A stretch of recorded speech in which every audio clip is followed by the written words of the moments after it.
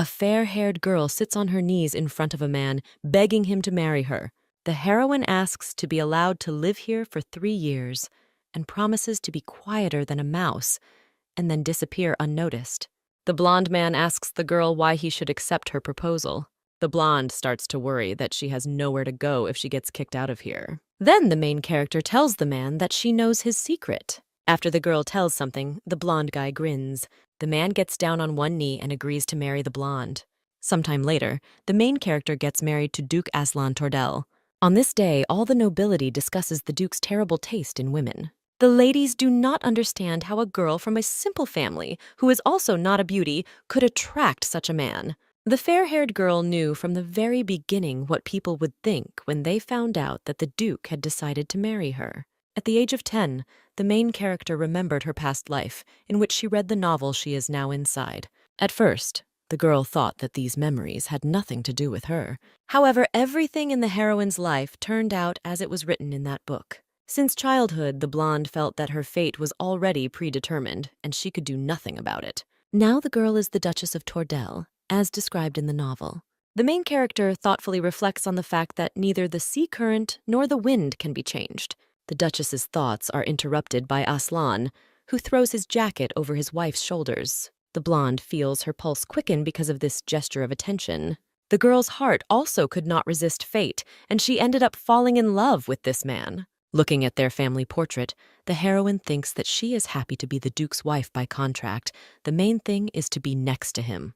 The girl looks dreamily at the painting, wishing that this happiness would never end. 3 years later, that very day came. The red-haired girl greets the blonde, introducing herself as Rosalina Feridot. Hearing the guest's name, the Duchess realizes with horror that she is the one who stole Aslan's heart in the novel. Rosalina happily says that she is indebted to the Tordel household and is very glad to meet the Duchess. The main character doesn't have time to respond to this, as all her strength suddenly leaves her. The alarmed man manages to catch the unconscious girl. According to the novel, the main character, Aslan Tordel, fell in love with Rosalina Feridot at first sight. The Duke decided to live with the red-haired woman for the rest of his life, and so he broke off his marriage with his wife after 3 years. The man married Rosalina, making her his legal wife. After this, the novel never told the further fate of Aslan's ex-wife. The girl remained only Duchess Tordel, whose name was practically never mentioned in the novel. When the main character finally opens her eyes, she sees her husband's worried face in front of her. After his wife woke up, the fair-haired man immediately rose from his place to call the doctor. However, the main character stops him, trying to convince the man that she is completely fine. Aslan insistently asks his wife to see a doctor, since she fainted for no reason. The blonde says that she was simply surprised that the Duke suddenly brought home a strange girl. The Duchess apologizes for ruining the whole atmosphere, because the red-haired one is Aslan's guest. To this, the fair-haired man says that it is his fault that he brought the guest without telling his wife. The man tells the main character that the red-haired woman is his distant relative, and he accidentally met her and learned about her difficult situation. According to the plot, Rosalina suddenly became an orphan and was sold to a rich old man to cover her debts, and Aslan accidentally met her and promised to take care of her. The Duke promises his wife that the red-haired woman will not stay with them for long and will start a new life by next spring, having met a good man. The man asks his wife to allow Rosalind to stay on their estate for a year. The main character realizes that nothing will change even if she kicks the girl out now. The Duchess puts on a false smile, agreeing to her husband's request. Aslan smiles happily, thanking his husband for his understanding. Rosaline, along with the other ladies, discusses the gifts and letters the Duke gave her. The red-haired girl assures the girls that this is just concern on Aslan's part, since she only recently arrived here and doesn't know anything yet. The ladies call Rosalind noble, saying that they would not be surprised if she were the mistress of this mansion. At this, the cheeks of the Duke's distant relative blush, and she says that this mansion already has its own mistress. At this moment, Duchess Tordel enters the room, smiling awkwardly. The ladies' glances at the main character are filled with hostility. The fair-haired girl looks away because, no matter how hard she tried, the noble ladies still did not accept her. The Duchess does not understand how Rosalina was able to achieve everyone's favor, which she failed to do in these 3 years. The red-haired woman joyfully greets the Duke's wife. The girl says that she wanted to visit the main character, but she couldn't because she was told that she was still sick. The blonde thanks him for his concern, assuring him that she is completely fine. Rosalind tells the Duchess that she would like to see her sooner to ask her something. The red-haired girl takes the girl by the arm and leads her away from the room where the other ladies are. A distant relative of the Duke admits that she has heard strange rumors from other noble ladies. Rosalina says that many people believe that Aslan kidnapped the Duchess and forced her to marry him. This news shocks the main character. The red-haired girl says that she didn't believe it at all because she saw that the Duke was not such a reckless person. However, the girl still decides to clarify whether this rumor is nonsense. The fair-haired girl remembers how her father called Aslan a criminal who kidnapped his daughter and forced her to marry him. The noble ladies also could not understand why the Duke was so stubborn, even if his bride's family was against this marriage. The men could not understand how fascinated the blonde was by the girl, since they had never heard the name Helena Lariston. The main character expressed doubts about how society speaks about them. However, Helena's husband replied that everything was happening the way she wanted, because the fair-haired girl married him so that her parents would not touch her. The Duchess confidently tells Rosalind that Aslan is a very caring person. The heroine asks not to believe this rumor, after which she decides to leave first. The red-haired girl can only look in surprise at the girl leaving. Aslan Tordel is the only heir of a family with a centuries-old history, who has everything: power, wealth, and beautiful appearance. Helena can't stop beating herself up over the fact that the Duke was perfect until she came along. However, the blonde understands that she had no other choice, and all this was for the sake of escaping from the Lariston family. As a child, the main character almost died because of a carriage rushing towards her. But everything ended well, and the transport managed to stop at the very last moment. Then a woman approached the girl, and with tears in her eyes, joyfully called her Helena.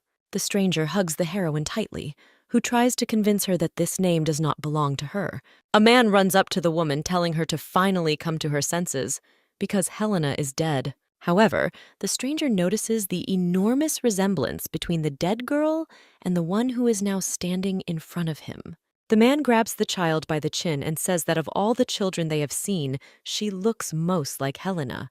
The stranger smirks and asks the child how old she is. That same night, the main character was kidnapped from her home. The parents of the girl, whose real name is Rayla, tried to catch up with the kidnappers. However, the criminals escaped into the forest on horses. From that day on, the fair-haired girl became Helena Lariston for the sake of the lady who went mad because of her dead daughter. The head of the Lariston family told the heroine that if she played the role of Helena well, she would be able to live her life as a noblewoman. However, the man warned that if the girl failed like the two who came before her, she would also die. Looking at the distraught woman, the maids laughed because the Count was doing everything to avoid losing his wife's inheritance. Rayla Violet was constantly waiting for the moment when Mrs. Lariston would die, and she would finally be able to return to her former life. And then came the day that the main character had been waiting for, but the Count did not let her go. The servant told the man that the Countess had bequeathed all her property to her daughter, and until she became an adult, no one had the right to touch the inheritance. The head of the family ordered Helena to be killed, because if she died before marriage, everything would go to him. However, there was another condition in the will, which stipulated that the entire inheritance should be donated to God if her daughter died before coming of age. Hearing this, the enraged Count decided to lock Helena in the attic until she came of age. At this point, the heroine began to be treated worse than a servant. Although it was very difficult for the girl, she felt relieved because she no longer had to pretend to be someone else. This peace did not last long, since after the death of the Countess, the Count's mistress became his second wife, and Glock, the illegitimate son of the Count, made Rayla's life hell. Every time the guy approached the blonde, her body began to tremble. The Count's second wife was worried that her son's communication with Helena would lead him down the wrong path. The woman's husband asked her to be patient with him a little longer, saying that he would soon sort everything out. To show that Helena was still alive, she was sometimes forced to take part in social events. On one of them, the blonde noticed that someone had dropped their handkerchief. The main character picked up the scarf and called out to its owner to return the item. However, when the man turned towards the girl, she was speechless because of his beauty. The owner of the scarf introduced himself as Aslan Tordel and thanked the lady for her help, saying that this thing was very dear to him. Hearing this name, the heroine felt that she had heard it somewhere before. Aslan asked the stranger to tell him her name, and Helena Laristan stammered it out. The blonde man decided to thank the girl for her help by fulfilling one of her wishes. However, the main character immediately refused the offer, believing that she had done nothing wrong. The man held out one of his cufflinks, saying that if she had a request in the future, she should come to the Tordel mansion and show it to him. At parting, Aslan expressed the hope of seeing Helena Larestin again. Already lying on the attic floor, the main character tries to remember where she could have heard the name of that man. Suddenly, it dawns on the girl that Duke Tordel is the main character of one of the novels she has read. After this, the fair-haired girl realizes that in that story the Duchess's name was the same as hers. However, Helena immediately dismisses these thoughts, since she definitely cannot be Aslan's future wife, because they will not meet again. The heroine decides to keep the cufflink as a keepsake and already wants to hide it, but is distracted by the person who entered. Glock enters his sister's room and reminds her that the Count's new wife wants to marry her off to a dying old man.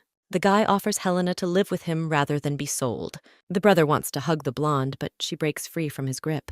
Glock smirks and asks the girl not to act so coldly towards him.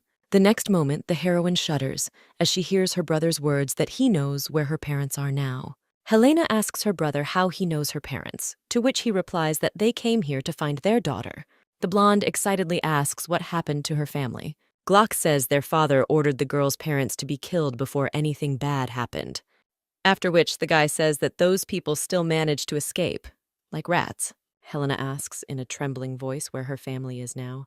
Glock approaches his sister's ear and tells her to please him. Rosianna wants to know about it so much. The brother begins to untie the main character's dress, saying that if he is in a good mood, he can secretly find her parents without her father knowing. The blonde closes her eyes, thinking about how she needs to be patient to see her family again. At this moment, Rayla's thoughts were filled with her mother's words about how she should never hold back if someone offends her. The heroine takes the closest heavy thing to her and hits her brother on the head with it. The blonde's body begins to shake violently as she realizes what she just did. The shocked girl tries to understand what to do and how to act now. Suddenly, Helena's gaze stops on the handkerchief in which the Duke's cufflink is wrapped. The main character realizes that her family is looking for her, so she must escape from here and survive.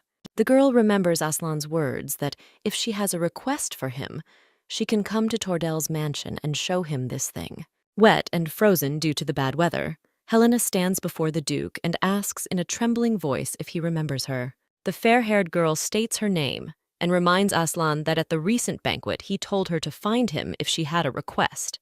The blonde man looks at the girl carefully and then finally starts a conversation, saying that first she needs to change her clothes. A man asks his guest why she is dressed so lightly on such a cold evening. Helena clutches her skirt awkwardly, apologizing for dirtying Duke Tordel's mansion. Aslan asks the fair-haired girl to first change into dry clothes, after which he will listen to her. The main character is helped to take a bath.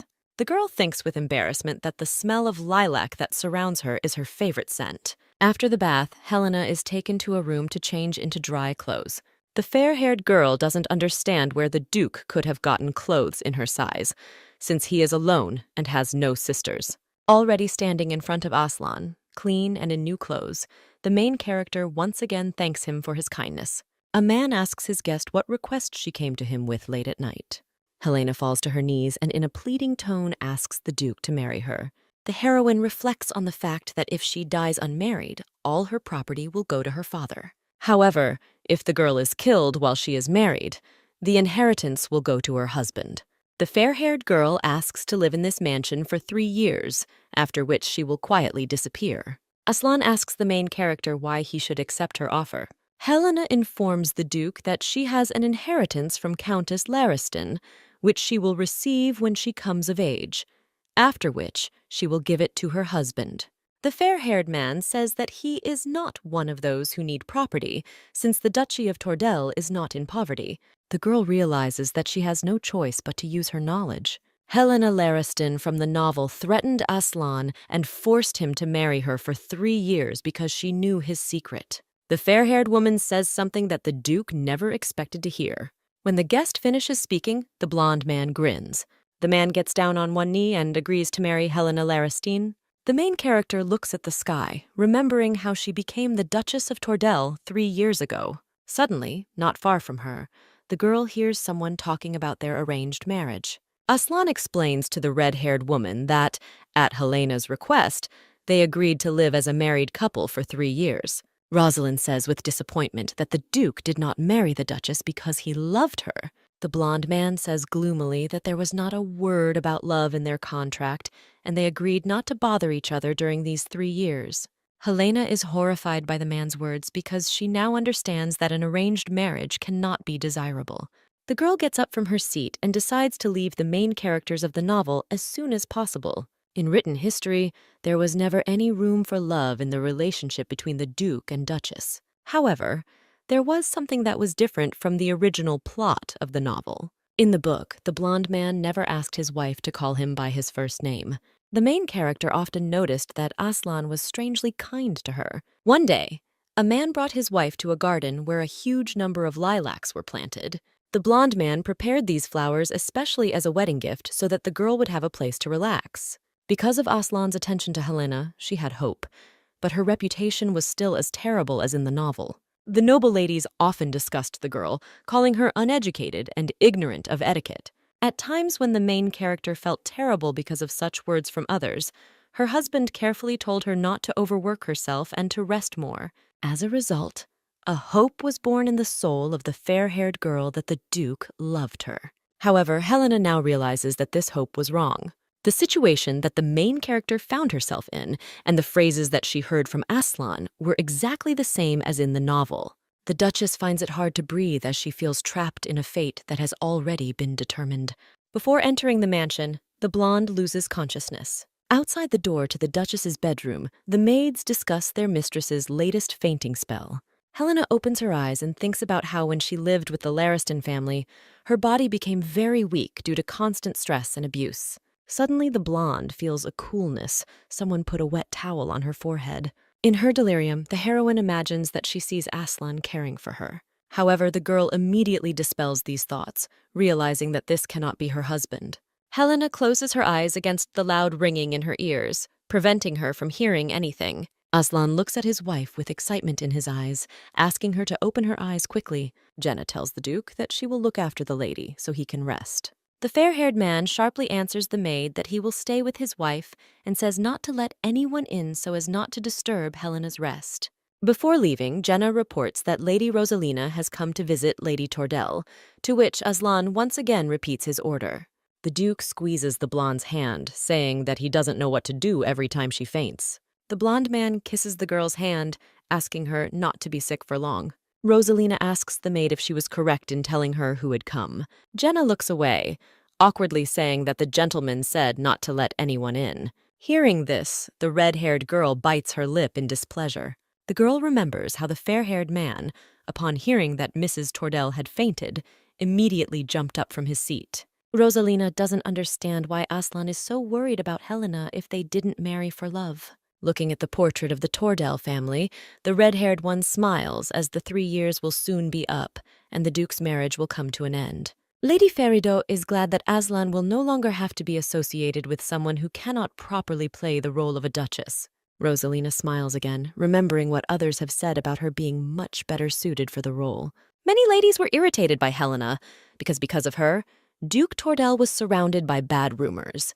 The girls thought that the fair-haired girl always looked around like a commoner, and unlike her, Rosalina was very graceful and self-confident. Aslan's distant relative was proud that in high society she was treated only with admiration. The red-haired woman notes that since Duke Tordel still hasn't had a child, it's obvious that he and his wife have a contract marriage without love. Rosalina is sure that the blonde man is too kind, so he simply could not turn away from the poor girl. The red-haired one intends to continue to act in order to achieve the position of Duchess of Tordel. Jenna notices that her mistress has finally come to her senses. The maid tells the fair-haired girl that the Duke was very worried about her because she had been ill for several days. The girl tells Helena that Aslan was with her the whole time, but left for a short time, as Lady Rosalina had to give him something important. Hearing the name of the red-haired girl, the main character's eyes become sad. The blonde clutches the blanket, realizing it's time to leave. Helena asks Jenna what date it is today. Hearing the maid's answer, the Duchess's mood improves because tomorrow is her birthday. However, this holiday does not belong to Helena Laristine, but to Rayla Violet. The girl warmly recalls Aslan's words that he would always congratulate her on her real birthday. The blonde asks herself if she can be a little selfish and spend her last day with her husband. Helena asks Jenna to help her wash and change clothes so she can meet her husband to ask for something. The main character knocks on her husband's office door but receives no answer. One of the servants tells the girl that Duke Tordel has gone somewhere today. Suddenly, Helena notices a carriage that has just arrived through the window. The fair-haired woman is initially happy about her husband's arrival, but the next moment the smile disappears from her face. Aslan does not come out alone. A sweetly smiling Rosalina comes out of the carriage after him. The heroes are chatting enthusiastically about something, being in very close contact. Helena looks worriedly at how harmoniously Rosalina looks next to Aslan.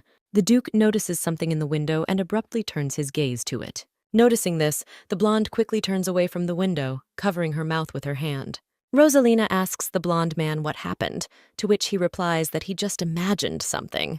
Duke Tordel smiles and asks his distant relative to tell him the rest of her story. Rosalina takes Aslan's arm and suggests that they have dinner together. The Duchess watched this whole scene, trembling and covering her mouth. A little later, the fair-haired girl is informed that Duke Tordel will be having dinner with Lady Rosalina today. Helena smiles awkwardly at the servants who broke the news and asks them to tell Aslan not to worry about her coming to see him today. The Duchess remembers the picture she saw today and thinks that the main characters of the novel really were made for each other. A little later, Helena accidentally runs into the red-haired girl in the corridor. Rosalina grabs the blonde's hand and asks how she is feeling. Aslan's distant relative smiles widely as she tells the Duchess that it would have been great if she had attended the ball last night. Seeing his surprised look, Rosalina explains that the Duke was supposed to go to this event alone, since his wife was ill, but she decided to keep him company. The redhead begins to smile even wider, informing Helena that Aslan has happily agreed to go with her. The girl says that the blonde man thanked her for going with him and gave her a new dress today. Rosalina tells the blonde that they went together and chose a new outfit for her. With every second, the Duchess's face became gloomier and gloomier because today was her holiday. The heroine recalls that in the novel, the main characters also quickly became close, since the red-haired woman was able to fill the place that the fake wife could not. Helena grimly realizes that she is truly only a supporting character. The blonde thanks Rosalina for her help, saying that she is truly happy for her. The Duchess says that her body is still not strong enough, so she is going to rest alone today. The main character thinks that Aslan only felt sorry for her, and that's why he promised to celebrate her real birthday together, even though the fair-haired man promised never to forget about her holiday. Helena understands that she has no right to blame him for this. Looking out the window, the heroine reflects on the fact that it is normal for a secondary character to be forgotten as soon as the main one appears. The girl notices Aslan and Rosalina walking down the street. Suddenly, the Duke stops and approaches the red-haired girl as if for a kiss. What she saw caused a barely noticeable tear to roll down Helena's cheek. The main character sadly realizes that now the time has truly come for her to leave. Aslan leans towards the red-haired girl, saying that he has already entertained her enough. The Duke, in an irritated voice, tells the girl to quickly convey the promised information to him.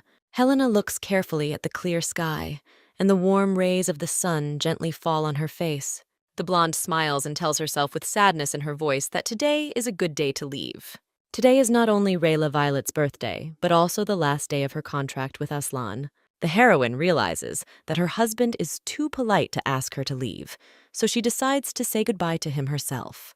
Before entering the Duke's office, Helena exhales nervously, trying to stop feeling nervous. After standing in front of the door for a while, the blonde finally decides to knock. Aslan is distracted from his work and raises his surprised gaze to the one who entered. The blonde man approaches his wife and asks about her well-being.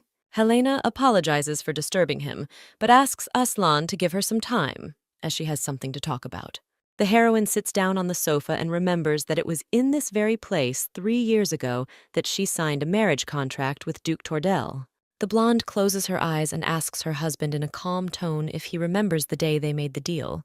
The Duke replies in surprise that of course he remembers it. Helena says with a smile on her face that today is the day she comes of age, which means their contract has come to an end. A servant enters the room, announcing that they have prepared everything as the Duke requested. Aslan tells the newcomer that he is talking to his wife, but the Duchess immediately interrupts him. Helena asks her husband not to put off his business, as she has come to say goodbye. The blonde bows to the Duke, thanking him for everything he has done for her. The girl tells Aslan that she will leave Tordel's mansion today. Hearing this, the blonde man suddenly rises from his seat.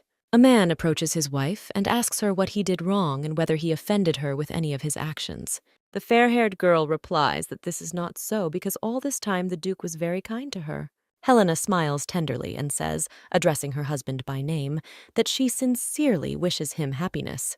The Duchess heads for the door, but the blonde man tries to stop her. The heroes are interrupted by Rosalina, who enters and shouts at Aslan that they may be late if they do not leave right now.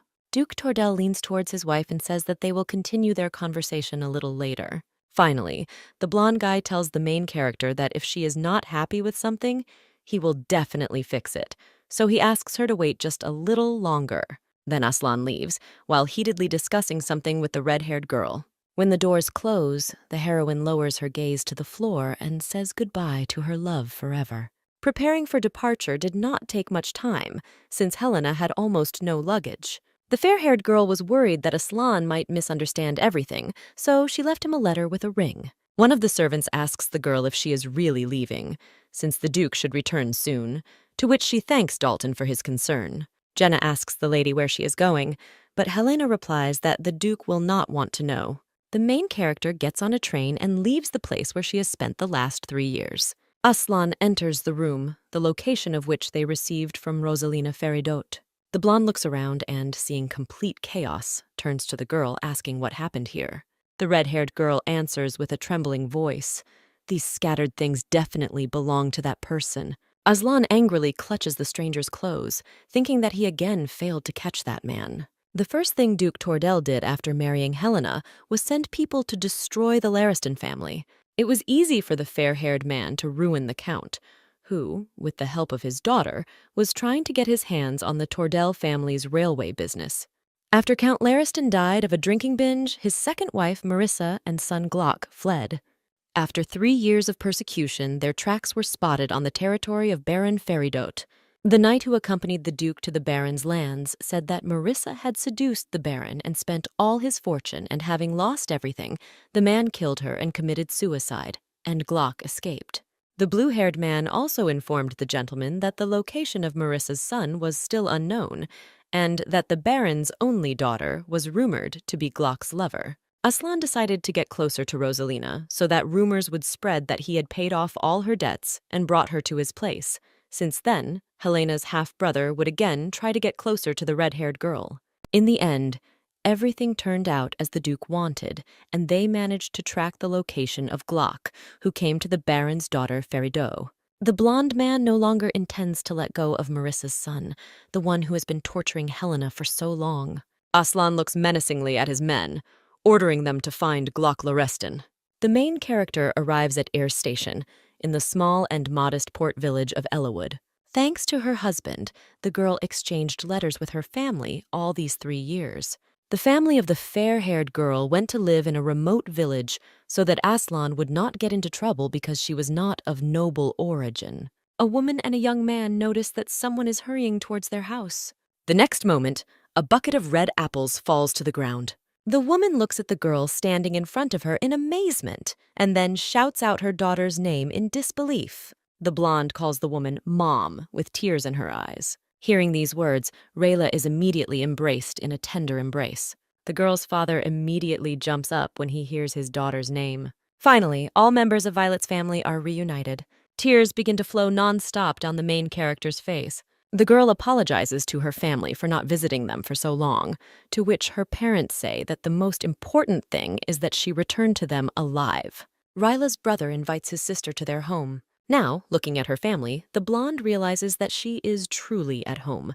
Jenna and Dalton look in fear at the Duke as he reads the letter Helena left before she left. In the letter, the main character thanks Aslan for his care and wishes her happiness in marriage with Lady Rosalina, hoping that the red-haired one did not understand everything wrong because their marriage was only by contract.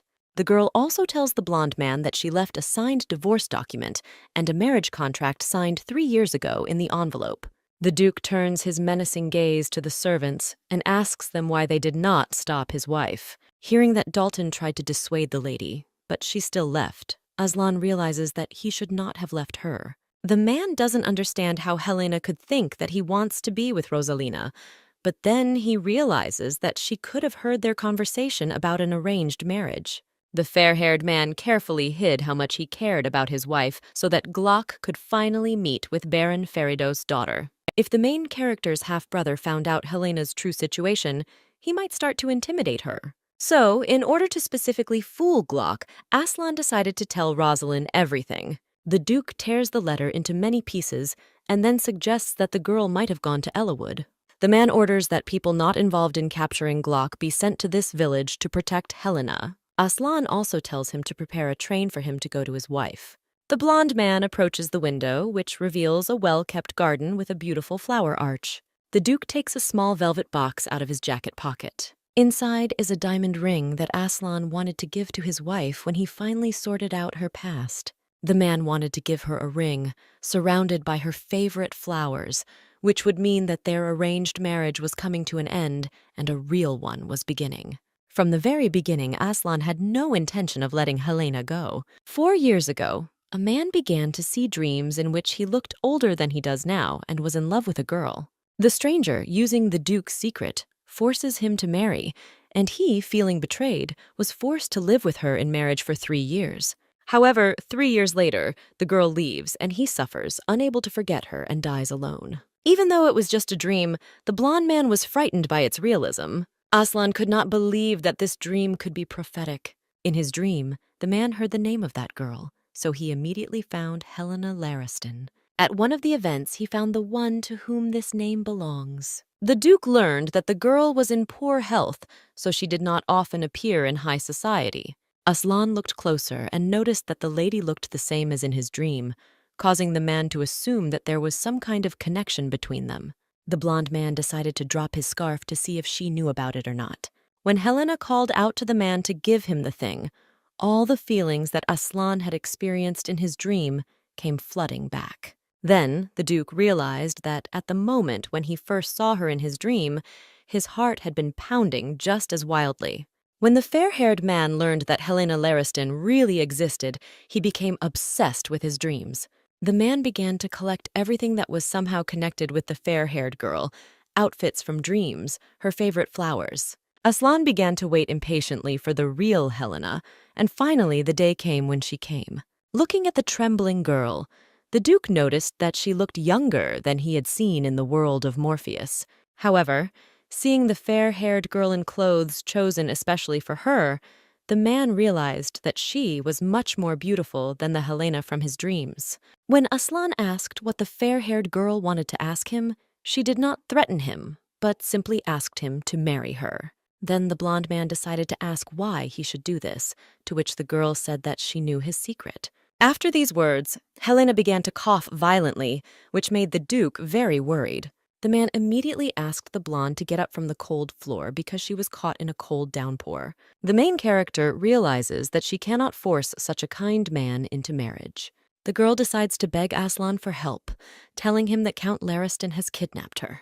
The man's face darkens and he asks the girl in a disbelieving tone what she is talking about. Crying, the heroine confesses that she is not actually Helena Lariston, but Rayla Violet. The fair-haired girl tells the Duke that the Count promised to kill her if she did not pretend to be his daughter.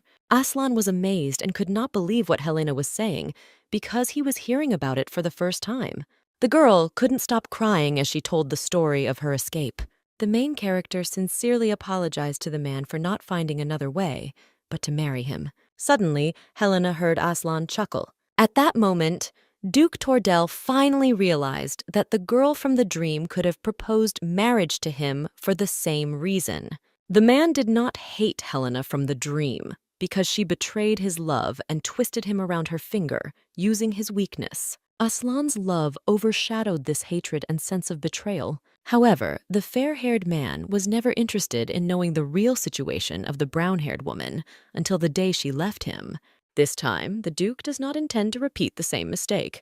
Aslan gets down on one knee to help the girl up from the cold floor and agrees to marry her. To Helena's disbelieving look, the blonde man says that this will be his gratitude for the dear scarf that she returned to him.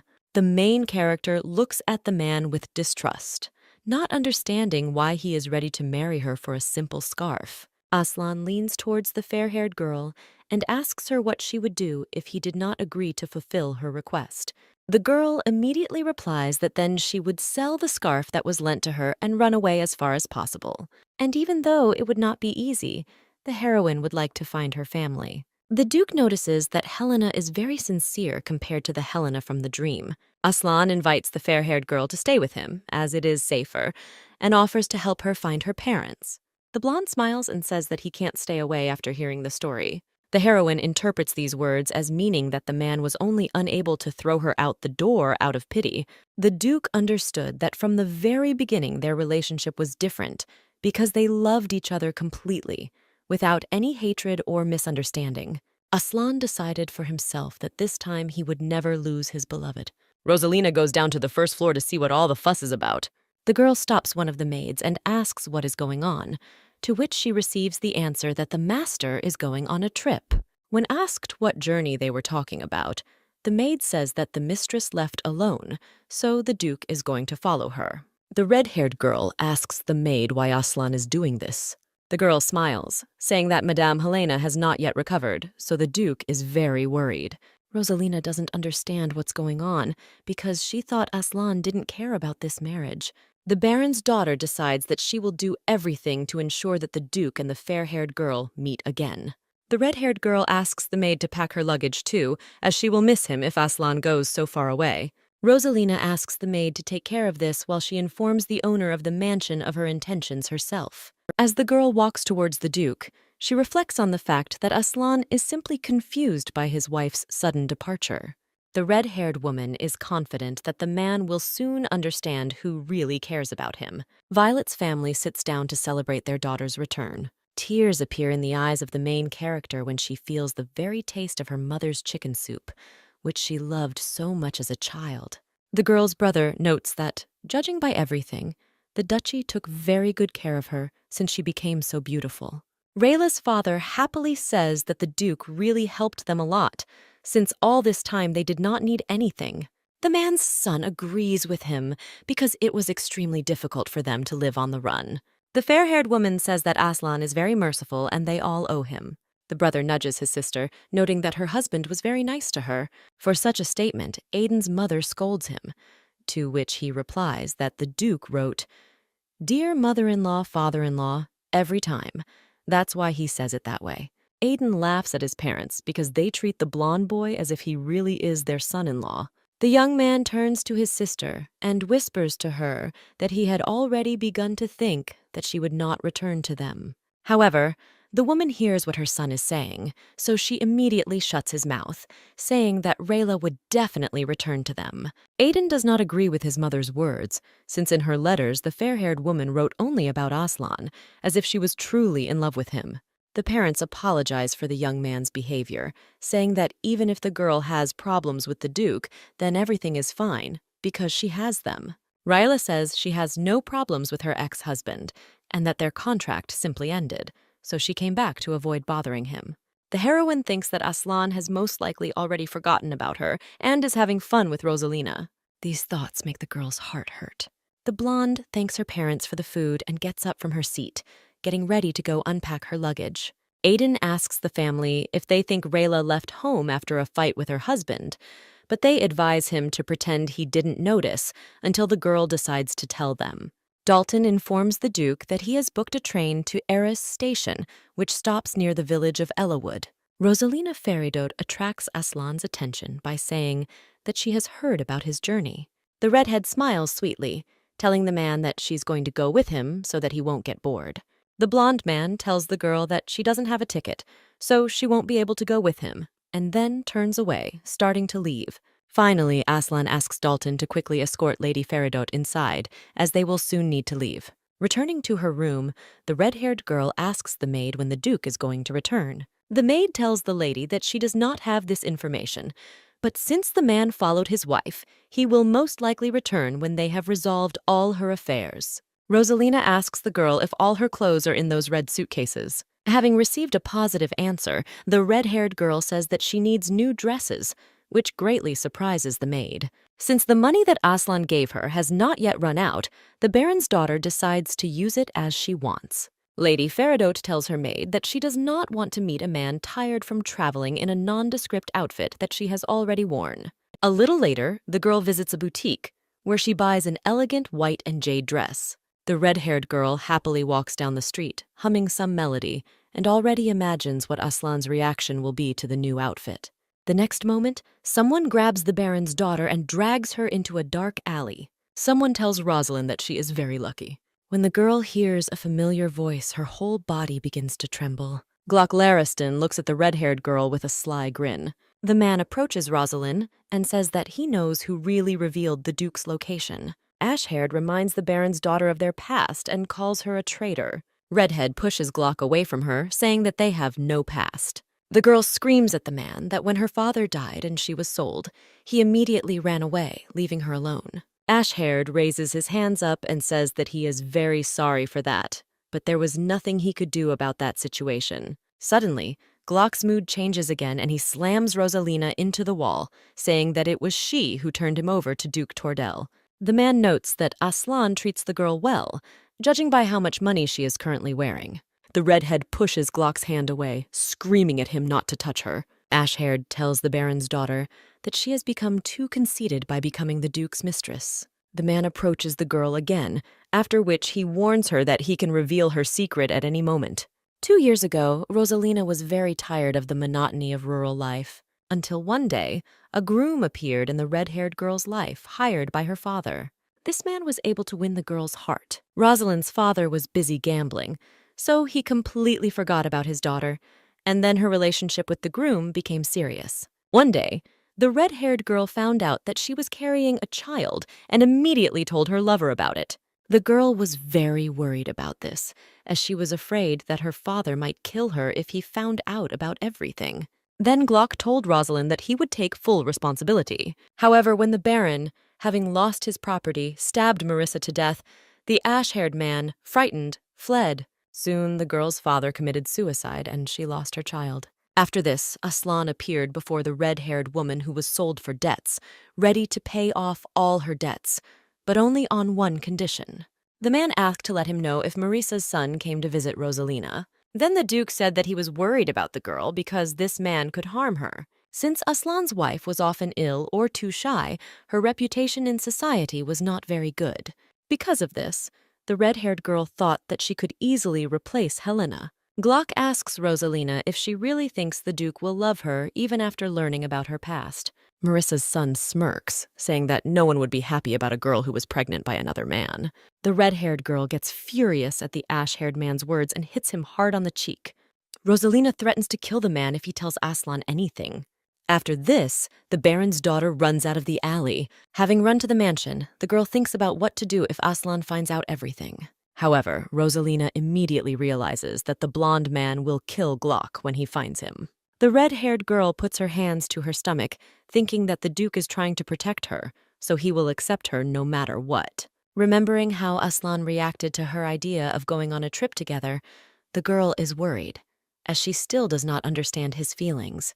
The fair-haired man arrives at the heir's station, after which he and his men go to his wife's house. The Duke decides to go to his wife alone, so that she would not be afraid that armed men came to her at such an early hour. Aslan comes closer to the house and stops in the shadow of a tree, wondering whether the blonde has woken up or not. Suddenly the window opens and Rayla appears from it, wishing good morning to her family.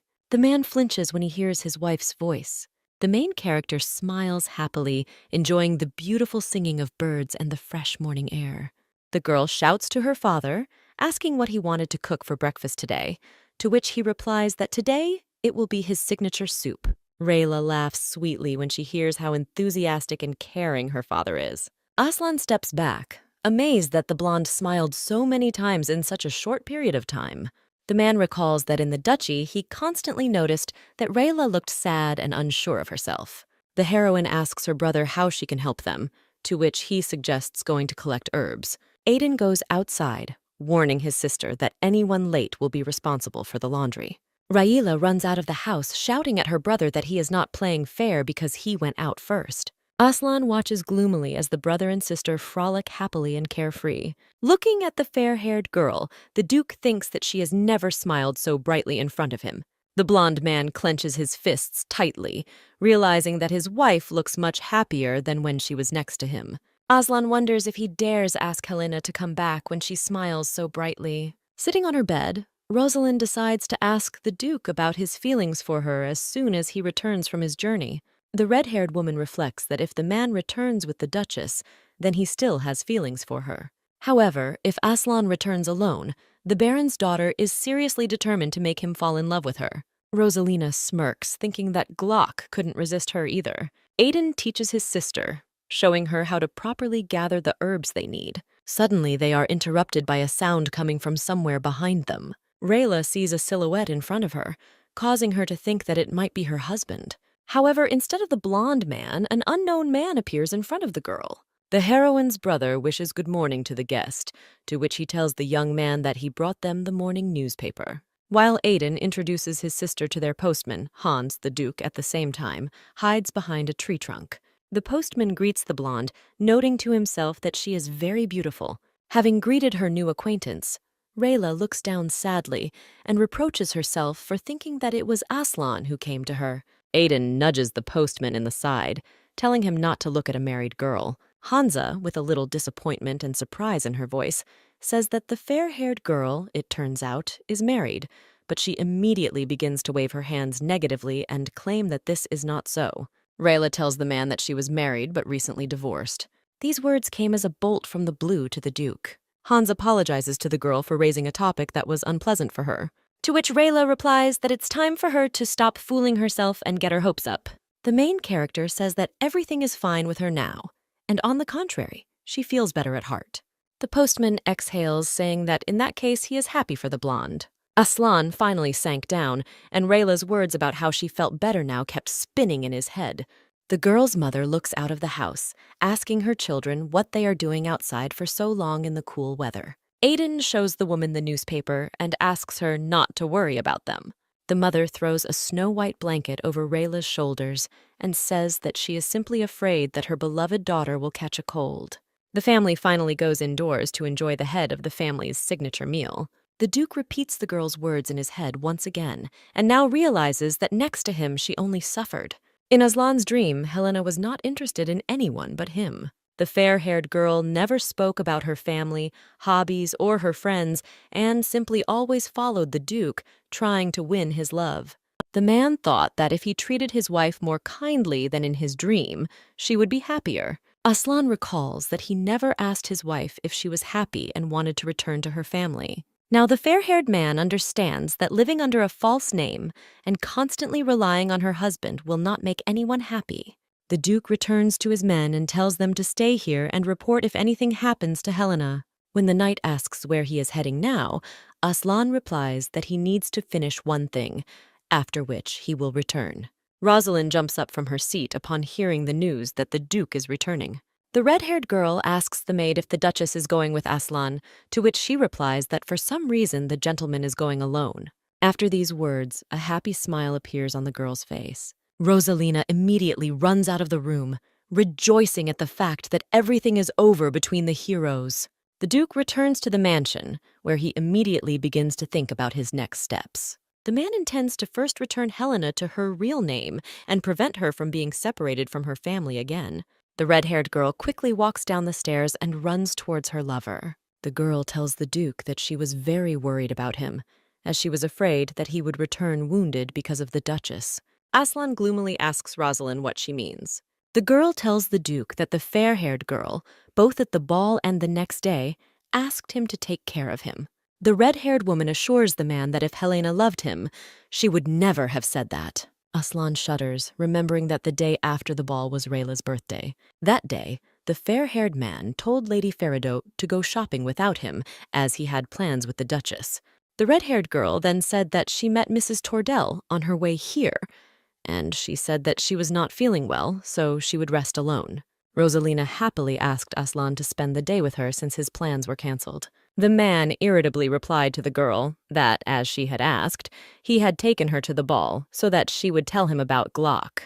The Duke approached the red-haired girl's ear and demanded that she finally tell him the promised information. Aslan sighs, realizing that he has made another mistake. The fair-haired man turns to the Duchess's maid, asking her if she was with Helena that morning. Upon hearing a positive answer, the man asks if it was correctly conveyed to his wife that since he had plans with her, Lady Ferideau went shopping alone.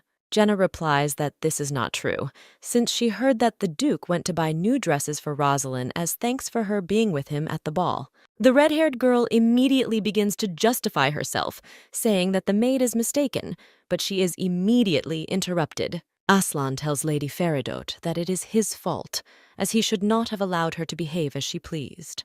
The man turns his hate-filled gaze to the girl and says that he has been too kind to her. The Duke says to send the red-haired one to Amber's house, and if Glock tries to approach her, he must be immediately captured and sent to him. Aslan orders his men to drive out Lady Ferideau after capturing the ash-haired man. After this, the blonde man directs his furious gaze at Rosalina and tells everyone not to let this girl get close to his wife. The maids take the Baron's daughter by the arms to keep her away from the Duke, while he tells her that she has a little time to collect her things. The maids take the red-haired girl to her room while she tries to resist. Dalton informs the gentleman that the guards remaining in Ellawood have sent a telegram. The Duke's eyes widen when he reads that Mr. Violet left the village to buy some fever-reducing medicine. Aslan worriedly thinks that the girl could have caught a cold when she left the house on a cold morning. The man begins to walk excitedly from side to side, thinking about how he can send his doctor to the village. In the end, the blonde man decides to go to Ellawood with the doctor. Dalton advises the Duke to rest after his previous trip. To this, Aslan sharply replies that he will sleep on the train because the Duchess's health is above all else. Rayla's loud sneeze can be heard throughout Violet's family home. The mother shouts at her daughter that she told her to dress warmer. The girl's father gives her some cold medicine so that she can drink it and get a good night's sleep afterwards. The main character's parents worryingly tell their daughter that she must have been miserable without them. However, Rayla awkwardly replies that the Duke took good care of her. The fair-haired girl remembers that every time she was sick, Aslan was there. Even in those moments when the girl thought that Jenna was next to her, it turned out that her husband was looking after her. The heroine nervously fiddles with her fingers, trying to force herself to think less about the blonde man. Standing at the station, the Duke asks the doctor to hurry, as the train is about to depart. While the men are hurrying to the transport, a masked man watches them from around the corner. Noticing that the Duke is now unguarded, the stranger with the scar on his eye begins to act. The doctor notices the horses rushing towards them and warns the master about it with a shout. However, Aslan does not have time to react, and a cart rushes at him at great speed. The transport disappears from sight, and the bloody Duke ends up unconscious on the cold ground. The blonde asks the girl dressed in a black dress to repeat what she just said. Helena Laristine repeats her words in a calm tone, asking Duke Tordell to marry her. Slightly stumbling, the blonde says that she knows what the man is hiding. Aslan's eyes become serious and beads of sweat appear on his forehead. The girl says that she knows that the Duke's mother killed his father, and he covered it up as if it was an accident and hid the woman in a monastery. To this, the man nervously says that he doesn't know what they're talking about. Helena once again asks Aslan to marry her for only 3 years. The fair-haired woman promises that after this time, she will leave the Duke as if nothing had happened. The blonde man comes to his senses and immediately thinks that he had a very strange dream. When a man lifts himself up, he feels as if his head is ready to split at any moment. Hearing that the gentleman had woken up, Dalton immediately hurried to him with the doctor. The servant informs the Duke that he was run over by a cart, so he might not come to his senses. Aslan is already starting to rise, but the doctor immediately stops him, saying that he has not yet fully recovered. The blonde man puts his hand to the bandage, asking what kind of accident they are talking about. Dalton reminds the gentleman that he was heading to the station to visit his wife. Hearing this, Aslan is surprised and says who they are talking about because he is not married yet. These words leave the man in a stupor. Dalton leans towards the gentleman, asking if he heard him correctly just now. The blond man asks those present why they look much older than he remembers them. The Duke's servant excitedly asks the doctor what is happening, to which he replies that it could be the consequences of the shock he experienced. The doctor excitedly asks Aslan how old he is now. To this, the man says that he is, of course, 20 years old. Dalton hesitantly asks the blond man if he remembers anything after 20. Aslan frowns, saying that he does not understand what his servant is talking about. Dalton takes the gentleman to look at a portrait of him and his wife. The man tells the Duke that he has been married to this girl for 3 years, but this does not help the blond man to regain his memories. However, Aslan remembers a dream in which the same girl blackmailed him into marrying her, so he comes to the conclusion that this is how they ended up together. The blond man is distracted from these thoughts and asks Dalton what happened to the business. The Duke explains that he is talking about the Tortle family's railway business. The servant shows the man business documents which state that the entire western branch belongs to them. Dalton tells the gentleman that he was the first to take possession of the eastern and northern branches, so the reputation of the Tortle family has increased greatly. Aslan, out of habit, opens the drawer where the cigars always lay. To this, the servant, with a little awkwardness, tells the master that he has not smoked for 3 years. Dalton explains to the Duke that he gave up smoking because the Duchess is in poor health, and if she were to smell cigarettes, she might become ill. The fair-haired man notes to himself that this girl is mentioned in every case. Aslan carefully reads the document, after which he says that their marriage was by contract and that the contract expired recently. The man does not understand why he married a girl from an ordinary family, since she could not have become a normal duchess.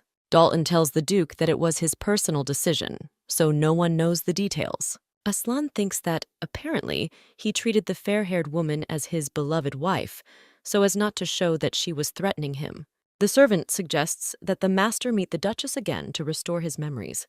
The fair-haired man is not thrilled with this idea, as he knows that he has already visited his wife and returned empty-handed. Dalton still insists on his idea, since the healer told him to communicate with those he knew before in order to bring back his memories. Then Aslan decides to invite the red-haired girl who is staying in his house. Rosalina sighs with relief that the Duke has finally woken up and tells him that she was very worried about the accident. To this, the fair-haired man says that he was told that he ordered the Baron's daughter to be sent to Amber's house and then thrown out. Hearing this, the red-haired girl realizes that the man really has lost his memory, so this is her chance. Rosalina tells Aslan that there was a misunderstanding because her ex-lover contacted her. The girl assumes that the Duke's order was connected with the fact that he thought that she still had feelings for her ex. The fair-haired man asks the Baron's daughter in surprise why this made him angry. Rosalina shyly replies that it is because they love each other, and this answer visibly amuses the man. The red-haired girl says that it is true, because the Duke paid off all her debts and brought her to this mansion. The girl tells Aslan that she and the Duchess had a fictitious marriage, and he even told her that they simply lived without interfering with each other. The man's memories flash back to a scene where he actually said this to Rosalind. The red-haired girl continues, saying that because of the danger that her former lover might harm her, the Duke asked to inform him if anything happened. The Baron's daughter claims that the fair-haired man ordered that Glock Lariston be found and that he was not to be missed at any cost. Aslan thinks about the girl's words, remembering something similar. The man begins to believe the red-haired woman and notices that she has a rather pretty face. However, the Duke still cannot believe that he actually committed such an immoral act as treason. The blonde man asks Rosalina what he did wrong because she was seeing another man. The red-haired girl says that it was that man who found her and started threatening her, but she managed to escape. Aslan turns his gaze to Dalton, asking him if he can trust this girl's words. The servant replies that he does not know all the details, but the reason he is angry with Rosalind is because she did not treat the Duchess properly. The fair-haired man comes to the conclusion that until the end of the marriage contract, he constantly pleased his wife and then left the guards with her so that she would not tell his secret. However, the man understands that there is some reason why he did not get rid of his wife immediately, so he cannot act rashly until all the memories return. Aslan allows Lady Faridot to stay with him for now. The Duke asks Rosalind to help him regain his memories. The fever has finally gone down, so Violet's family celebrates Rayla's recovery. The blonde smiles awkwardly, saying that she already told them that it was just a slight cold. The parents hug their daughter and offer her something tasty to eat to celebrate the drop in temperature. While his sister refuses new ideas for the celebration, Aiden decides to read the latest newspaper. On the front page, a young man reads aloud a headline that says there has been an accident at the central station. The main character asks to read this news because the accident site is located next to her ex-husband. When the girl learns the details of the incident, she drops the cup in shock, breaking it. Rayla tells the family in a trembling voice that the newspaper said that Aslan had an accident. The parents of the fair-haired girl excitedly ask how badly the Duke was hurt. The girl reads aloud that Aslan Tordel did not leave the house for several days, and probably he suffered greatly. The main character cannot believe what happened, so she no longer holds back her tears. The girl's mother suggests that she visit the Duke if she is too worried. Mr. Violet supports his wife, telling the blonde that she can just come visit Aslan because they lived together for 3 years, so it is normal to worry about each other. Lady Faridot excitedly tells the Duke how she put on the dress he gave her and they went to the ball together. Rosalind says that everyone said that the atmosphere of the ball became much more luxurious because she came with Aslan instead of the Duchess. The man puts his hand to his head, trying unsuccessfully to remember these moments. The red-haired girl continues, saying that the Duke told her not to deny herself anything while she lived here. Rosalina moves closer to Aslan and reminds him that sometimes they spent time alone because he was worried about her. The fair-haired man pushes the Baron's daughter away from him and apologizes for not remembering anything like that. The man admits that he does not have any feelings for the girl even when he looks at her. Rosalina decides not to miss her chance, as she understands that the Duchess has left and will not be able to throw her out the door. The red-haired girl smiles sweetly, telling the Duke that everything is fine and he can take his time remembering everything. The girl takes Aslan's hand in hers, saying that she will be there. The blonde man is surprised that his taste in women has changed so much and cannot understand why he let such a girl get close to him. The man was never interested in the red-haired girl's type. Aslan realizes that the simple and innocent girl depicted in the family portrait perfectly suits his type. The Duke asks Dalton to come in and asks him how things are going with finding the culprit of the accident. The servant informs the master that the man was wearing a mask, so he could not be recognized. Dalton also tells the fair-haired man that since he has not gone outside for a long time, rumors have spread everywhere that the Duke is suffering greatly because of the divorce. Aslan sighs deeply, realizing that the company's shares will fall in price if he leaves things like this. Rosalina distracts the man from his thoughts by inviting him to go out with her to have lunch. The Baron's daughter says that a walk with a girl will help her to tell him about her good health. Aslan thinks about it and comes to the conclusion that this is a good proposal because it will save him from unnecessary problems. The blonde man stands in front of the girl and extends his hand to her, inviting Lady Faridot to take a walk together. Rayla tells her father that he can go alone, but he immediately interrupts her, expressing concern that she might be kidnapped again. The man says that if anyone finds out about his daughter, she can simply say that he is carrying her luggage. Mr. Violet laughs and asks the blonde where she is going, addressing her as Mistress Helena. The main character understands that Aslan most likely no longer cares about her, but she is too worried about him, so she is ready to turn a blind eye to this. Rayla decides to just look at the Duke from afar and then leave. Rosalina shows the blonde her new bright yellow outfit. The man says that this dress suits the girl especially well. Aslan suggests going to a jewelry store so that the red-haired girl can become even more beautiful thanks to jewelry that matches this outfit. Passers-by notice a couple walking down the street and recognize them as Duke Tordel and Lady Faridot. Hearing people talk about them, the blonde decides that this will be enough to make the rumors about his accident disappear. Rosalina glances at the people and notices Duchess Tordel among the crowd. At the same time, Rayla looks at her lovers in shock. The heroine presses her hand to her heart and cannot understand why she feels so much pain inside again. The girl covers her face, deciding to leave, because she saw that Aslan was not hurt, although he looked a little pale.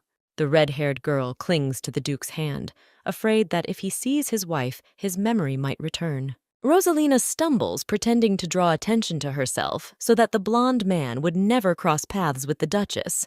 Aslan asks in confusion what happened, to which the girl replies that she tripped because of her new shoes, which were a little tight.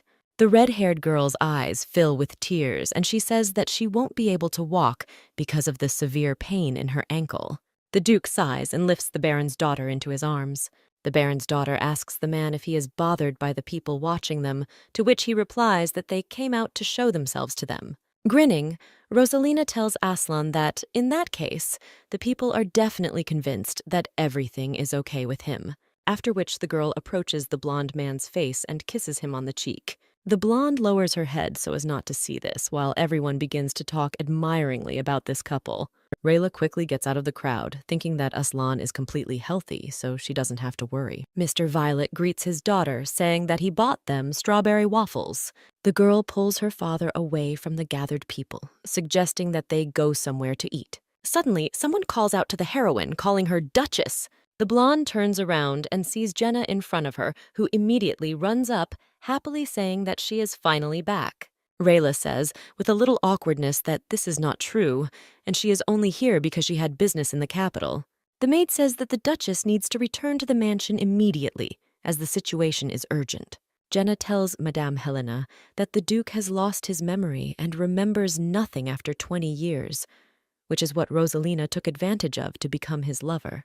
The fair-haired girl asks the maid why Lady Feridot would do such a thing, since they had been in a romantic relationship before. However, Jenna claims that this is absolutely not true, because the red-haired one brazenly deceived the mistress. The maid says that when the Duke found out about the deception, he became very angry and ordered the girl to be thrown out. Rayla's eyes widen when she hears that Aslan wanted to rush to her with a doctor after learning that she was sick, but he got into an accident. The blonde can't believe Jenna's words, as she is sure that the blonde was irritated by their contract marriage. The maid takes the mistress's hands in hers, saying that the doctor told the Duke to communicate with loved ones to restore his memory. The maid asks the main character to try to meet Aslan while she takes care of Lady Feridot. A joyful Rosalina asks the blonde man if it is too heavy for him to carry her. The man says that the girl used to be lighter, but assumes that the weight change was due to her clothes. The Baron's daughter asks in bewilderment what the Duke was talking about earlier. Aslan says that he vaguely remembers that he used to often carry her in his arms because of fainting spells during illness. The image of his wife suddenly appears in the man's memories. The blonde man shudders, not understanding what just happened. The Duke lowers Lady Feridot to the ground and asks Dalton to escort her to the mansion. Aslan tells the servant that he has a lot of things to do, so he will go to his office. In the evening, the man reflects on the fact that, while communicating with Rosalina, he could not remember anything, and the scenes that pop up in his thoughts seem not connected with her. The scene he saw during his walk with the Baron's daughter comes back to the Duke's mind. Suddenly, a servant comes to Aslan and tells him that the Duchess has come to see him. The man is very surprised by this, so he answers the servant in confusion to let the girl in. Helena Lariston enters the Duke's office, looking confidently into his eyes. When the blonde man and the Duchess meet eyes, the man remembers how she confessed her love to him. The girl with tears in her eyes asked the Duke to pay attention to her and not to Rosalina Feridot. Aslan was also flooded with other memories that merged together, causing him to no longer understand when and what happened. Seeing that the man has turned pale, Rayla runs up to him, asking if he is okay. The blonde moves the Duke's hand away from his face and notices that his face has turned very red. Aslan turns his head sharply to the side, thereby showing that he does not want Helena to touch him any further. The blonde man acted this way because in his memories the girl threatened him, forcing him to marry her for 3 years. The Duke clenches his hand into a fist, not understanding why. Looking into the Duchess's eyes, he felt that he loved her. The man turns away from the main character and asks her what brought her to the Tordell mansion, since the contract has already expired. The girl again, just like 3 years ago, asks Aslan if he remembers her, but now she does it much more confidently. The blonde looks down at the floor and reminds the Duke that her name is Helena Lariston. The blonde man's breath hitches as memories come flooding back. Aslan cannot understand who this girl is to him, since he could not remember anything about Lady Feridot. The heroine tells the man that she heard about the accident that caused him to lose his memory. Helena also says she knows about the doctor's recommendation to communicate with loved ones from the past. Therefore, the fair-haired girl offers to help the Duke restore his memory. Aslan feels that when he looks at the Duchess, he cannot hide his emotions because of the overwhelming feelings. The only thing the blonde can think about is that he wants to hug and kiss the girl standing in front of him. The main character tries to touch the man again, but he immediately pushes her hand away. Aslan thinks that he should never reveal his weak spot because he still remembers the threats from the fair-haired girl. The man smirks, saying that Helena only came to him because of rumors, hoping to live at his expense a little longer. The Duchess lowers her head and takes a step back, convincing the blonde that this is not what she is here for. Tears begin to flow down the heroine's cheeks as she tells Aslan that she was simply worried about him. Although the Duke understands that the fair-haired girl threatened and used him, he still feels a strong sadness in his soul because of her tears. The blonde man feels like if he doesn't touch Helena right now, his heart might stop. The man extends his hand to the girl, but they are immediately interrupted by a knock on the door. The blue-haired man enters the office, informing the gentleman that Lady Feridot has come to see him. The Duke allows the girl to enter, after which she immediately runs into the room. The red-haired girl is horrified by Aslan's appearance. The Baron's daughter approaches the man, saying that she was very worried that he might become ill while working, which is why she came. Feeling the touch on his cheek, the Duke realizes that next to this girl, his heart does not flutter. The blonde-haired man feels much better, so he puts his head on the red-haired woman's shoulder to finally calm down. Rosalina hugs the man, thinking that she needs to make him throw Helena out and never see her again. The Baron's daughter yells at the blonde, asking why she came here, since her relationship with the Duke has ended. Lady Feridot accuses the fair-haired woman of taking advantage of Aslan's kindness for 3 years and continues to pester him to return to a life of luxury. Rosalina starts yelling even louder at Helena to get out of the mansion immediately and not dare to appear here again. Looking at how the red-haired girl treats the Duke with care, and he calmly accepts this care, the main character leaves the office. Rayla's hands drop because now she fully realizes that she and Aslan had nothing in common except the contract. The girl returns to her father, who immediately approaches her, asking if she has spoken with the Duke. The blonde smiles tensely and says that everything is fine with the man, so they can go home.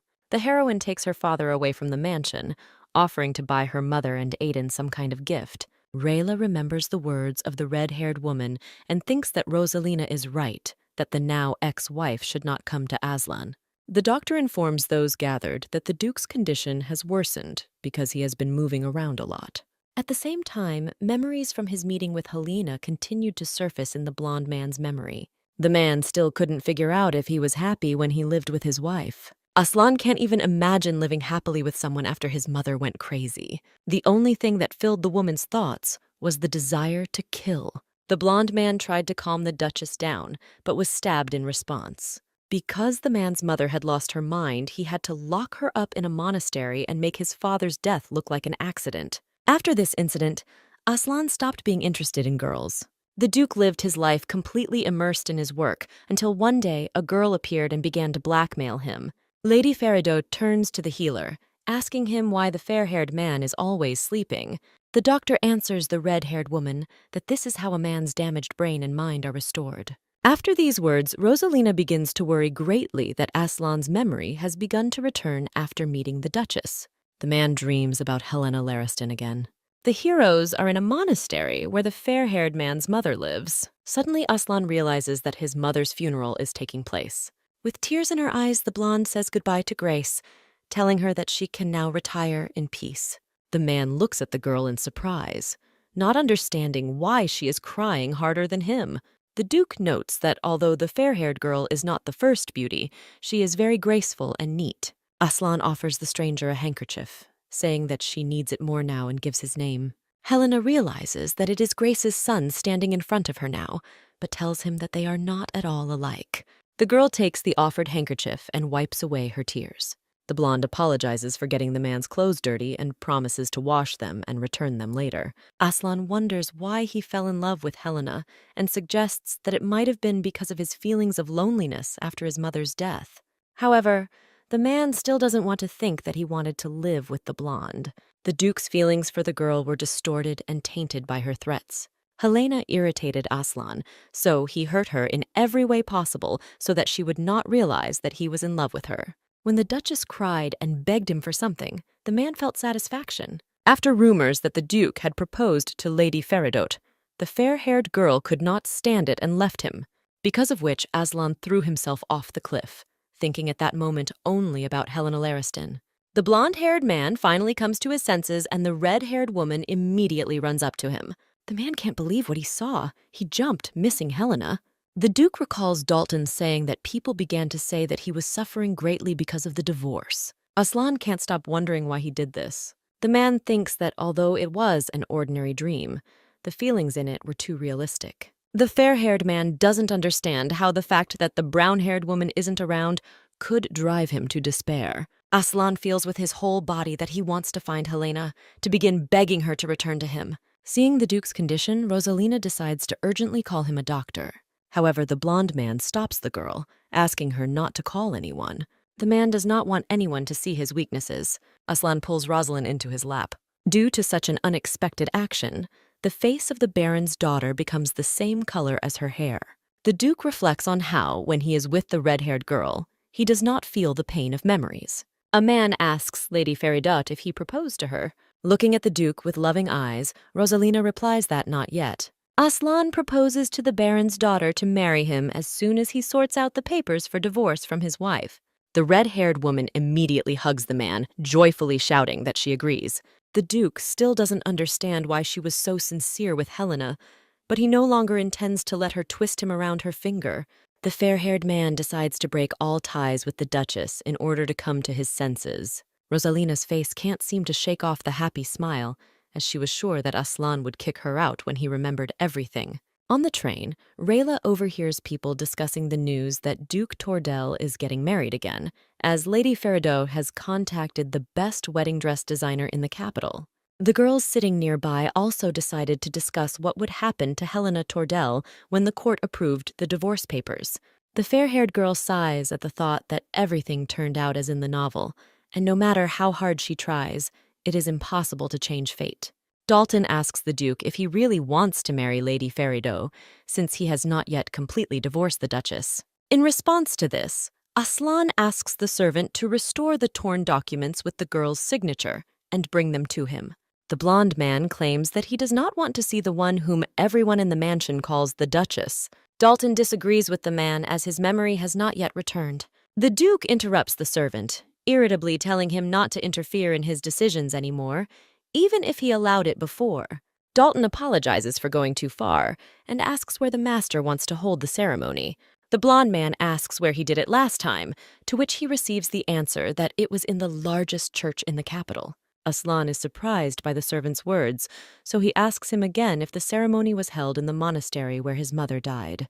Dalton immediately replies that this definitely did not happen, because the elder lady is alive. The man tells the blonde that his mother's health has become weaker, but she is still alive. The Duke hesitantly asks where he met Helena, to which the servant replies that it happened at a banquet, after which the young girl came to him, and that same day they announced their engagement. A memory flashes through Aslan's mind, where the fair-haired girl falls to her knees and begs for help, telling him that she was kidnapped by Count Laristin. The fair-haired man cannot understand what kind of scenes he saw in the monastery. Realizing that his dreams had misled him and that Helena Lariston might not have threatened him, the Duke orders the wedding preparations to be stopped. A little boy sits in front of the doors, covering his ears with trembling hands. However, the fair-haired man still hears the piercing scream of his mother, who begs her husband not to touch their son. Tears start streaming down the boy's face when he hears his mother say that it would be better for her husband to beat her than the child. Since childhood, Aslan had one goal: to kill his father and become free with his mother. At 18, the boy had the perfect plan to kill his father and make it look like an accident. However, one day the blonde man's father found out about everything. The man, smiling, said that it was still unknown which of them would die first. Aslan then declared that people like his father should simply be killed. For these words, Grace's husband hit the young man, knocking him down and, completely enraged, grabbed a kitchen knife from the table. The man swung a piece of cutlery at his son, but before he could harm him, he fell down dead. Grace stabbed her husband in the body with another table knife, killing him. Aslan hurried to his mother to calm her down, but the woman began to shout at him not to touch their son. That day, Grace lost her mind due to shock and was unable to distinguish the young man from her husband. Every time the fair-haired man came to the monastery, his mother had an attack and went crazy. In order not to traumatize the woman's psyche even more, Aslan decided not to visit her anymore. The Duke reads documents which state that there was no improvement from that day on and that the mother never saw her son again. However, the man is sure that the woman is still alive because news comes from the monastery periodically. Aslan then wonders if those memories were just a dream and he really married Helena for love. A red-haired woman comes into Duke Tordel's office. The girl tells the man that she has been given news that preparations for the wedding have been stopped. The blonde man says that there is no mistake here, as he needs to check something. The man is silent for a moment and then says that this test also concerns Lady Faridot. The Duke asks the girl if he told her that he has an arranged marriage with Helena and that they have simply lived together for 3 years. The red-haired one confirms that such a conversation took place between them. Aslan remembers that he said exactly this, but he cannot understand why he lied if he truly loved his wife. Due to the Duke's prolonged silence, the Baron's daughter becomes anxious, because if he remembers everything, he will kick her out again. Under the blonde man's hand, the girl notices a document that talks about a monastery. Rosalina recalls that she heard that Mother Aslana had been undergoing treatment in the monastery for a long time. The red-haired woman confidently states that the Duke told her for sure that he did not marry the Duchess for love. The girl says that this is why the man did not invite his mother to the ceremony, as well as Count Lariston, who was against their marriage. Aslan mentally agrees with the words of the Baron's daughter because when he receives letters from his mother, he always really wants to go and meet her. The man recalls that one day Helena noticed that he was reading something enthusiastically. Then the Duke hid the paper behind his back, but the fair-haired girl was able to understand that this letter came from the monastery from his mother. The fair-haired man agreed with the Duchess, saying that Grace congratulated them on their engagement and apologized that due to health reasons, she was unable to attend in person. The main character recalls that Aslan's mother from the novel did not see her son until her death due to problems with her head. The fair-haired woman suggests visiting the woman by going to the monastery together, even though they are not a real couple. The Duke, with sadness in his voice, answers his wife that his mother will not want to see him, since they are not on the best terms with her. The main character understood everything and decided not to ask the man about it. The girl then said that Aslan might not say anything if it was a difficult topic for him. The fair-haired woman promised that she would pray for her husband and his mother. The Duke appreciated Rayla for not using his secret against him, for not asking him questions, and for simply staying by his side. After the memories, Aslan abruptly says that he must meet Helena. The blonde man tells Rosalind that he is postponing their wedding until he remembers everything. The Duke says he cannot make such an important decision in this state. The man calls Dalton and asks him to buy him a train ticket to Ellawood, as he feels he must meet Helena. Rosalina runs up to the blonde man, begging him not to do this to her. The girl tugs at the Duke's sleeve, saying that last time his condition worsened greatly after meeting the Duchess, so she is afraid that it might happen again.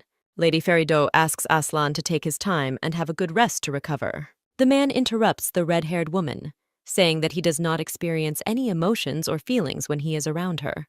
The blonde man pulls his hand away, stating that he is certain that he never loved Rosalina.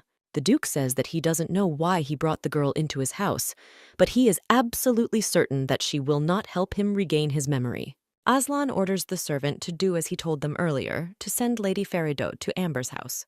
The redhead reminds the man that it was a simple misunderstanding, but he says that he will decide whether it was so after he remembers everything. Dalton takes Rosalind away, telling her that he will ask her to buy tickets for the next train and ask the servants to prepare the luggage quickly.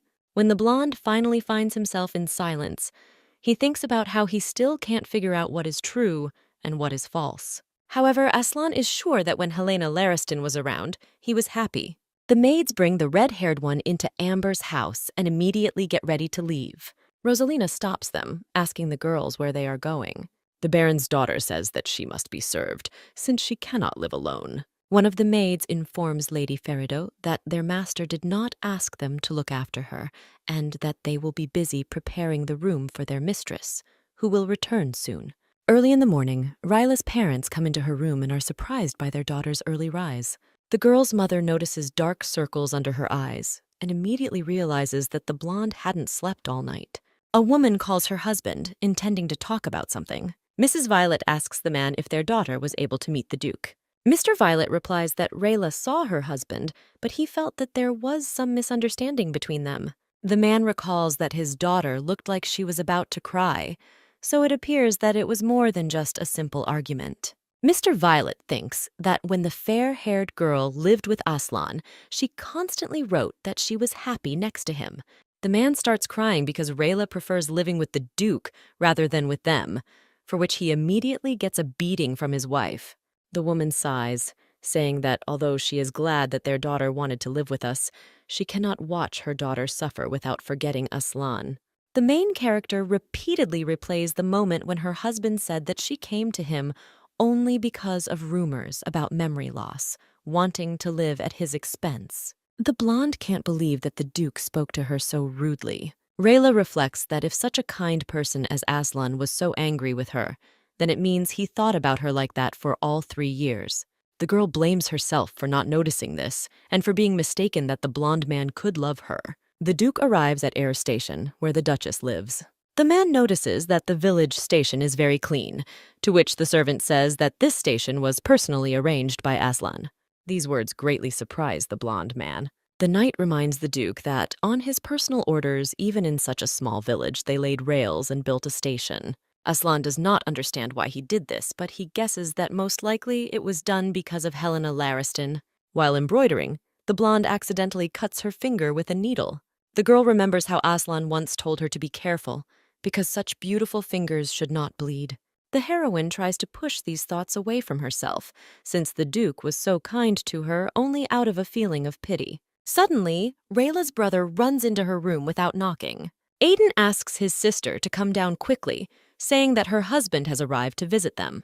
The blonde immediately gets up from her seat and runs to the stairs. The heroine goes down to the first floor and asks the Duke what brought him here. The man's gaze falls on the girl's fingertips, on one of which he notices blood. Aslan goes to meet his wife, telling her to be careful because blood should not come from her beautiful fingers. Hearing this phrase, Rayla accidentally stumbles and begins to fall. The Duke manages to react and catches the blonde, pressing her tightly to his chest. The man apologizes, awkwardly saying that the body moved on its own. Aslan sighs and says that apparently the body, unlike the head, remembers everything. The blonde man approaches the girl's parents, saying that his wife has injured her finger, so he needs ointment and bandages. The woman smiles softly and invites the man to go into the room while they bring everything. After some time, Rayla says in amazement that the Duke really doesn't remember anything. Aslan tells his wife that he does not remember anything from the last 5 years and does not know how they met and why their marriage came to an abrupt end. Now the main character understands that Jenna told her the truth back then. Rayla realizes that the blonde man was so cold towards her only because he couldn't remember her. Cutting off the bandage, Aslan turns to the fair-haired girl for help. The Duke asks the girl to explain to him in detail what kind of relationship they have and why she left him. The heroine, confused, replies that they had a marriage contract for 3 years and it ended this year, and the man just happened to have a girlfriend. Rayla sighs, thinking that Aslan loved Rosalina even before he lost his memory, so she should stop hoping for anything. The blonde smiles widely, saying that their contract has come to an end, so the Duke no longer needs to worry about her. The main character asks the fair-haired man to return back to the capital to the person who is really waiting for him. Aslan notices that the girl looks much thinner and paler than he remembers her. The man asks Rayla many questions about her health and nutrition. The girl begins to wave him off, convincing the Duke that she is fine, but she is suddenly overcome by a cough. Aslan immediately rises from his seat to pour hot water for the fair-haired girl. The fair-haired man says that now he remembered that his wife is in poor health. The main character's eyes widen when the man admits that he only remembers everything when he is next to her. The Duke says he would like to live with his wife's family for a while. Aslan assures Rayla that if he is near her, his memory will be restored faster, since they were already spouses who lived in the same house. The blonde guy throws his jacket over the girl, saying that he has to remember everything. The man squats down in front of the blonde, begging her to let him stay here. Rosalina tries to light a fire in the fireplace with matches, but they break every time. The red-haired girl is thinking about selling her things to buy firewood. The girl presses her knees to her stomach, feeling that it is almost empty due to the lack of food. The Baron's daughter tried to ask her friends for help, but they all just laughed at her, calling her a homewrecker. Rosalina realizes that the girls were only kind to her when it was beneficial to them. After the red-haired one was kicked out of the duchy, her position in society became even worse than Helena's. Tears appear in the eyes of the Baron's daughter when she thinks that if she had been born into a better family, everything would have been different. Suddenly, the girl hears someone calling her pathetic. The owner of the voice turns out to be Glock, who is sitting on the window and looking at the red-haired girl with a grin on his face. Ash-haired asks Rosalina why she is in such a desperate situation now, when she arrogantly ran away earlier, slapping him. The Baron's daughter screams that it is useless to threaten now, since she has nothing to give the man. Then Glock kicks the girl's luggage, from which a huge amount of expensive clothes and jewelry falls out.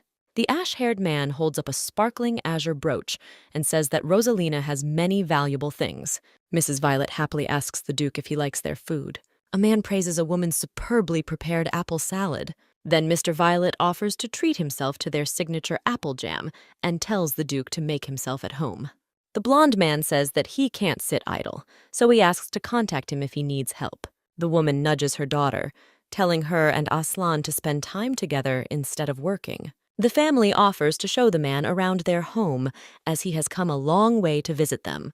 The man leans towards the girl and whispers to her that he would very much like to walk through their house and see where his wife lives. The heroine looks away, saying that they are no longer a couple. However, Violet's family tells the blonde that the appeal is not so important, because the Duke is their benefactor. The girl's brother urges his sister, and their parents tell their daughter that they will prepare Aiden's room for the blonde. The young man winks at the heroes, saying that while Aslan is staying in their house, he will sleep with his father. Rayla takes the Duke to her room and tells him that this used to be her father's study, but now this room has become hers. The fair-haired woman says that from here you can see the lilac flowers that Mr. Violet looked at every time and thought about her. Aslan notes that his wife has a good relationship with her family. The main character says that this is all because they lost their daughter at an early age and spent 10 years apart from her. The Duke shudders when he hears this and asks his wife what she means. Rayla explains to the man that she was kidnapped by Count Lariston when she was 10 years old, and when she ran away, she had nowhere to go, so he took pity on her and married her. The girl also reminds Aslan that he later helped her start communicating with her real family. The fair-haired man asks the fair-haired woman if that is why she calls their marriage an arranged marriage. The main character says that they agreed to live in marriage for 3 years until she becomes an adult.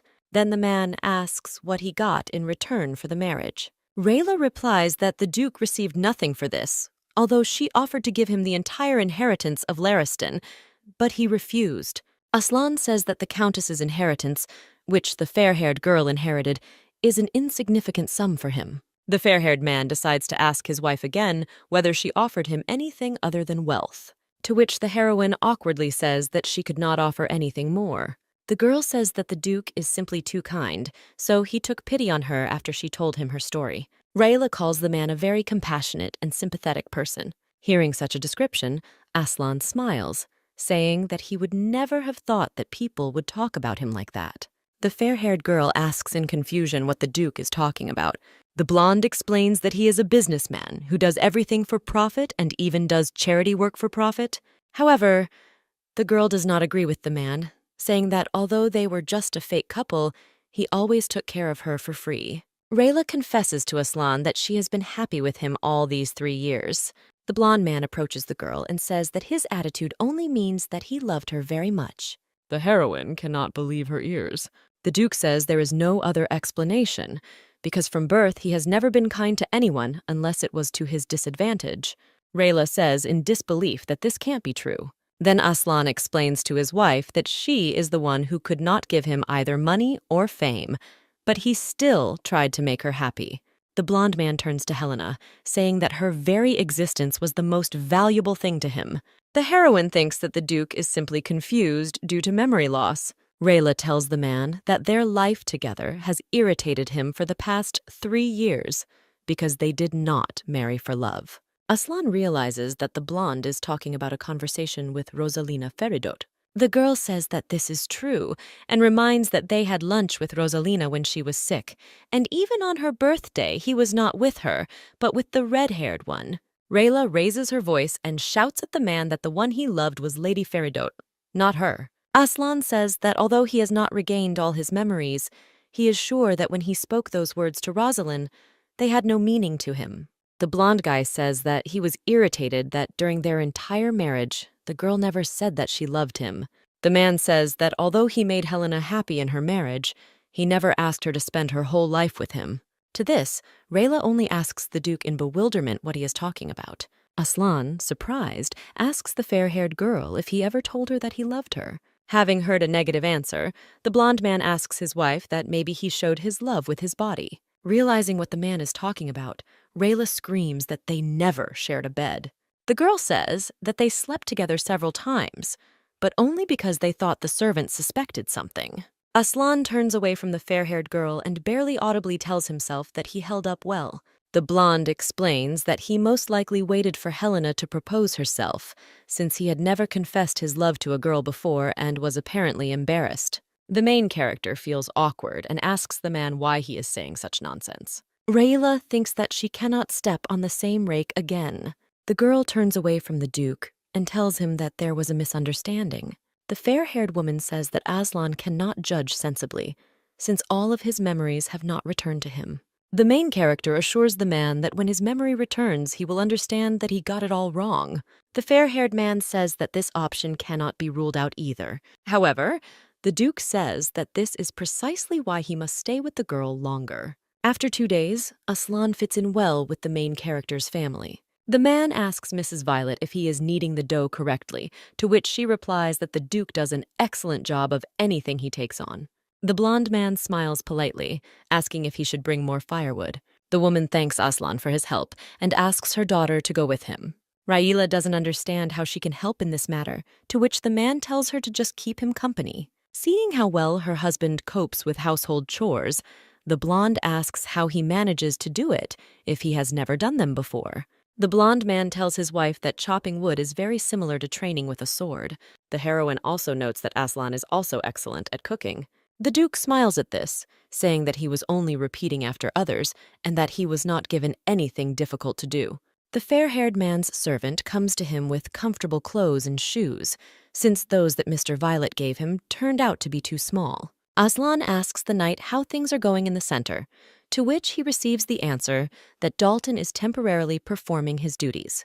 Having learned that everything is fine at home, the Duke thanks him for the report and sends the blue-haired man to rest. Rayla, with a little awkwardness, asks the fair-haired man if Lady Feridot is waiting for him at home. The main character gloomily says that the girl might find out that Aslan has been staying in his ex-wife's house for so long. To this, the Duke merely replies that they are still officially married. The fair-haired woman is very surprised by this and reminds Aslan that she left the divorce papers when she left the mansion. The man takes off his outer clothing and says that he knows about it because he personally tore them. The heroine is embarrassed by the Duke's actions, but still asks why he did not use the documents. Aslan tells the girl that he tore up the paper because he never thought of divorcing her. The blonde man tells Rayla that Rosalina Feridot is not his lover. The man says that although he doesn't remember yet why he brought the red-haired woman into his house, the one he loved was definitely the Duchess. As proof, Aslan shows the wedding ring, which he wore without removing for all 3 years. Rayla recalls the rumors she heard on the train as she rode back to the village. The girls were talking about the Duke's ring, which had a name written inside that looked like the name of a flower. The ladies then came to the conclusion that the decoration was engraved with Rosalind's name. Remembering this, the blonde immediately asks her husband if he checked the name on the inside of the ring. The Duchess says that by looking at the engraving, a man will be able to understand exactly who he loved. The girl waits with bated breath for Aslan to take off the ring and learn the truth. The blonde man smiles and says that his wife was right. The Duke asks the girl to look at the ring, but she refuses to do so, shouting that she already knows whose name is there. Aslan shows the heroine a ring with Rayla's name engraved on the inside. The man says that if you take a quick look, the name can be confused with the name of a flower. The blonde smiles happily, saying that the more he listens to the girl, the more he becomes convinced that he loved only her. Aslan remembers that the fair-haired girl left leaving behind her ring, which had no name inside. Rayla blushes and says it's because they had an arranged marriage. The Duke says understandingly that this marriage has most likely hit the Duchess's pride. However, now he sadly realizes that all these 3 years he has been unrequitedly in love with Rayla. Aslan says that because of pride he could not confess and lost 3 years, so the girl got upset and left him. The blonde promises not to be such a fool anymore and to be more determined. The man promises to change the feelings of the blonde, that she fell in love with him as much as he fell in love with her. The main character is amazed at how much the character of Duke Tordel has changed. Rayla wonders if this is the Aslan she knew standing before her. Rosalina yells at Glock, begging him to leave her alone. The girl asks what else the man wants from her, since she has already sold everything to give him money. The ash-haired man smirks, saying that he can't be satisfied with just that. The red-haired woman says that there is nothing more she can give the man to stop him threatening her. Glock approaches Rosalina, asking if she really thinks he came to her just to get those pennies. The man suggests that the girl join forces and achieve a lot together. The ash-haired man takes the hand of the Baron's daughter and kisses it tenderly. Glock grins sinisterly and says that he will make the red-haired woman the Duke's wife. Aslan and his wife are picking apples from the trees. Aiden approaches the heroes and offers the gentlemen to try their signature apple pie with cinnamon. The blonde man thanks for the treat and asks to address him by name. Rayla remembers the Duke's words that he would make her love him. The girl thinks that she still hasn't responded to these words, because she's worried that the man is confused due to memory loss. Aslan turns to his beloved, offering her a piece of pie. Hearing this, the heroine sadly realizes that the Duke has definitely lost his memory since he offers him cinnamon pie. The girl doesn't like strong smells, so she doesn't eat anything that contains cinnamon. The blonde man, knowing this, always removed such food when she was around. The fair-haired woman agrees to her husband's proposal. As Rayla reaches out to take the plate, Aslan lifts it up, saying that she doesn't like this kind of food. The man says that a few days ago his wife enjoyed eating apple products, but there was no cinnamon in them. The Duke says she doesn't like strong smells because she has a very sensitive nose. Because all of this is true, the heroine asks Aslan if his memory has returned. However, the man says that he simply guessed, as Rayla looked at the piece of pie with great distrust. The blonde man covers the pie with his straw hat and guesses that he knew about the girl's sensitive nose before. The main character replies that this is indeed true, and she was always surprised at how good Aslan's memory was. The Duke is surprised to hear such praise directed at him. Rayla tells the man that once he heard the information, he never forgot it. The blonde agrees with this, but corrects the girl, saying that he never remembers what does not interest him. Aslan is once again convinced that the Duchess was a very important person to him, since he even knew about her taste preferences. The Duke says he never remembered the names and faces of people who were not connected with his business. The man once again confidently tells Rayla that he loved her, after which he clearly emphasizes that apparently this love was unrequited. Aslan decides to ask the fair-haired woman if it's true that she never felt anything for him during these 3 years. The heroine is embarrassed by this question, so she doesn't give any specific answers. Seeing his wife's hesitation, the fair-haired man sighs sadly, saying that he never imagined that he was such an unattractive person. The man apologizes for being so hasty, without having learned the art of seduction, and therefore asks to give him one last chance. The fair-haired girl tries to calm her heart, which still cannot stop fluttering next to the Duke. Rayla pauses and suggests that Aslan return to this conversation when all his memories return to him. The girl lets go of her husband's hand and leaves him, leaving him alone. The next day, early in the morning, the main character goes down to the first floor of the house and sees that her entire family has long since become. Mrs. Violet asks everyone to wait a little while for breakfast, which is almost ready. Aiden asks his sister to convince their father to cook some meat today. The girl doesn't have time to answer because she is interrupted by someone's voice asking her how she slept. The Duke says that the air is very cold in the morning and evening, so he hopes that the blonde did not freeze during the night. Rayla replies that she is fine, so Aslan exhales, saying that he chopped more wood, afraid that his wife would freeze. The blonde man says he remembered how he looked after the girl every time she was sick. To this, the heroine only silently sits down at the table, thinking that she should not pay attention to the Duke's words. Otherwise, she might suffer again when his memory returns. From the street, you can hear the postman's cry announcing a fresh newspaper. Ryla volunteers to pick up the newspaper, but the blonde is not happy with the clothes she is going to wear outside in the cold air. Aslan takes a cloak from the house and asks his wife not to take it off until she comes back into the house. The blonde blushes embarrassedly because of such a sign of attention and says that she definitely won't freeze, since it's summer now.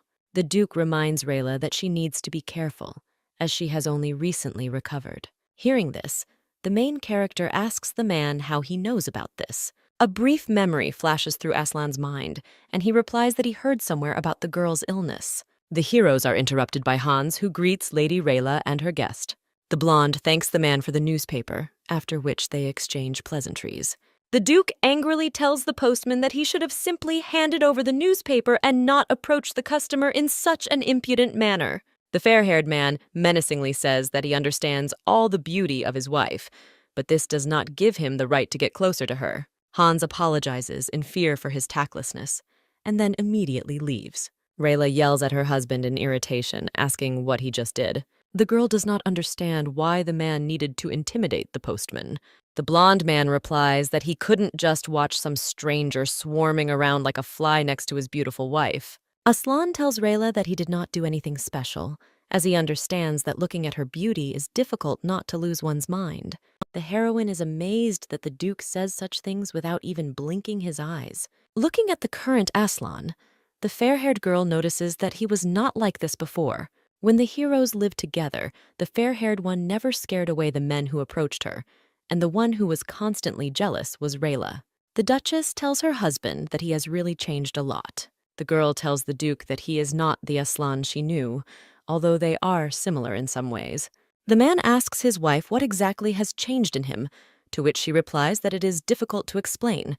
The blonde man invites Rayla to sit down and talk in more detail about what he was like in the past. Aslan says that the doctor advised him to communicate more with the person who was closest to him in order to restore his memory. The heroine smiles, saying that the man was very caring and she liked that he was always polite to others. Rayla tells the blonde man that he supported the poor and needy every year and never made it public. Aslan does not understand why his wife calls the fact that a businessman is involved in charity kindness. The fair-haired woman continues, saying that the Duke could not pass by when he saw a person or animal in need of help. The fair-haired man is surprised by these words because he does not like animals and has never pitied anyone. The man reflects that he most likely did this in order to look better in the eyes of his wife. Aslan realizes that he was afraid of undermining the girl's trust, which is why he did all these things. The Duke wonders if he pretended to be such a person for his wife's sake, then she could also fall in love with him. The blonde man tells Rayla that she was deceived because he tried to appear better in front of her than he really is. Aslan says that his views could not change over several years, so he is sure that he put a lot of effort into winning his wife's heart. The main character indignantly tells her husband not to say such reckless things, since he doesn't remember anything. The Duke assures the girl that he knows his true self, and he is one of those who deceive others in order to achieve his own. The man says that he deceived Rayla for these 3 years because he was afraid that she would leave him, but since he still lost her, he now promises to be sincere with her. Aslan tells his wife that he is now being truly honest with her and asks the girl if this truth upsets her. The heroine reflects on the fact that she has always considered the Duke to be a confident and kind person, so she tries to understand who the man standing in front of her is. After some time, Rayla tells her husband that even if he deceived her, she will always consider him good. The girl says that a person who does good in order to appear better in front of his loved one can be considered kind. The Duke smiles and asks his wife if she now admits that he loved her. The blonde jumps up from her seat and screams that she only said that because the man called himself a bad person. Before running away, Rayla tells her husband that all those 3 years and now he remains good to her. The blonde man thinks that if the girl believes in this, it means he was incredibly happy loving her. Rosalina Ferido screams at her former lover that she will never become a duchess because Aslan abandoned her. The girl asks Glock how he plans to make her the Duke's wife. Ash-haired smirks, saying that he knows Duke Tordel's main secret. Hearing that thanks to this, she will be able to become a duchess, the red-haired girl immediately asks what secret they are talking about.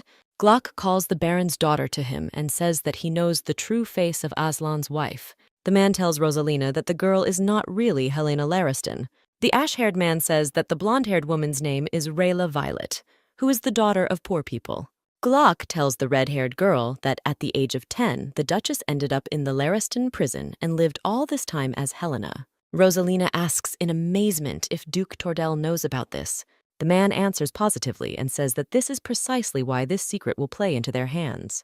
Ashhaired is sure that Rayla Violet will definitely not be okay because of the secret that has come to light. Glock tells the red-haired woman that the Duke will definitely not allow his wife to suffer, as he cares for and loves her very much.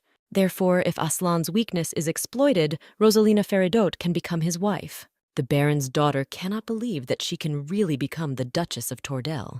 Glock kisses his beloved on the forehead and asks her to trust him.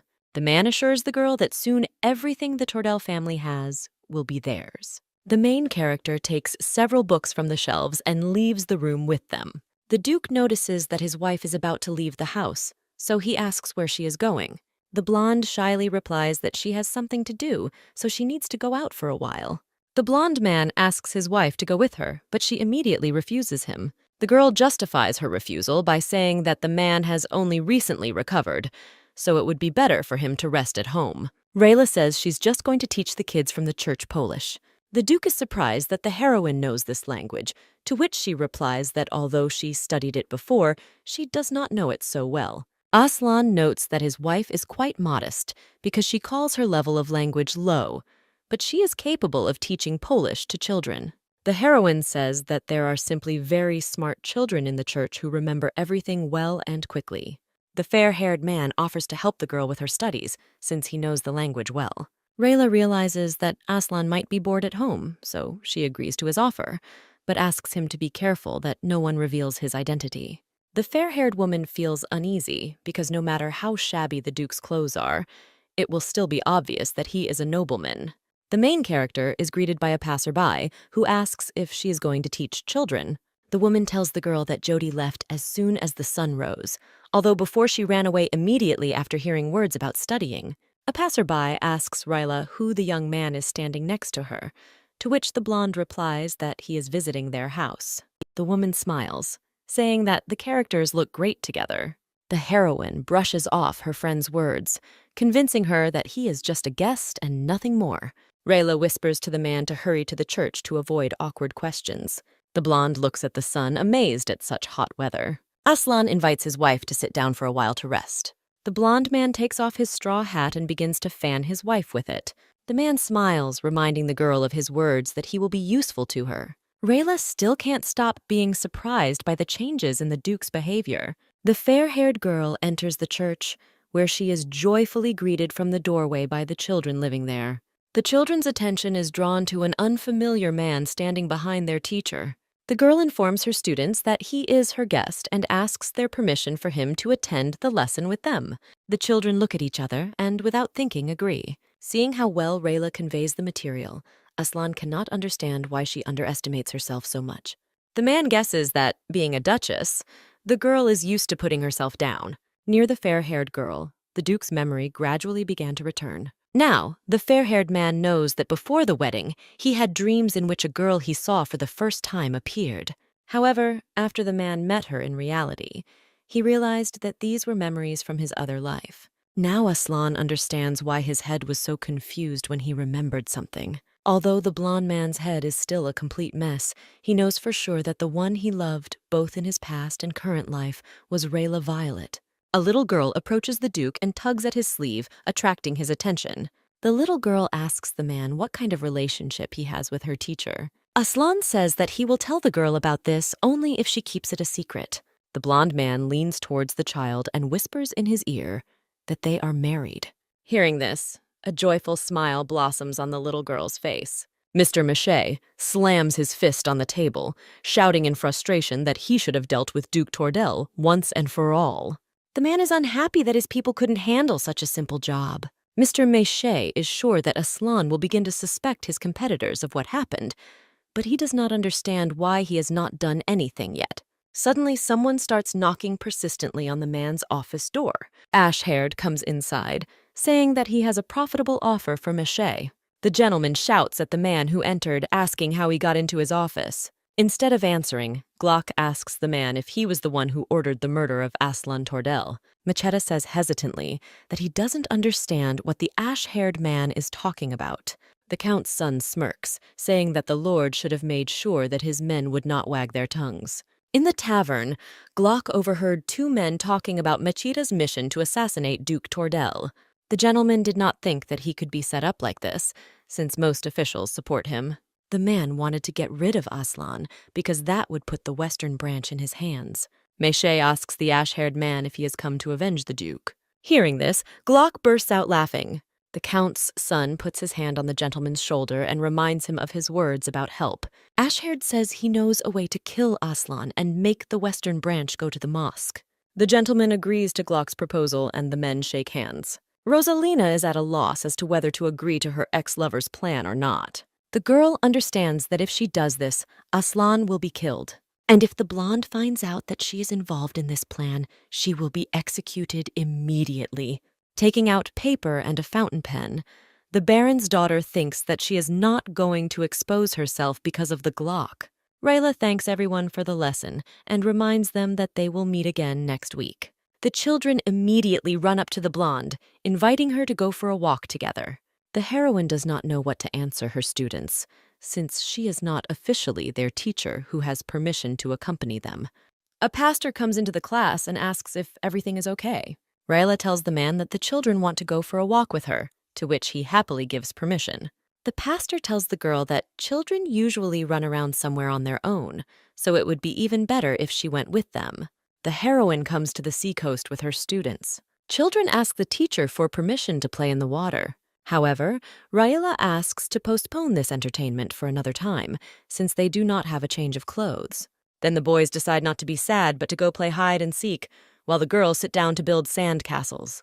The fair-haired girl looks around in search of Aslan and notices that he is having fun with the children near the shore. Seeing this beautiful picture, Rayla notes that the Duke will be a wonderful father. The girl immediately catches herself on the sad thought that she will never be able to see this in person. During all 3 years of marriage, the heroes never slept together. Although the couple officially shared one bed and bedding, Aslan never touched Rayla. Moreover, the man left every time and slept on the sofa. Tired of playing with the children, the fair-haired girl sits down on the blanket, thinking that tomorrow she definitely won't be able to get out of bed. The Duke wipes his sweat-dampened forehead, asking his wife if they have any water with them. The girl hands her husband a bottle, which he drinks almost completely. At this moment, a picture appears in the heroine's memory, where she looks at the sleeping Duke. Rayla doesn't understand what this memory is, because she is sure that she never slept with Aslan. The blonde man sits down next to his wife and takes her hand. The girl turns her head towards her husband and feels her heart begin to beat at a furious speed. Feeling the same, Aslan closes the distance between them. The heroes are interrupted by the cry of one of the children, who calls the teacher to play with them. The blonde suddenly gets up from her seat, shouting to the students that she will be there soon.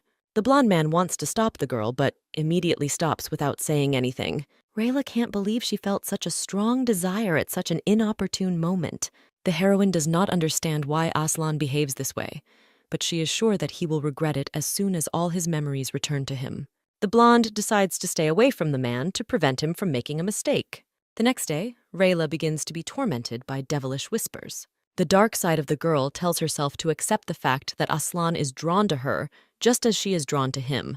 Because of constant thoughts about this, the main character ran away from home under the pretext of wanting to borrow a book from a priest. However, even now she cannot stop thinking about Aslan showing romantic interest in her.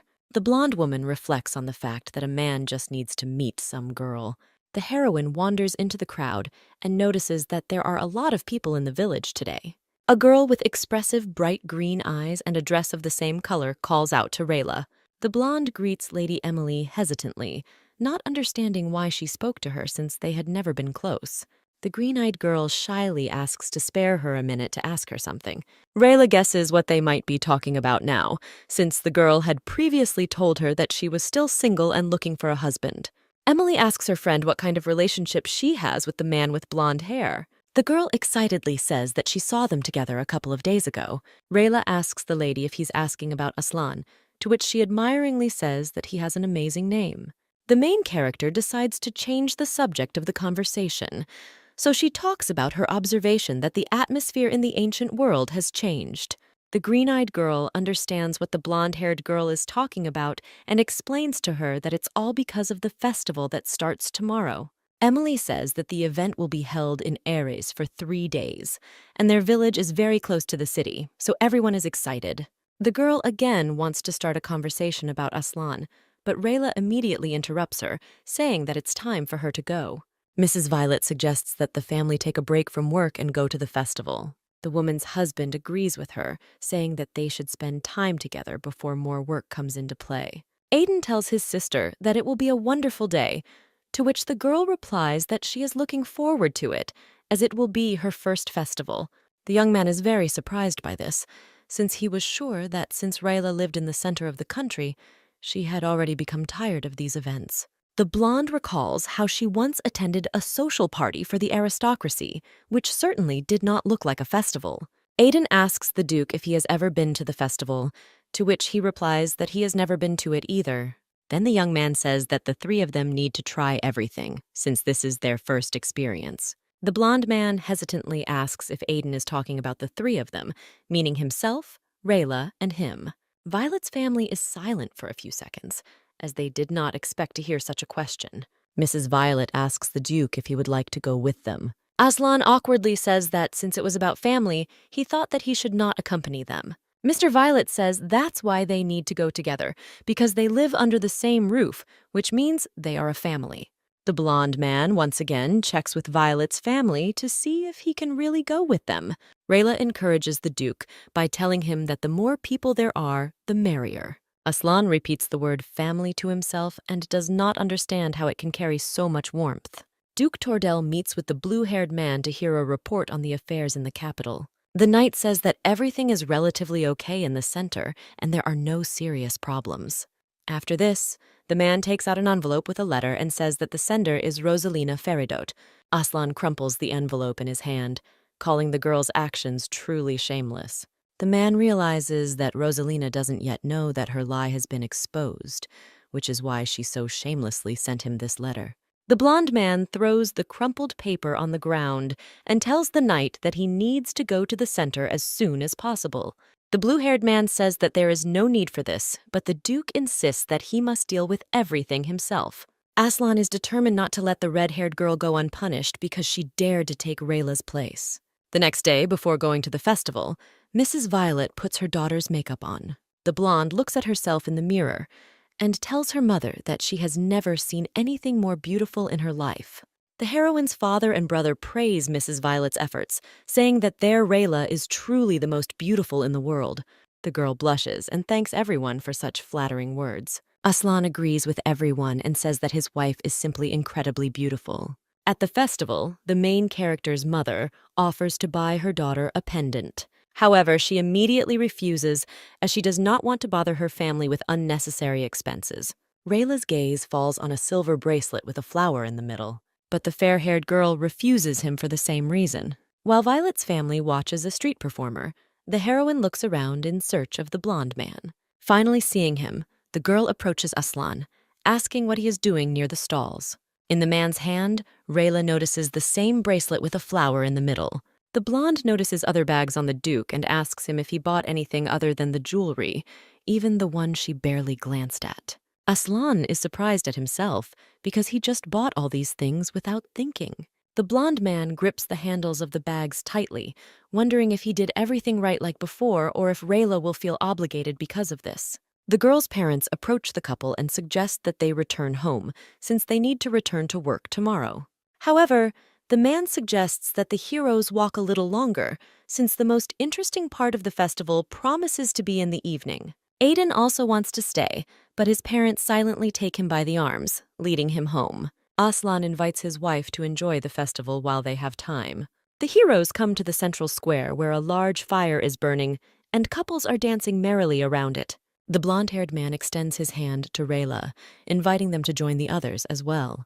The blonde takes the man's hand and they walk closer to the other couples. Aslan asks the heroine to dance, as her heart tells her, and not to follow the rules of the ball. Noticing that the girl stumbles during the dance, the blonde man lifts her up in support. This action amuses Rayla, causing a genuine happy smile to appear on her face. Lady Feridote is very worried that Duke Tordell has still not responded to her letter. Glock enters Amber's house and tells the red-haired girl that all preparations are complete. The man leans towards the girl, asking her opinion on whether the Duke has regained his memory or not. Rosalina replies that if Aslan had remembered everything completely, he would have come to the center with Helena a long time ago. Glock says thoughtfully that there might be problems if things continue like this. Ashhaired says that only if the Duke remembers everything and begins to cherish his wife again will they be able to put their plan into action. A shudder ran through the red-haired girl's body when she heard that the man wanted to speed up the process of restoring Aslan's memory. The main character sits down, feeling the heaviness in her legs after long dancing. Rayla smiles at the thought that this day was truly beautiful. A man passing by the girl accidentally drops his handkerchief. The fair-haired woman calls out to the stranger and returns the scarf to him. The man thanks the heroine and asks her what family she comes from. The stranger says that he is asking this only because he wants to thank him for his help. Rayla replies that she lives in the city of Ellawood, and her family is not influential enough to be called noble. Hearing this, the man apologizes, saying that he assumed that the girl had come from another city to relax. The heroine doesn't have time to say anything more because her husband's back appears in front of her. The Duke asks the stranger what is going on here, to which he replies that he simply wanted to thank the blonde for picking up his scarf. Aslan threateningly says that the man has already managed to do what he wanted, so if he has nothing more to say, then he can go. As the stranger leaves, Rayla thanks the blonde man for his help. The Duke turns to his beloved, asking if picking up scarves is her hobby. Hearing this, the heroine shudders and asks Aslan again what he just said. The blonde man thinks that his wife is upset by his jealousy, so he replies that he didn't say anything like that. Rayla doesn't understand why the man would deny it, so she asks him directly if his memories are returning. The main character explains to the Duke that he just remembered how their first meeting took place. Aslan thinks that the fair-haired girl wants his memories to return to him quickly, and he goes to the center. That's why the blonde guy says the words just came out of his mouth by accident. Rayla asks the Duke if he really doesn't remember anything, to which he assures her that he wouldn't lie. However, the girl still doubts this because the man remembered how she picked up the handkerchief he dropped. The heroine wonders why Aslan is lying to her and comes to the conclusion that his memory has returned, and now he is ashamed of the fact that he has always denied his love for Rosalina. The fair-haired woman thinks that if the Duke remembers everything, he will be able to return to Lady Feridote, but now he is simply afraid of offending her, so he does not leave. Rayla hopes that the man's memory has not yet fully returned, so they will be able to be together for a little while longer. Seeing the thoughtful expression on his wife's face, Aslan thinks that he needs to be extremely careful not to get caught in the future. At the same time, the fair-haired girl mentally apologizes to Aslan for the fact that for some time she will pretend that she knows nothing about his lie. Rayla suggests that they go back as the family might be worried about them. The main character takes a step and accidentally stumbles. The Duke puts his arm around the girl, asking worriedly if she is hurt. Aslan asks his wife to sit down so that he can make sure that everything is really okay with her. The man takes off Rayla's shoes and sees that underneath there are a huge number of abrasions. The Duke says that they urgently need to find a doctor, but the fair-haired girl refuses this because the wounds can be treated at home. Passing girls begin to discuss the heroes, wondering whether the man is a servant or wants to propose to his beloved. Rayla closes her eyes, trying not to look at the passers-by, who make them look very awkward. The blonde removes her leg from Aslan's hands, saying that she will take care of the wound herself at home. When the girl asks the blonde man to give her the shoes, he silently takes them in his arms. The Duke says that the shoes may rub even more, so he promises the girl to carry them safely. Around the corner, the same man who dropped the handkerchief was watching what was happening all this time. Having made sure that the blonde man is not a danger to the lady, the gentleman with the cane decides to leave. Suddenly, the man hears strange sounds on the other side and begins to regret not taking his sword with him because of the festival. The next moment, a stranger grabs the aristocrat by the hand.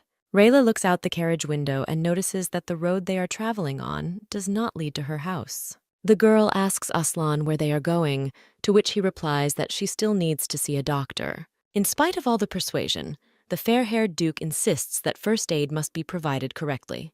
The man takes his wife in his arms again, not allowing her to step onto the ground with her own feet. Aslan asks the girl to refrain from kicking, otherwise they both might fall. The heroes enter a mansion where everything shows the status and greatness of the owner. When the couple enters the elevator, Rayla asks where they are, but in response, she only receives the words that she will definitely get help here. The blonde man knocks on the door, and a man in glasses, who looks like he just woke up, opens it for him. The Duke says Oscar Langston told him that Lieutenant Gus Chester lives here and that he can come here at any time.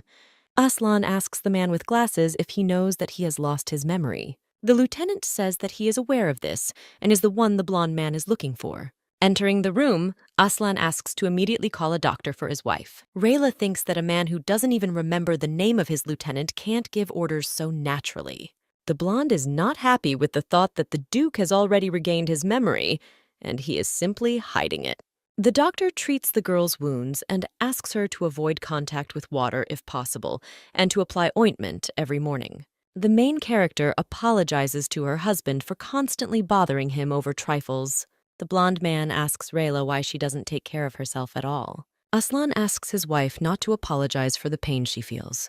The heroes are interrupted by Gus, who enters and asks the blonde how she feels. The heroine thanks for the concern and says that everything is fine with her now. The lieutenant invites the couple to stay with him for the night and set off on their journey tomorrow as soon as it begins to get light. Rayla is not happy with this proposal as she is worried that her family will worry. The fair-haired man asks to prepare the carriage as they must return today. The Duke approaches Gus and asks him if he has received any messages from the center. The man answers positively, saying that he had just recently given the latter to Oscar. Aslan orders not to delay and to go straight to Ellawood if there is something urgent. The blonde man says not to waste time thinking about whether the message is worth his consideration, since it is already his business. After which the Duke returns to his wife, offering to go downstairs. Seeing the Duke acting exactly the same as before, Gus can't believe that he has actually lost his memory. After some time, the heroes return to Violet's family home. The couple are approached by Raila's parents, who had been waiting outside the entire time because they were worried that something had happened. Aiden tells his sister that their mother was about to send him to the pastor for a carriage. The main character decides not to tell her family about the abrasions, so she justifies her late arrival by saying that she lost track of time at the festival. However, the Duke decides to tell his wife's parents the truth, that the girl injured her leg, so they had to go to the doctor. While Rayla is embarrassedly telling about what happened, Aslan is smiling sweetly behind her, looking at her.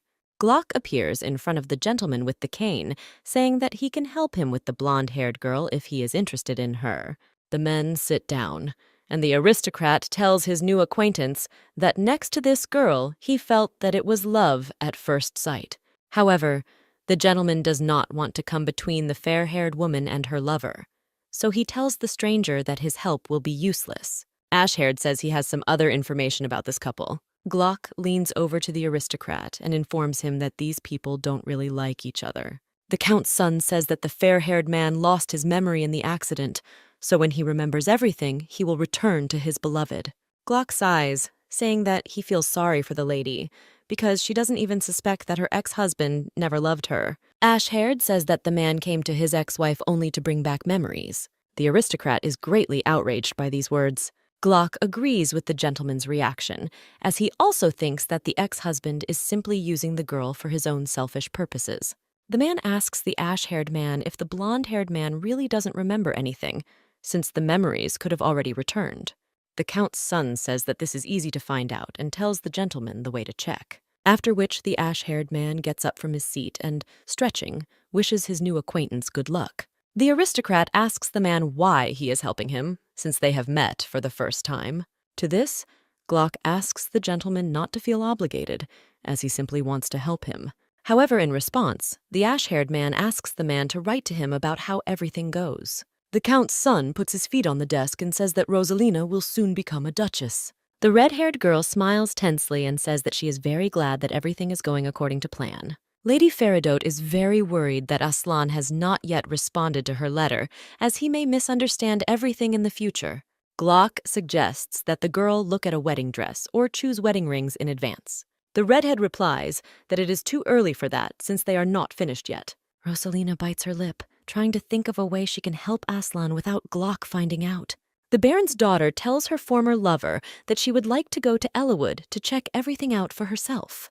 The girl decides that since the Duke does not answer her letters, it would be better if she tells him about Glock's plan in person.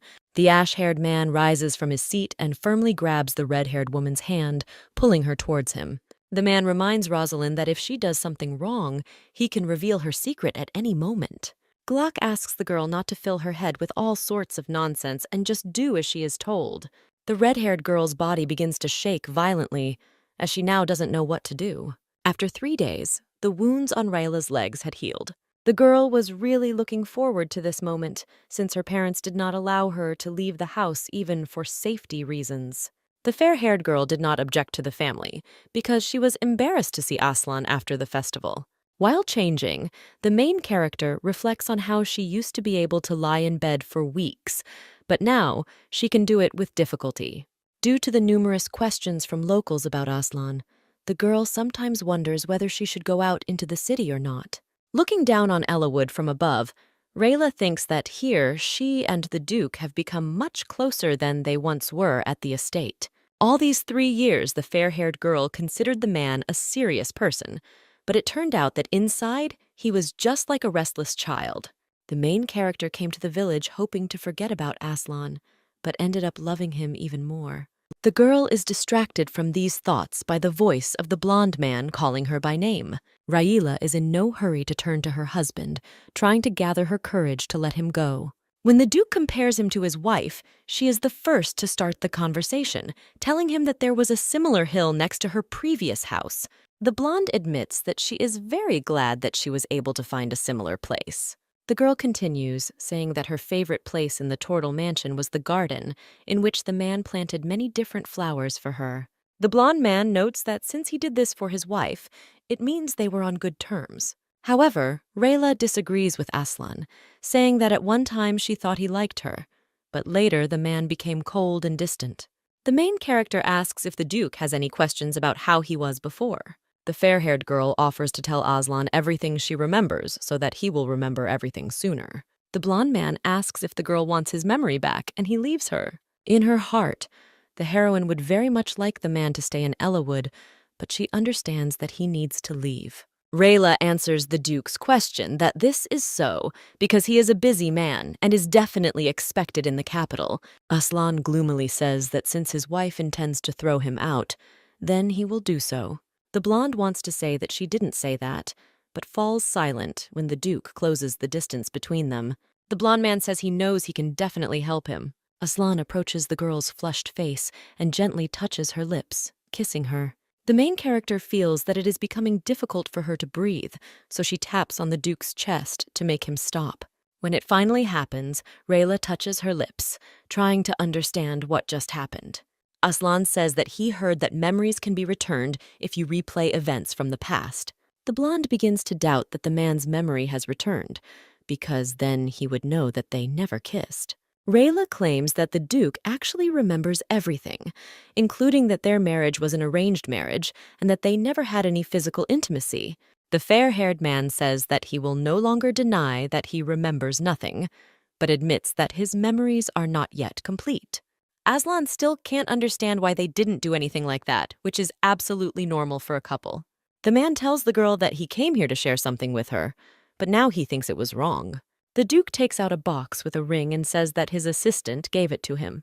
Rayla asks the blonde man why he needed her engagement ring. Holding the box forward, Aslan tells his wife that he wants their marriage to be real. The blonde cannot accept that a man like the Duke likes her. The girl is still convinced that the man is more suited to the real main character.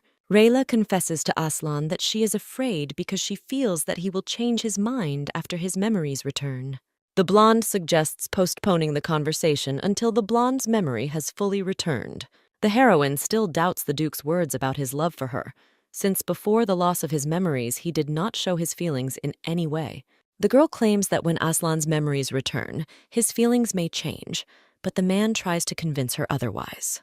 The blonde man confidently tells Rayla that even if he loses his memory again, he will return to her.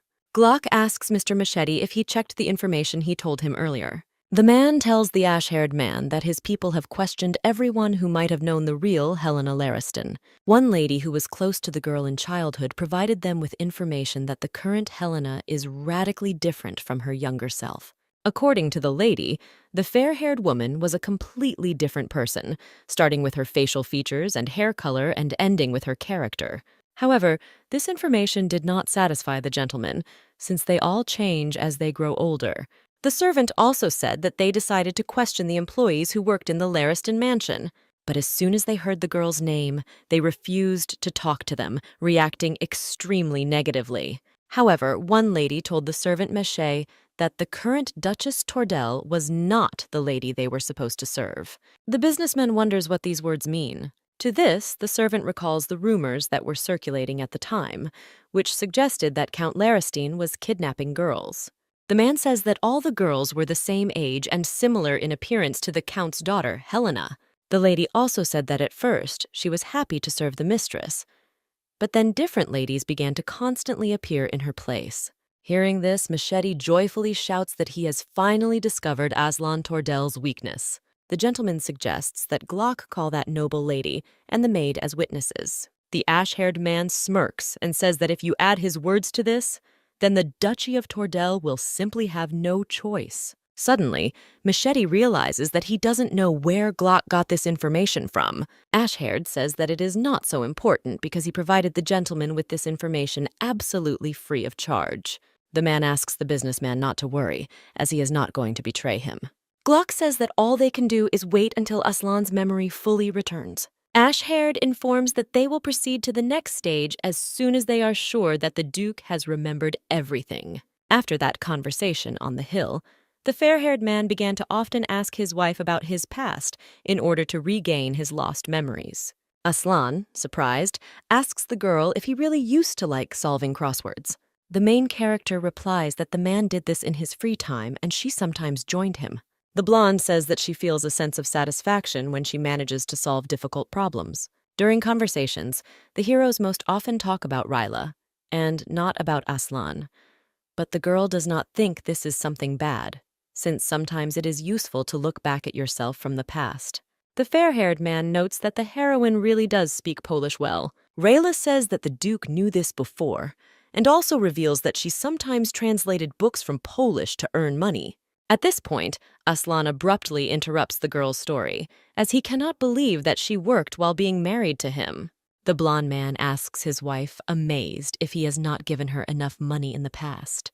The fair-haired girl sheepishly says that she simply wanted to buy the Duke a gift with the money she earned herself. Aslan tells his wife that she apparently speaks the language so well that the publishing house offered her cooperation. Rayla says she was just very lucky and was only given the job because they could pay her less than professional translators.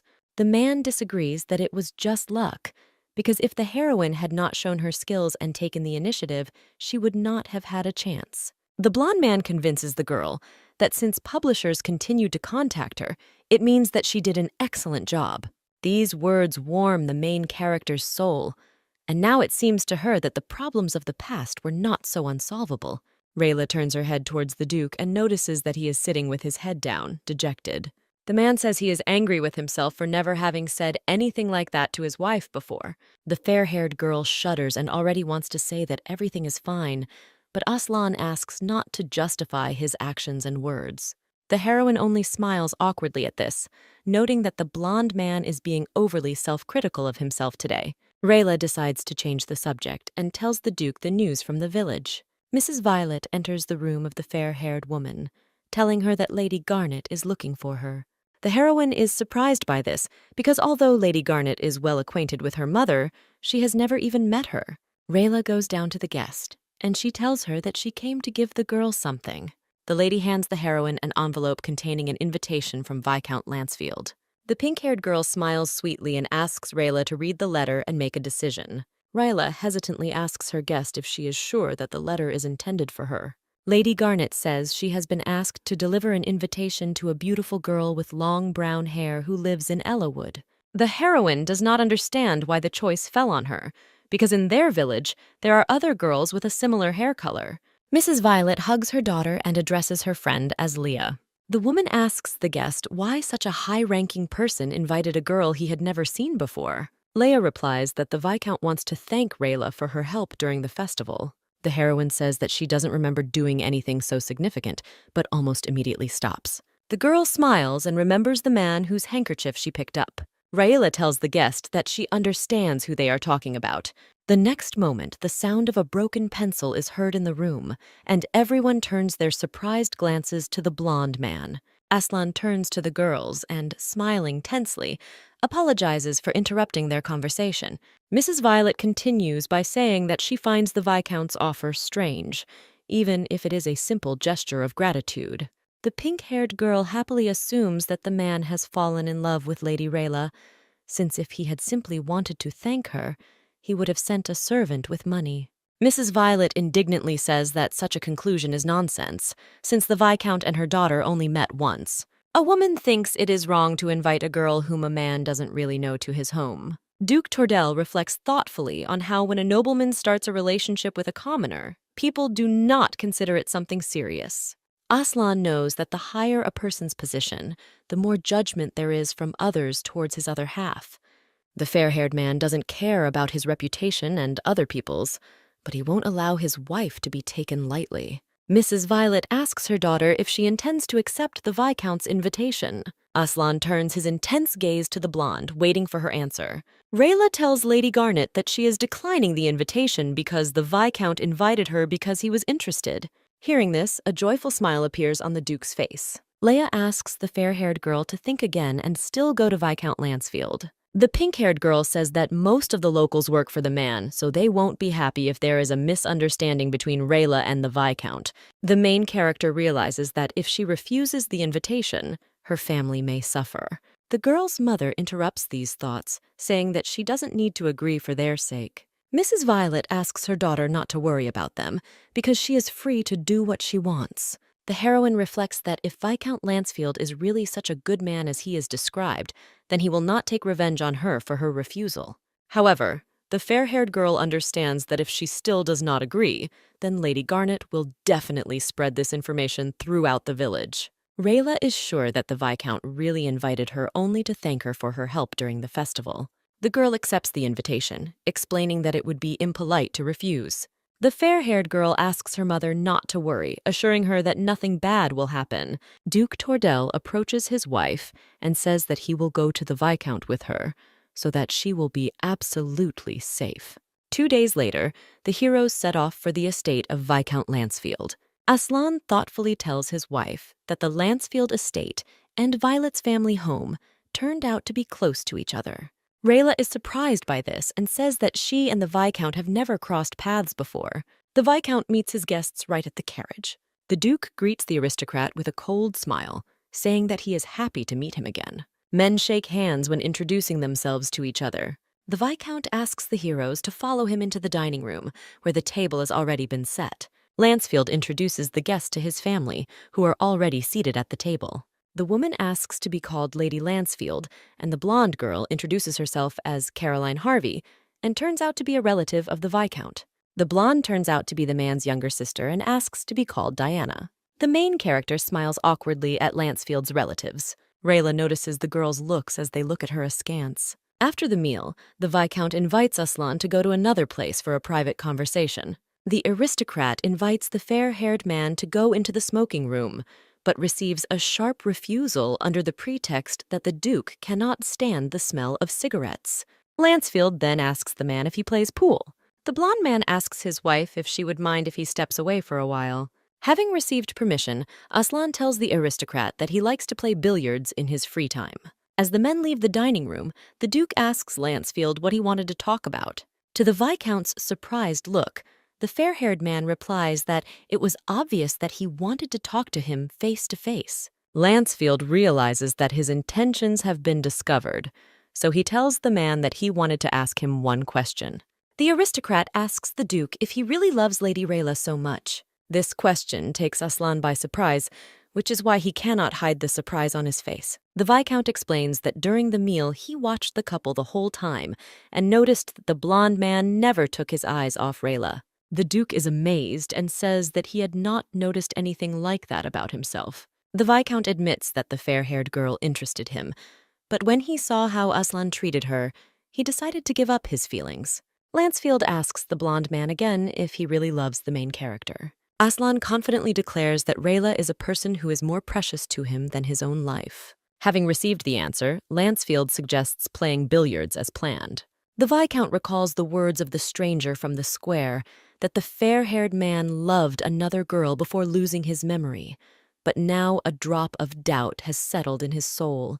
However, the man pushes these thoughts away, thinking that he is still not completely convinced of the stranger's words. The aristocrat thinks that now his sister and Lady Harvey must fulfill their part of the plan.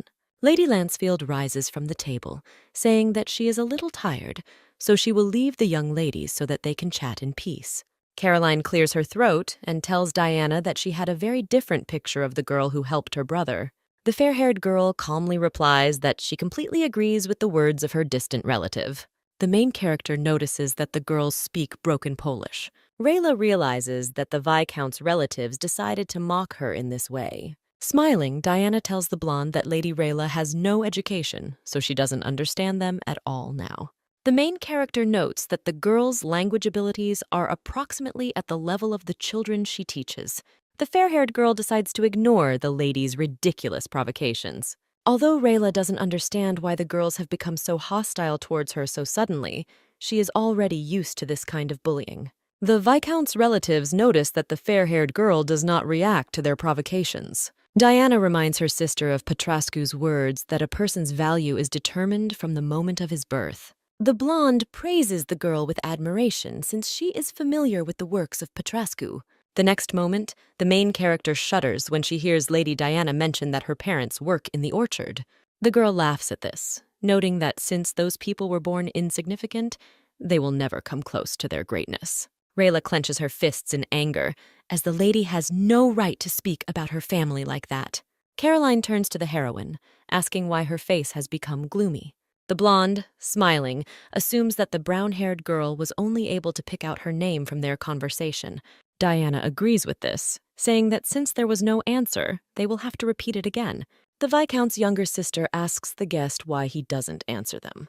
Rayla apologizes for her silence, saying that she took a moment to think about what to say. The blonde says that it is impolite to mention other people's mistakes, but there are some things she cannot ignore. The heroine reminds the girls that the author of the book they were talking about was not Petrascu, but Patnigeshu. Rayla tells the girls that the author's words must be understood in context, but decides not to go into details. Diana yells at the girl, indignant that she has simply ignored them all this time. The Viscount praises Aslan for his excellent understanding of global economics. The man asks the fair-haired man if he works in trade, to which the Duke replies with a grin that he is almost right. In response, Lancefield smiles and says that he also has a small business. Aslan thinks that they have been talking longer than he expected, so he suggests that the Viscount return to the refectory. Returning, the Duke sees Lancefield's relatives actively discussing something, while Rayla sits apart from them. The blonde man approaches his wife and, putting his hand to her forehead, says that she has a slight fever. The heroine is surprised by the man's words, since the words about temperature are a signal that only the two of them know about. Whenever Helena Lariston was ignored at social events, Aslan always took her away under this pretext. Rayla wants to ask the man if he's started remembering something or if it's just a coincidence, but she can't because there are too many extra ears around. The blonde girl tells the fair-haired guy that she is fine, but further communication may be difficult for her. The heroes thank the Viscount for the invitation and ask him to prepare a carriage for them. As the couple leaves, Lancefield asks his sisters if they were able to carry out their part of the plan. Diana admits that she unconsciously got angry halfway through, but everything happened just as the Viscount said. The fair-haired woman says that Aslan did tell Lady Rayla that she had a slight fever. Lancefield is horrified to hear this, as what the stranger said turned out to be true. That day, Glock told the aristocrat that every time a lady gets into trouble at a social event, the blonde man tells her that she has a slight fever. Lancefield happily thinks that all he has left to do is tell the silver-haired man that Aslan has regained his memories. However, the man stops short, remembering that the stranger had made it clear that Mr. Tordell did not love his wife. The aristocrat understands that such feelings as the blonde expressed towards Rayla cannot be played out. Lancefield wonders if the silver-haired man might have made a mistake or just wanted to use him.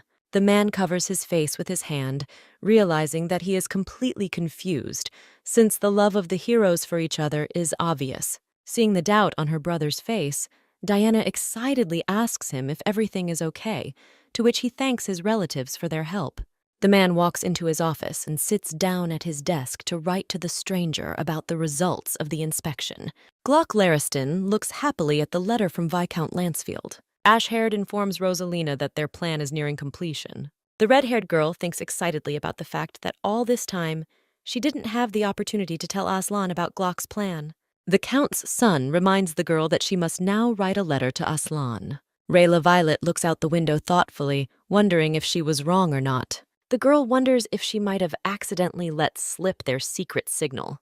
The blonde decides that there is no longer any point in denying that the man has regained his memory, so she asks him directly about it. Hearing the girl's question, the blonde man flinches in surprise. Seeing this reaction, Rayla asks the Duke if he lied to her from the beginning. The main character does not understand why the man pretended to have lost his memory, so she thinks that it amused him. Lady Violet grimly asks the blonde man if he thought it was funny how she tried to help him remember everything. Aslan convinces the girl that he did not want to deceive her. The fair-haired man admits that he did indeed lose his memory, but during the time he spent with his wife, his memories returned.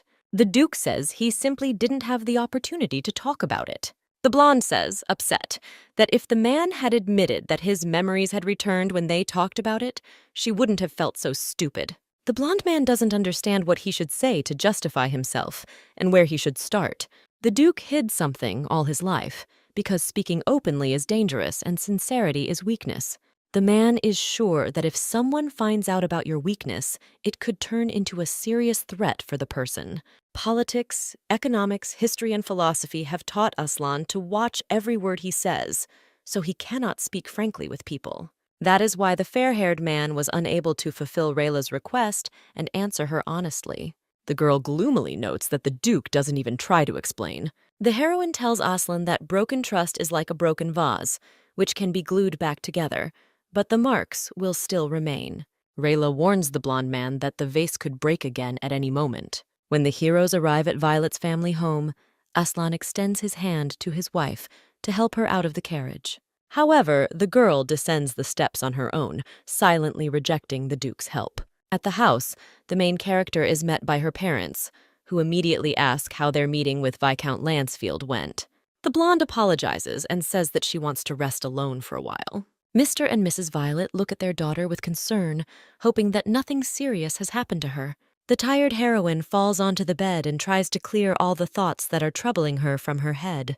Mrs. Violet asks her son-in-law if Viscount Lancefield has offended her daughter. Aslan replies that this is not true at all, which leaves Rayla's parents with even more questions. The conversation is interrupted by a knock on the door, and the blonde man decides to see who has come to see them.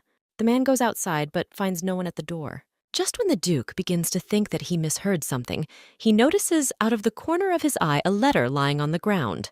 Mrs. Violet comes out to her son-in-law, asking him who came to see them. Aslan replies that he didn't see anyone, but he will still inspect the area just in case. When the woman leaves, the Duke opens the envelope and sees that it says that someone knows Helena Lariston's true identity. The fair-haired man immediately guesses that this letter came from Rosalina Feridote. Aslan angrily squeezes the paper and decides to go to the center right now. Seeing that the man has packed his luggage, Violet's family asks him if he is going away for work. The blonde man informs Rayla's parents that he has urgent business at the center. Aslan asks Mr. and Mrs. Violet not to tell the fair-haired girl about his hasty departure, as he does not want to bother her with trifles. The Duke intends to make Rosalina Ferido pay for her ridiculous threat. The main character looks thoughtfully at the tulips growing in the garden. Rayla recalls her parents telling her that the Duke had left early in the morning due to numerous work commitments. The girl is worried that yesterday she never apologized for her presumptuous behavior. The blonde presses her head to her knees and thinks that she should have left everything as it is. The heroine's mother comes up to her and asks worriedly if everything is okay. Mrs. Violet asks her daughter if the Duke has done anything bad to her. When asked if they had a fight, Ryla replies that it all happened because she is narrow-minded. The fair-haired girl says that she reproaches herself for seriously thinking that Aslan could mock her. The woman hesitantly tells her daughter that the Duke does not seem like the type of person who would mock and ignore her, to which the protagonist agrees. Mrs. Violet says that Rayla and Aslan are very similar. The girl thinks about her mother's words and comes to the conclusion that comparing the blonde man to her looks pathetic. Mother tells her daughter that she and the Duke are too attentive to each other and do not care about themselves at all. Mrs. Violet confidently tells Rayla that Aslan may pretend with others, but with her he is always sincere. The woman asks the fair-haired girl to think about who is responsible for their good life now. The main character blushes and says that it was just a favor from Aslan. Mrs. Violet tells her daughter that he did all this for them because he cares about her. Mother tells Rayla that if the Duke simply felt sorry for them, he would simply give them the house. The blonde man continued to take care of Violet's family until they settled in this village. Aslan provided them with a garden so that they could continue to work, and sent them letters asking how they were doing and if there were any inconveniences. Mrs. Violet asks her daughter if the Duke would help strangers if he didn't care about her. The woman takes the heroine by the hand, saying that when she reads the letters that Aslan sent them, she will definitely change her mind.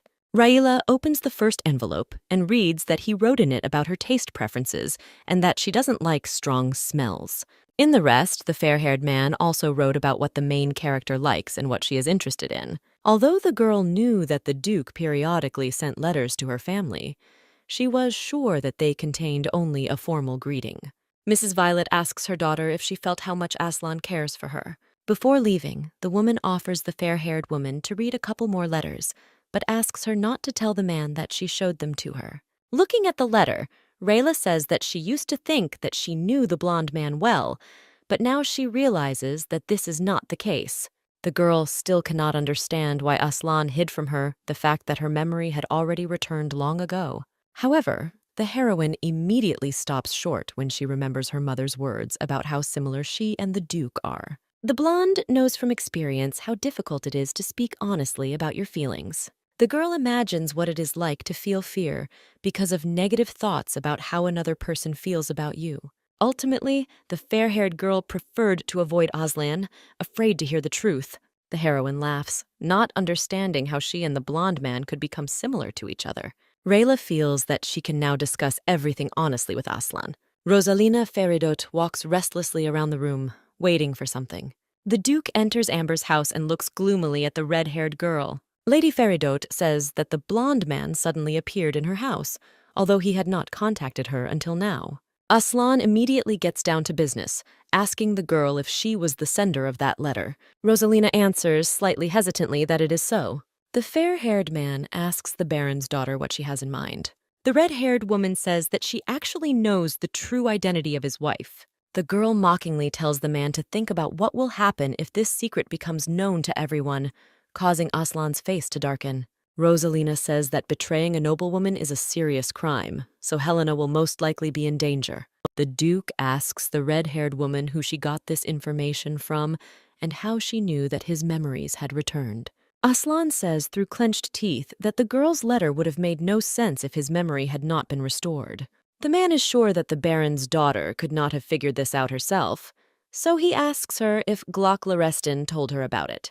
The blonde-haired man thinks irritably that he should have taken care of the ash-haired man earlier. Rosalina tells the Duke that if he fulfills her request, this information will not go anywhere. Aslan agrees with this and asks what the girl wants. Lady Feridot confidently says that the Duke must marry her, and then she will keep this secret for the rest of her life. The redhead knows that such a threat will not work on a man, but she cannot admit that Glock forced her. Aslan asks the girl if she really won't tell Helena's secret to anyone if he makes her a duchess.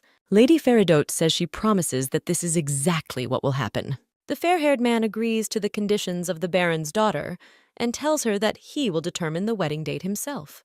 The man tells the redhead that he will be staying in the center for a while, so if she has anything to say, she can come to his residence. When the Duke finally leaves, Rosalind's strength leaves her and she falls to her knees. The girl realizes with horror that she really did it, and now, even if she honestly admits that she was threatened, Aslan will not help her. But the red-haired woman cannot believe that the man so obediently agreed to her conditions. The fair-haired man knows that Glock Lariston could not do such a thing just to make Rosalina a duchess. The Duke is sure that the ash-haired man plans to kill him and take all his property after he marries the Baron's daughter. Aslan smirks at the obviousness of Glock's plan. The man decides to pretend that everything is going according to their plan and then deal with them. Glock Lariston asks Lady Feridot how their meeting with Aslan went. The red-haired woman replies that he agreed to marry her so that his wife's secret would not be revealed.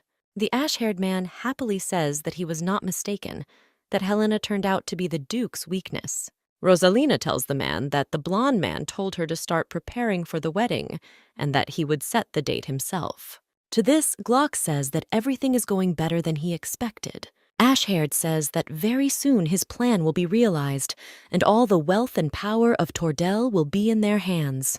The man turns to the red-haired woman and asks her if she is worried about this. The Baron's son approaches the girl and reminds her that she will finally receive the title of Duchess, which she dreamed of so much. Seeing the doubt on Rosalina's face, Glock asks what is troubling her so much. Ash-haired says that there is nothing to worry about, since everything is going as he planned. The red-haired girl is sure that if Glock had seen Aslan's gaze at that moment, he would not have said so. Then, it seemed to Rosalind that just a little more and the Duke would hit her. The girl reproaches herself for not having run away long ago and for agreeing to her ex-lover's plan. Rayla writes a letter to Aslan with a smile on her face. Having finished, the heroine happily thinks that when the man returns, she will need to have a serious talk with him. Seeing his daughter hurrying down the steps, Mr. Violet asks her where she is going. Smiling broadly, the girl says that she wants to send Aslan a letter. The man asks his wife in surprise if something good happened. Mrs. Violet says that the accumulated misunderstanding has finally been cleared up. A few days later, Hans arrives at Violet's house and gives Rayla a fresh newspaper and a letter addressed to her. The girl's face begins to glow with happiness. The postman looks around, and when he doesn't see what he was looking for, he asks the fair-haired girl where her companion is. Rayla replies that due to urgent matters, Aslan had to leave for a short time. After this, the heroes say goodbye, and the girl returns home. The blonde quickly opens the envelope and takes out a letter from her husband. The letter states that the blonde man will not be able to return to Ellawood anytime soon due to work. Seeing her daughter's reaction to the letter, Mrs. Violet asks her what happened. Rayla tells his parents that the blonde guy has to stay in the center due to business. The mother tells the girl that Aslan is not the kind of person who would avoid her, so she assumes that something might have happened. The main character understands that in a normal situation, she would simply wait for the Duke. However, this time the blonde feels that her soul is not at peace. Rayla confidently tells her parents that she is going to the center. Aslan looks gloomily at the letter from his wife and thinks that she is still angry with him. The man smirks, realizing that this is a natural reaction, since he has been lying to the blonde all this time. The blonde man is sure that Rayla was disappointed in him because he acted immaturely while they were together. The Duke is distracted from his thoughts by a knight who brings a report. The blue-haired man informs the gentleman that Glock Lariston approached Eston, the head of the Méché company and distant relatives of the Tordell family. Upon hearing this, Aslan realizes that he is right about Glock's intention to kill him, as he was addressing those people who are disgusted by the Duke's existence. The blonde man asks the servant if the people listed are connected to the accident he was in, and if there is any evidence. The Duke orders a thorough investigation into Eston and Glock Lariston.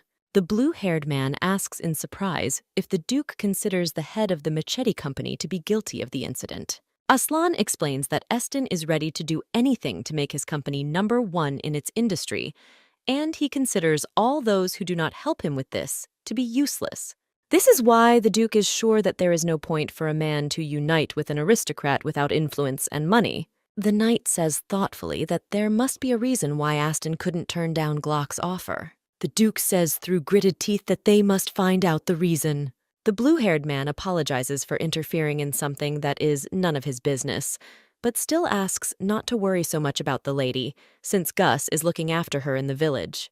The knight convinces the master that since no news has been received, the girl is now in Ellawood. The next moment, Dalton enters the office, informing the Duke that he has a guest. After this, the joyful main character looks out from behind the door. The girl shyly asks her husband if she has interfered with his work. The blonde man gets up from his seat and approaches his wife, asking why she arrived so suddenly. The thought flashes through the man's mind that the blonde has finally managed to sort out her feelings for him. Rayla smiles happily and says that they need to talk and asks for a minute. Already in the carriage, the girl thinks that she made a good start to the conversation, since she was able to remain alone with Aslan.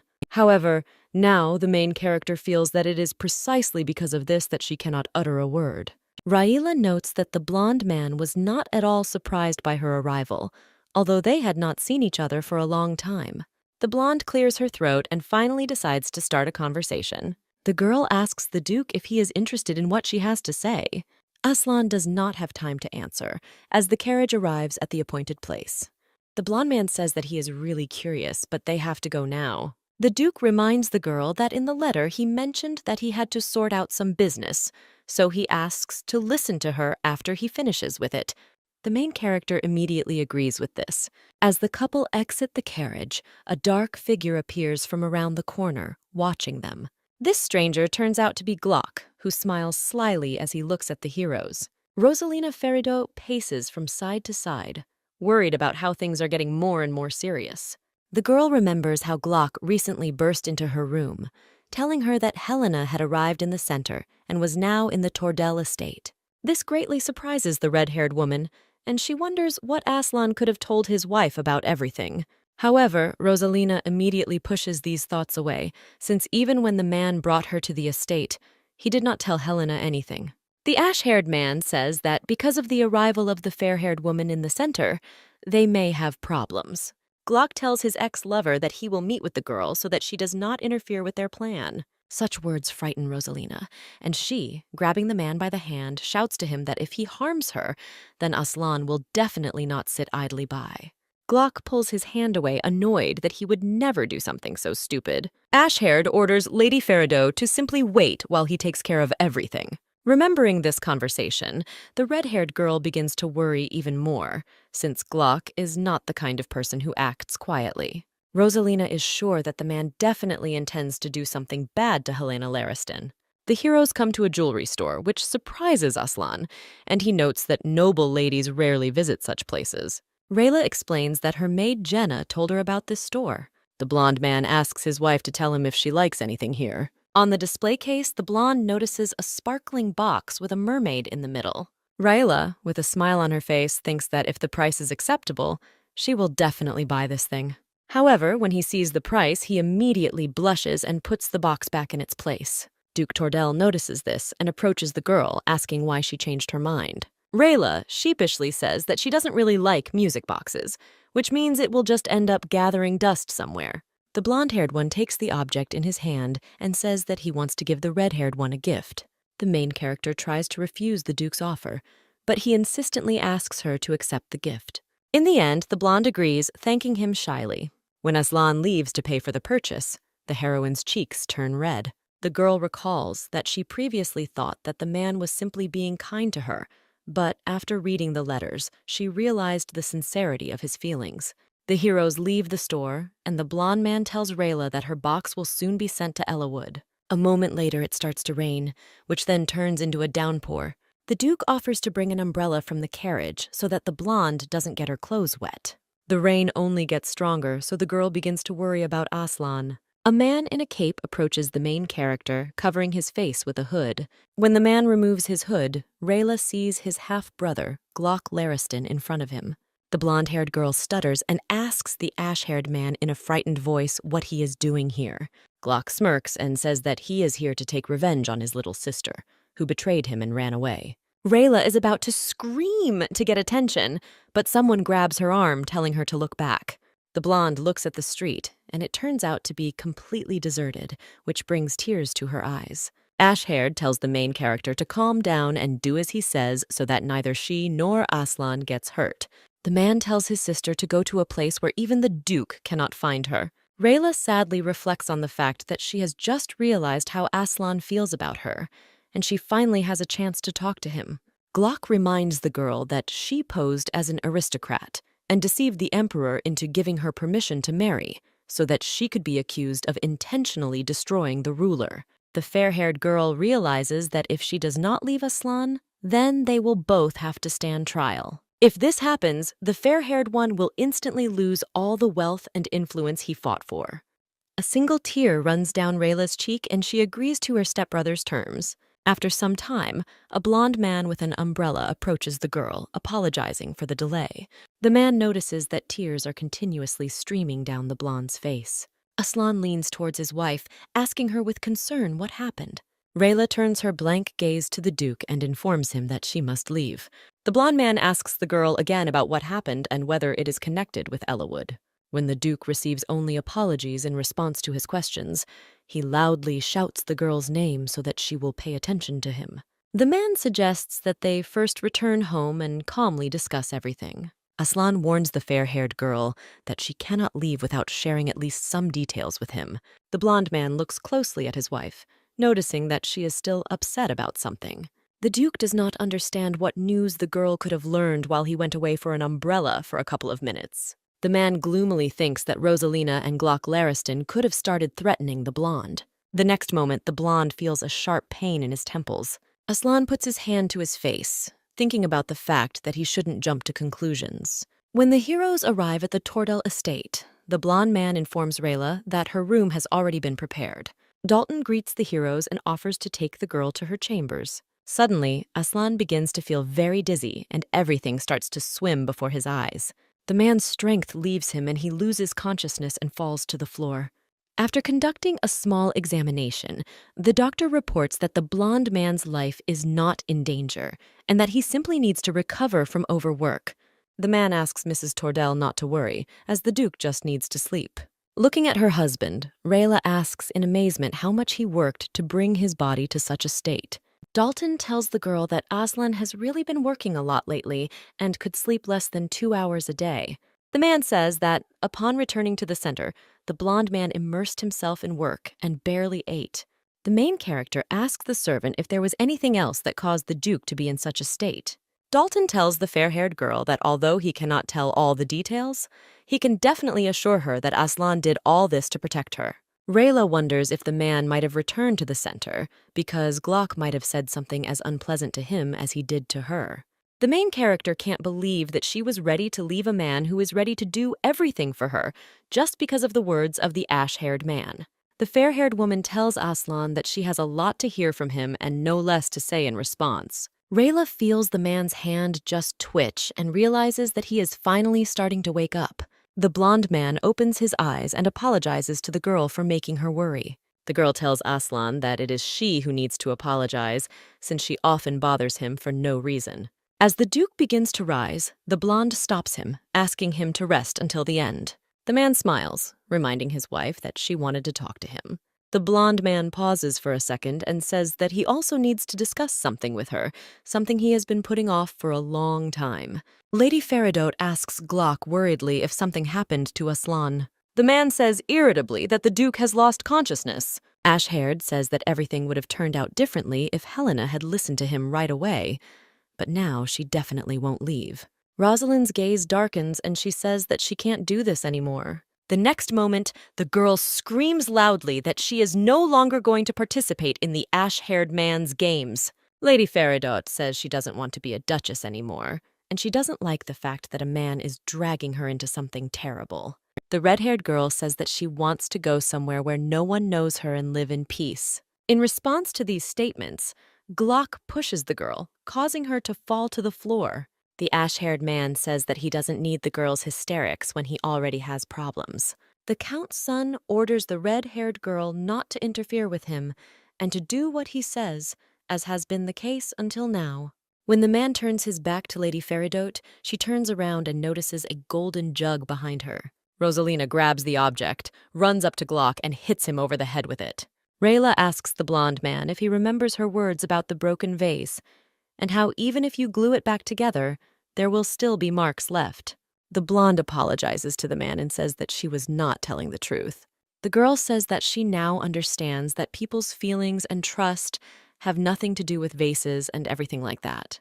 The main character tells Aslan that even if there are cracks, it is only a reminder that they should not make the same mistakes. Raela says that what their relationship will be like in the future depends on their future actions. The blonde says that only by talking to each other can they build a trusting relationship. The girl's cheeks turn pink and she says she wanted to say something else. The heroine awkwardly looks away and confesses to Aslan that she truly loves him. Rayla says she hid her feelings because she was afraid of being rejected. The blonde says that this fear began to consume her, so she preferred to cope alone. At some point, the girl felt that she could not stand it any longer, which is why she ran away. The main character apologizes to the blonde for leaving him without saying anything, and for her harsh, impulsive words. The Duke begins to say that it is all because of him, but the girl stops him, saying that she does not need an apology. Rayla admits that she hoped Aslan would be honest with her about his feelings if she did the same. The fair-haired man tells his wife that he really lost his memory, and his people helped him remember everything after his 20th birthday. To fill in the missing fragment, the Duke went to his wife immediately after the servants told him about her. Aslan admits that as soon as he met her then, he realized that he wanted to be with her. The blonde says sheepishly that he tried to convince himself that it was a necessary measure, but he knows that these were just excuses. The Duke tells his beloved that although he did not remember her, he was subconsciously obsessed with the thought that he simply could not leave her. The man admits that the longer he was with Rayla, the more images appeared in his memory, but he still remained silent. Aslan says that he was sure that if the fair-haired girl found out about the restoration of memory, she would leave him. The heroine awkwardly asks the man whether what he has done and said so far was done to see her reaction. Hearing this, Aslan immediately says loudly that this is absolutely not true. The blonde man says that he tried to dare for a long time, but all this time he simply hid his feelings, afraid of disappointing the girl. Rayla reminds the man that he gave her the ring. The Duke sheepishly says that he wants them to become real spouses because he loves the girl very much. There is a short silence between the flushed heroes. The main character wonders whether she should tell the blonde man about her meeting with Glock. The blonde doesn't want Aslan to worry about her again, and she's sure that if she hides it, nothing will change. However, Rayla realizes that she herself recently said that they should be honest with each other. The heroine confesses to the Duke that Glock Lariston came to see her today.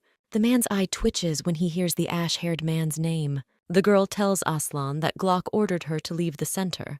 Otherwise, he promised to tell everyone that she pretended to be an aristocrat, and thereby insulted the emperor.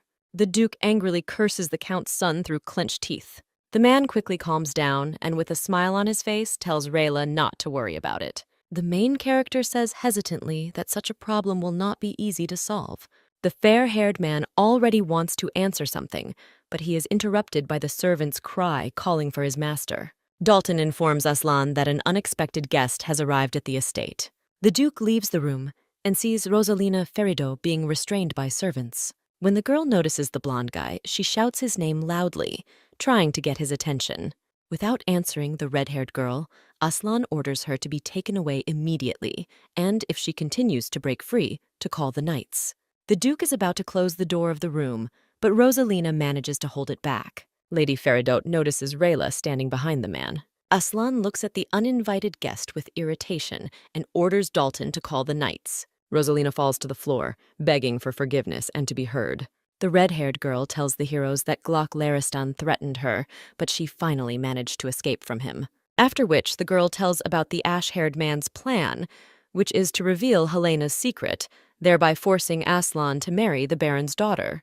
In addition, the man contacted Tordel's main competitor and, together with him, wanted to hand over Rayla and Aslan to court in order to tarnish their reputation.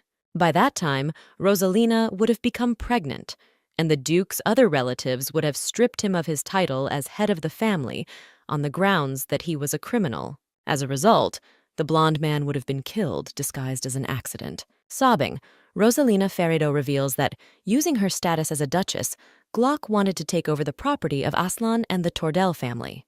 The red-haired girl admits that at first she succumbed to his tempting speeches, but then she realized how wrong she was. The girl says that she tried to leave the man many times, but he threatened to tell her secret. The Baron's daughter apologizes sincerely for everything she did to them. However, the Duke is not moved by the girl's apologies, as he is sure that she is doing this to save her life. Rayla decides to support Rosalina, saying that she, better than anyone, knows that Glock is good at manipulating people using their weaknesses. The fair-haired woman suggests that if the Baron's daughter had any feelings for the man, she would not have run away from him so easily. The main character says that Lady Faridot does not deserve the same punishment as the ash-haired man if he really blackmailed her into helping him. However, Rayla is not going to forgive the girl for helping to harm Aslan. The fair-haired man agrees with his wife's words and asks to leave him and Rosalina alone to discuss everything. When the heroine leaves, the Duke tells the uninvited guest that she is very lucky, since in any other situation, he would have killed her without hesitation. The blonde man says that he cannot do this to a man who was threatened and then came to ask for forgiveness. Aslan promises to save the girl's life if she continues to help them in the future. Hearing this, the red-haired girl immediately bows at the man's feet, sincerely thanking him for his pardon. The Duke turns away from the Baron's daughter, saying that it is not him who should be thanked, because it was not he who saved her, but his wife. The blonde man enters his wife's room, who immediately asks how their conversation with Rosalina went. Aslan answers his beloved that from this moment on, the red-haired one will cooperate with them. Rayla is surprised by the man's words, so she asks him if they might need the red-haired girl's help. The Duke says not now, but in the future she will be able to provide them with even more information. The fair-haired girl realizes that if Aslan says something like that, then Glock Larestine can do something else. The Duke tells his wife not to worry about anything, because he will do everything so that it does not affect her in any way. Several days later, Glock sits in a tavern, cursing Rosalina for betraying him. The man thinks that her departure ruined his whole plan. Ash-haired wants to return the girl, but due to the increase in guards in the estate, he cannot. However, Glock is confident that he will succeed, since he has relatives of the Tordell and Eston families on his side. Suddenly, the Count's son hears men at the next table discussing the news that the head of the Macchetti Company has filed a lawsuit against Duke Tordell. When the ash-haired man hears that this asshole is somehow connected with Aslan's wife, he jumps up from his seat. Glock is furious that the man decided to ruin all his plans by reporting the Duke now. A few days later, the heroes find themselves in court. The main character is very worried about the outcome of the meeting, but the Duke reassures her, saying that everything will be fine. The judge comes to his place and, with the sound of his gavel, announces the beginning of the court session. A few days before the trial, an enraged Glock Larestine showed up at the head of the Machet Company. Eston Macchetti gloomily asks his assistant who let the ash-haired man in. The servant apologizes to the master, saying that the man simply broke into his office. Glock approaches Aston's desk, saying that he heard that he had brought charges against Aslan Tordell and his wife. Macchetti orders his assistant to go out and not let anyone in. When the servant leaves, the ash-haired man tells Eston about their agreement to sue Aslana and his wife only when he remarries. To this, the man only bursts out laughing, saying that Glock speaks very smoothly. Macchetti tells the Count's son that the fair-haired man wants to pin the carriage accident on him, which is why he decided to strike first.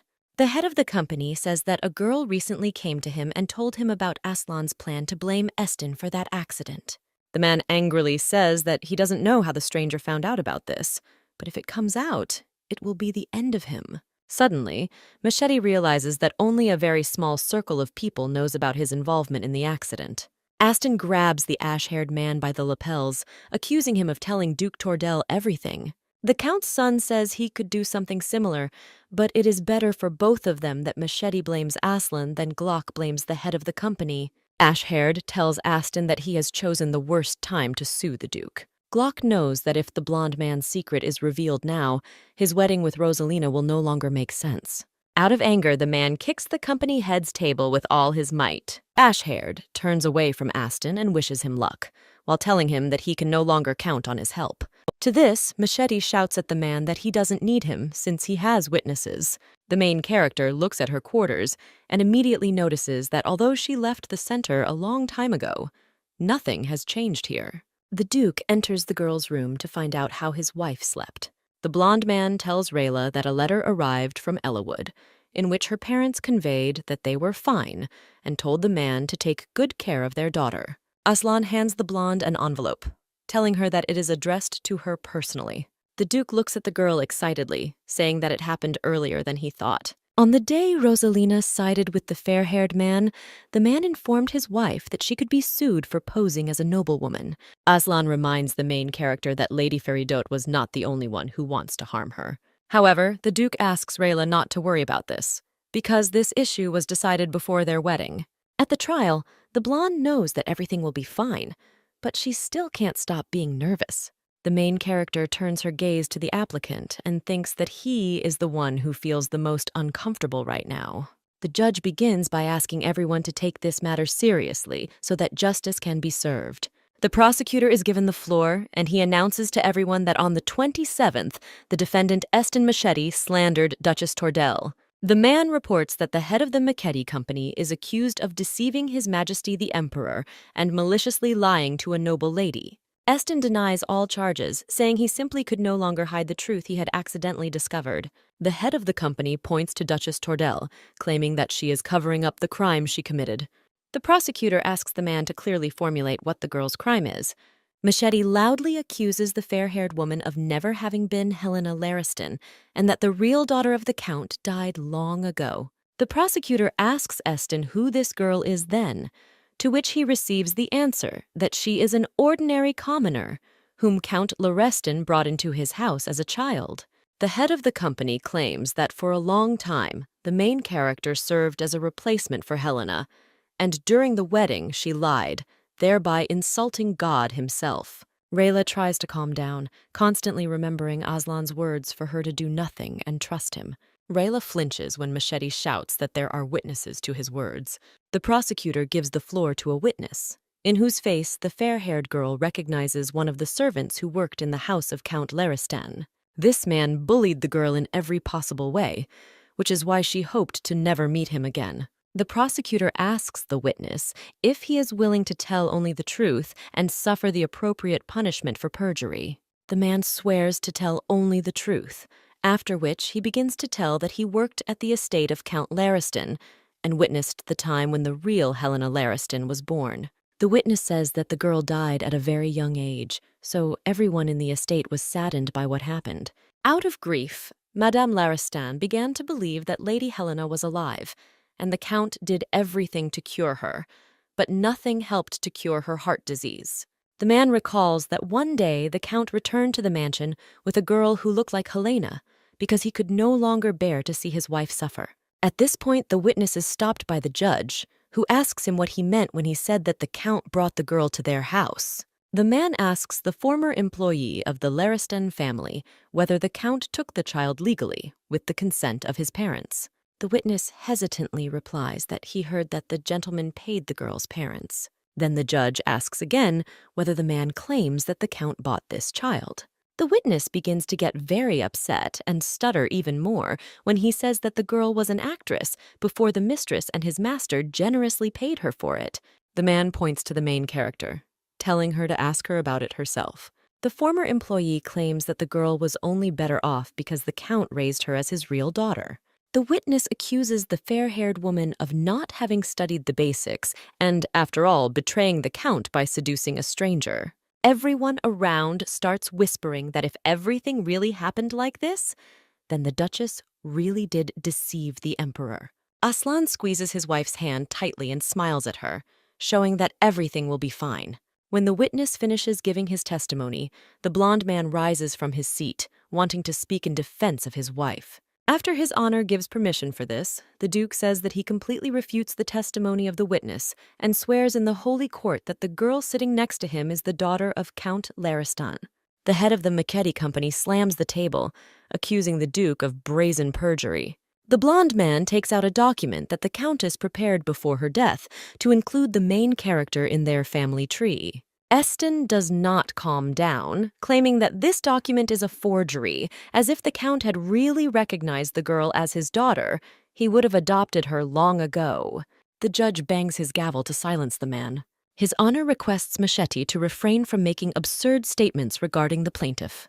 The fair-haired man continues, saying that the Count and Countess did indeed want to accept Helena into their family earlier, but the matter was delayed due to the woman's death. Aslan says that the Count tried to complete the process, but he failed since the girl became an adult and fate brought her together with the Duke. The man says that the Count initially disapproved of their marriage, but eventually allowed it to take place, and during the preparations for the wedding, decided the issue of adoption so that Helena's status would not hinder her. At this moment, Rayla thinks about how, shortly before the trial, Aslan told her that she really became the daughter of Count Laristan. Even though the fair-haired man convinced the Count to adopt Rayla before the wedding, he still hid this fact from her so as not to shock her because she has a real family. People around her are starting to feel sorry for the blonde because she lost her parents so early, and now they are suing her because of it. Eston Machete shouts to the judge that the situation with the main character's name is very strange, since they left her with the name of her previous mistress. To this, the fair-haired man says that his wife has the same name as the deceased daughter of the Laristan couple, by decision of the Duchess herself. The Duke says the woman did this so that the girl would not feel uncomfortable in high society because she was a commoner. Aslan states that in confirmation of his words, he is ready to provide the adoption documents written by Count Laristan, as well as the Countess's will. The fair-haired man says that according to this will, the woman bequeathed all her property to his wife, which confirms her desire to adopt the fair-haired woman. The judge carefully examines the documents and then confirms their authenticity. His Honor declares that a more thorough examination may be called for later, but for the time being, he accepts the evidence presented by the plaintiff. The fair-haired man decides, by the way, to remind that the accused owns a railway business. Machete asks the man in a nervous voice how this could be related to the case. The Duke grins and tells the judge that the defendant's company is competing with his company for the right to the western branch of the route. Aslan suggests that the defendant slandered him and Helena for selfish purposes. Machete tells his Honor that these accusations have nothing to do with the current case. The judge agrees with Aston's words and asks the plaintiff to refrain from making statements that could discredit the defendant's honor. The Duke apologizes and expresses a desire to tell the judge how he came to such conclusions. Aslan states that he would like to report other crimes of the defendant Eston Machete.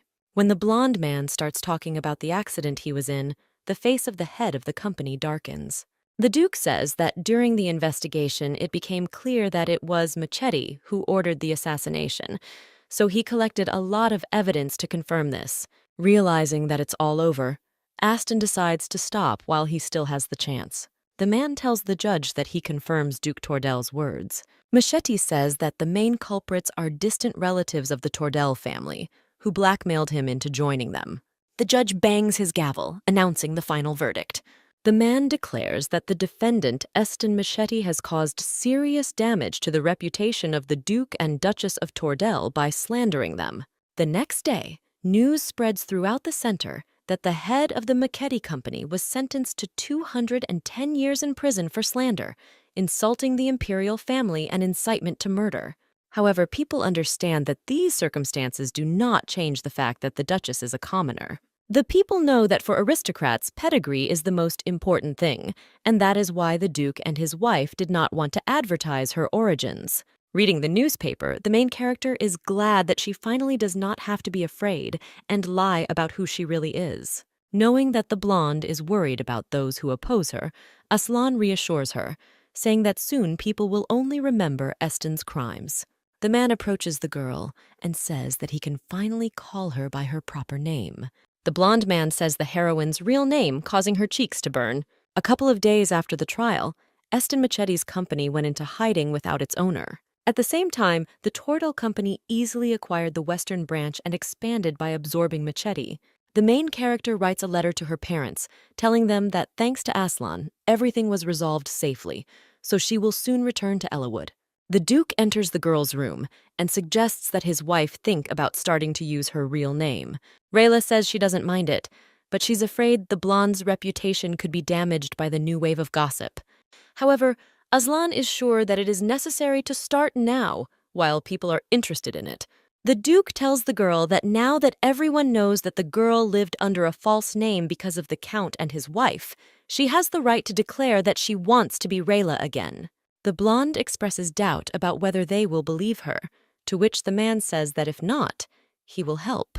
The heroine thanks her husband and is glad to herself that he understands such issues. Suddenly, the blonde man asks the girl if she would like to move her family to the center. The fair-haired man says that he could prepare an amber house for his family, where they could live comfortably with all the amenities. Rayla agrees to the man's proposal and apologizes for causing so much inconvenience. Aslan pulls his wife towards him, saying that if she is truly sorry, then she must definitely repay him later. The blonde blushes and clarifies what the Duke wants as gratitude. The man asks his beloved to think about this question and decide for herself what she can give him. The blonde thinks that he just wants them to be happy and spend the rest of their lives together. Violet's family stands by the roadside, anxiously waiting for someone. A carriage from the Duchy of Tordel arrives at the house, and the main character emerges from it a moment later. The mother hugs her daughter, praising her for her bravery. The girl says that it was hard, but Aslan suffered the most. Mrs. Violet takes her son-in-law's hands in hers, saying that they are ready to do anything to thank him. Seeing how awkward the man was because of these words, the blonde laughed quietly. The heroine asks the family if they are ready to go to the capital. Aiden happily says that this is all he could think about, and his mother replies that they are very happy because they will finally be able to spend more time with their daughter. The Duke hugs his wife, asking her if she would like to say goodbye to the residents of Ellawood. The blonde man invites Rayla to stay in the village for a couple of days to say goodbye to those she has become attached to. The girl thinks that in this place, she met many good people whom she will miss greatly. The main character thanks the pastor for lending her books and introducing her to such wonderful children. The man tells the blonde that meeting her is a gift from God, but expresses concern that the children will not be able to live a day without their favorite teacher. Children enter the classroom and start crying, asking Raila not to leave. The fair-haired girl tells her students that they are not parting forever and that she will definitely visit them.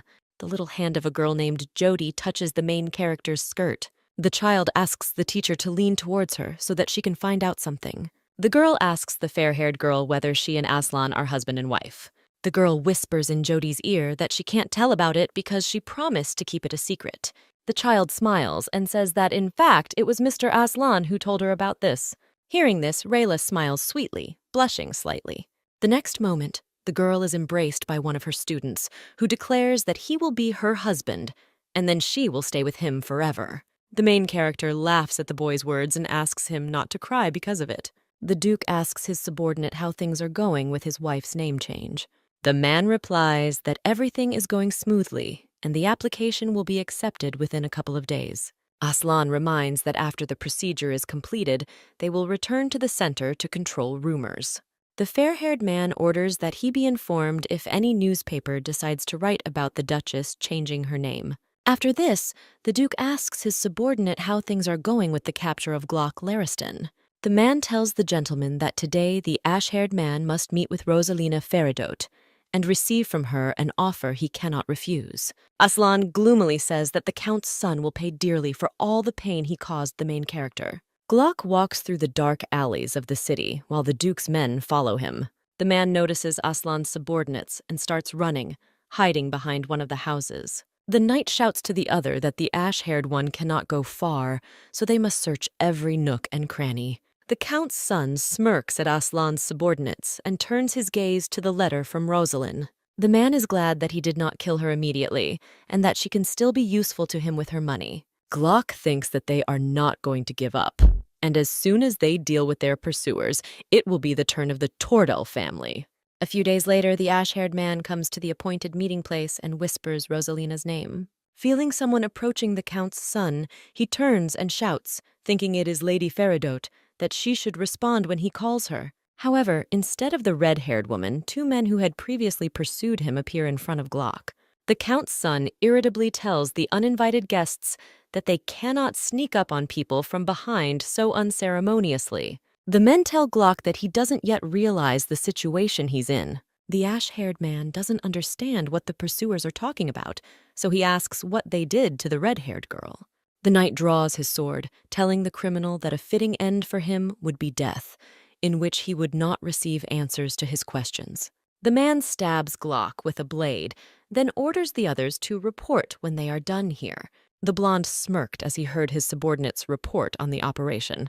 Although the Duke knew where the Count's son was, he was waiting all this time for the right moment to deal with Eston and his relatives. Aslan is glad that everything went according to plan, and now he can finish the most important thing. The blonde arrives in Ellawood, where Rayla greets him at the door of Violet's family home. Approaching the girl, the Duke thinks that instead of waiting for the right moment, he should have figured out a long time ago how to relieve the fair-haired girl from her suffering.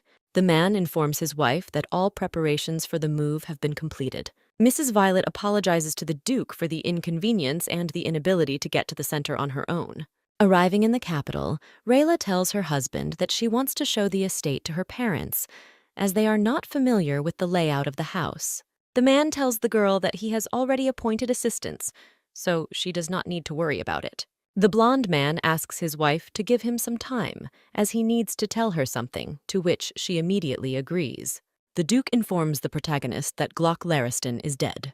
Rayla asks her husband if he contributed to this, causing the man's cheeks to glow.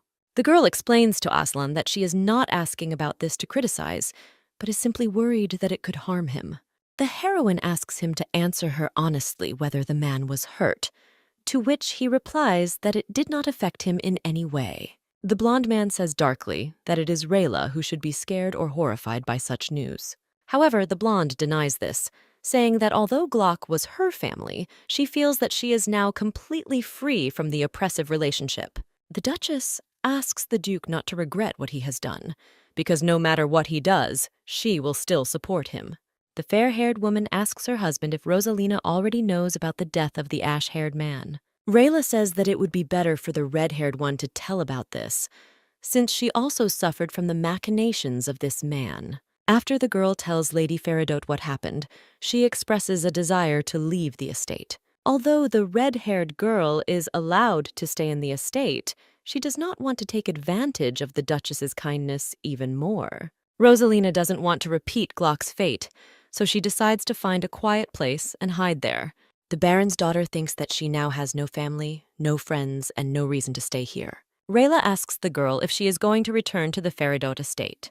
The red-haired girl answers negatively, saying that that place holds too many memories that she would not like to remember. When asked where she plans to go, Rosalina replies that she will go anywhere, as long as it is far away from here and her native lands. This answer makes the main character's soul heavy, so she tells Lady Feridote to turn to her at any time if she needs anything. Hearing this, a single bitter tear rolls down the girl's cheek. Rayla says that it was hard for Rosalina, as she also suffered a lot because of Glock. Crying, the red-haired girl sincerely thanks the Duchess for her words and apologizes for all the bad things she did to her. The main character thinks that she once hated Lady Feridote, but now she is very distant from her. Rayla hugs the girl and hopes that everything will work out for her in the future. After Rosalina left the estate, unusually calm days began. The blonde looks closely at the letter, thinking about how to answer it. The heroine turns to her husband, asking him if he is very busy now, but in response she hears only silence. Rayla calls her husband's name a little louder, causing him to flinch. The girl notices that the man has turned pale, so she asks if everything is okay. Aslan replies that he was simply thinking about the answer to ordinary work questions. However, the Duchess notices that the Duke's body is shaking slightly. A woman sits near the window, looking intently at the night sky and carefully holds a gold pocket watch in her hands. Duke Tordel's mother barely audibly pronounces her son's name. Jenna enters the main character's chambers and joyfully greets the Duchess. The fair-haired girl asks her maid where she went, since having walked around the entire estate, Rayla still did not find her. The maid says that she lived in her hometown for some time, since after her mistress left, she stopped working at the Tordel estate. Jenna says that as soon as she heard about the Duchess's return, she immediately approached his lordship with a request to return. Rayla tells the girl that she is very happy to have her. The maid promises to do everything possible to make up for lost time and continue serving her mistress with pleasure. The maid asks the main character to let her know if there is anything she can do to help right now. The blonde asks the girl to help her get ready to go out for a walk. A fire lights up in Jenna's eyes, and she promises her mistress that she will make her outshine any lady. After some time, Rayla looks in the mirror and sees a girl of incredible beauty. The Duchess thanks the maid, saying that she has golden hands. The blonde shyly thinks that the jewelry looks a bit flashy for just spending time with family. Aiden indignantly says that his sister should have already left the estate, but his mother asks him to be more patient. The main character's brother notes that his parents left earlier and have been waiting much longer than he has. The blonde gets out of the carriage, asking the family why they didn't wait for her inside. Aiden and his father freeze in place, not believing that it is Rayla standing in front of them. The young man approaches the heroine, hesitantly asking if she is really his sister. Mrs. Violet says with delight that she now understands that her daughter is a duchess. Rayla is very embarrassed by the praise and thinks that she will still have to take off some of her jewelry. Mrs. Violet tells the blonde that sometimes she wonders if they deserve such a beautiful and precious daughter. The heroine says that she became like this only thanks to her relatives, who raised her correctly. The blonde says that even in the most difficult times, her family was there, and only thoughts about them helped her survive all the hardships. Mrs. Violet's eyes fill with tears as she realizes that her daughter has grown up so much. Rayla invites the family to have fun and go to the places she has always dreamed of taking them to. After a long walk, the main character and her family decide to go into a dress and jewelry salon. Sitting on the sofa, the blonde is glad that her savings came in handy. The girl's mother sits down next to her and thanks her daughter for giving them so many vivid impressions. The heroine says that she really enjoyed making her family happy. Suddenly, Rayla hears girls she doesn't know talking about her. The ladies laugh at the fair-haired woman, saying that she is not at all embarrassed to communicate with commoners. The girls are sure that the main character buys the favor of her servants so that they do not remember her origin. Mrs. Violet suggests that her daughter go outside for a while to get some fresh air. Having walked around to their heart's content, the heroes decide to return back to the Duke's estate. The men excitedly discuss how big the city center has become. Aiden asks his sister if there is a place she hasn't been to yet, to which she responds that she doesn't go out that often, so there are quite a few such places. Rayla glances at her mother, worried that her words had hurt the girls. At that moment, the woman turns to her daughter, asking if she is okay. Hearing this question, Aiden asks his mother if something happened to his sister. Mrs. Violet tells the fair-haired girl that although they are happy to spend time with her, she is afraid that communicating with commoners could cause discontent in high society. The woman assures Rayla that it would be better for them to return to Ellawood so that no one would look down on her.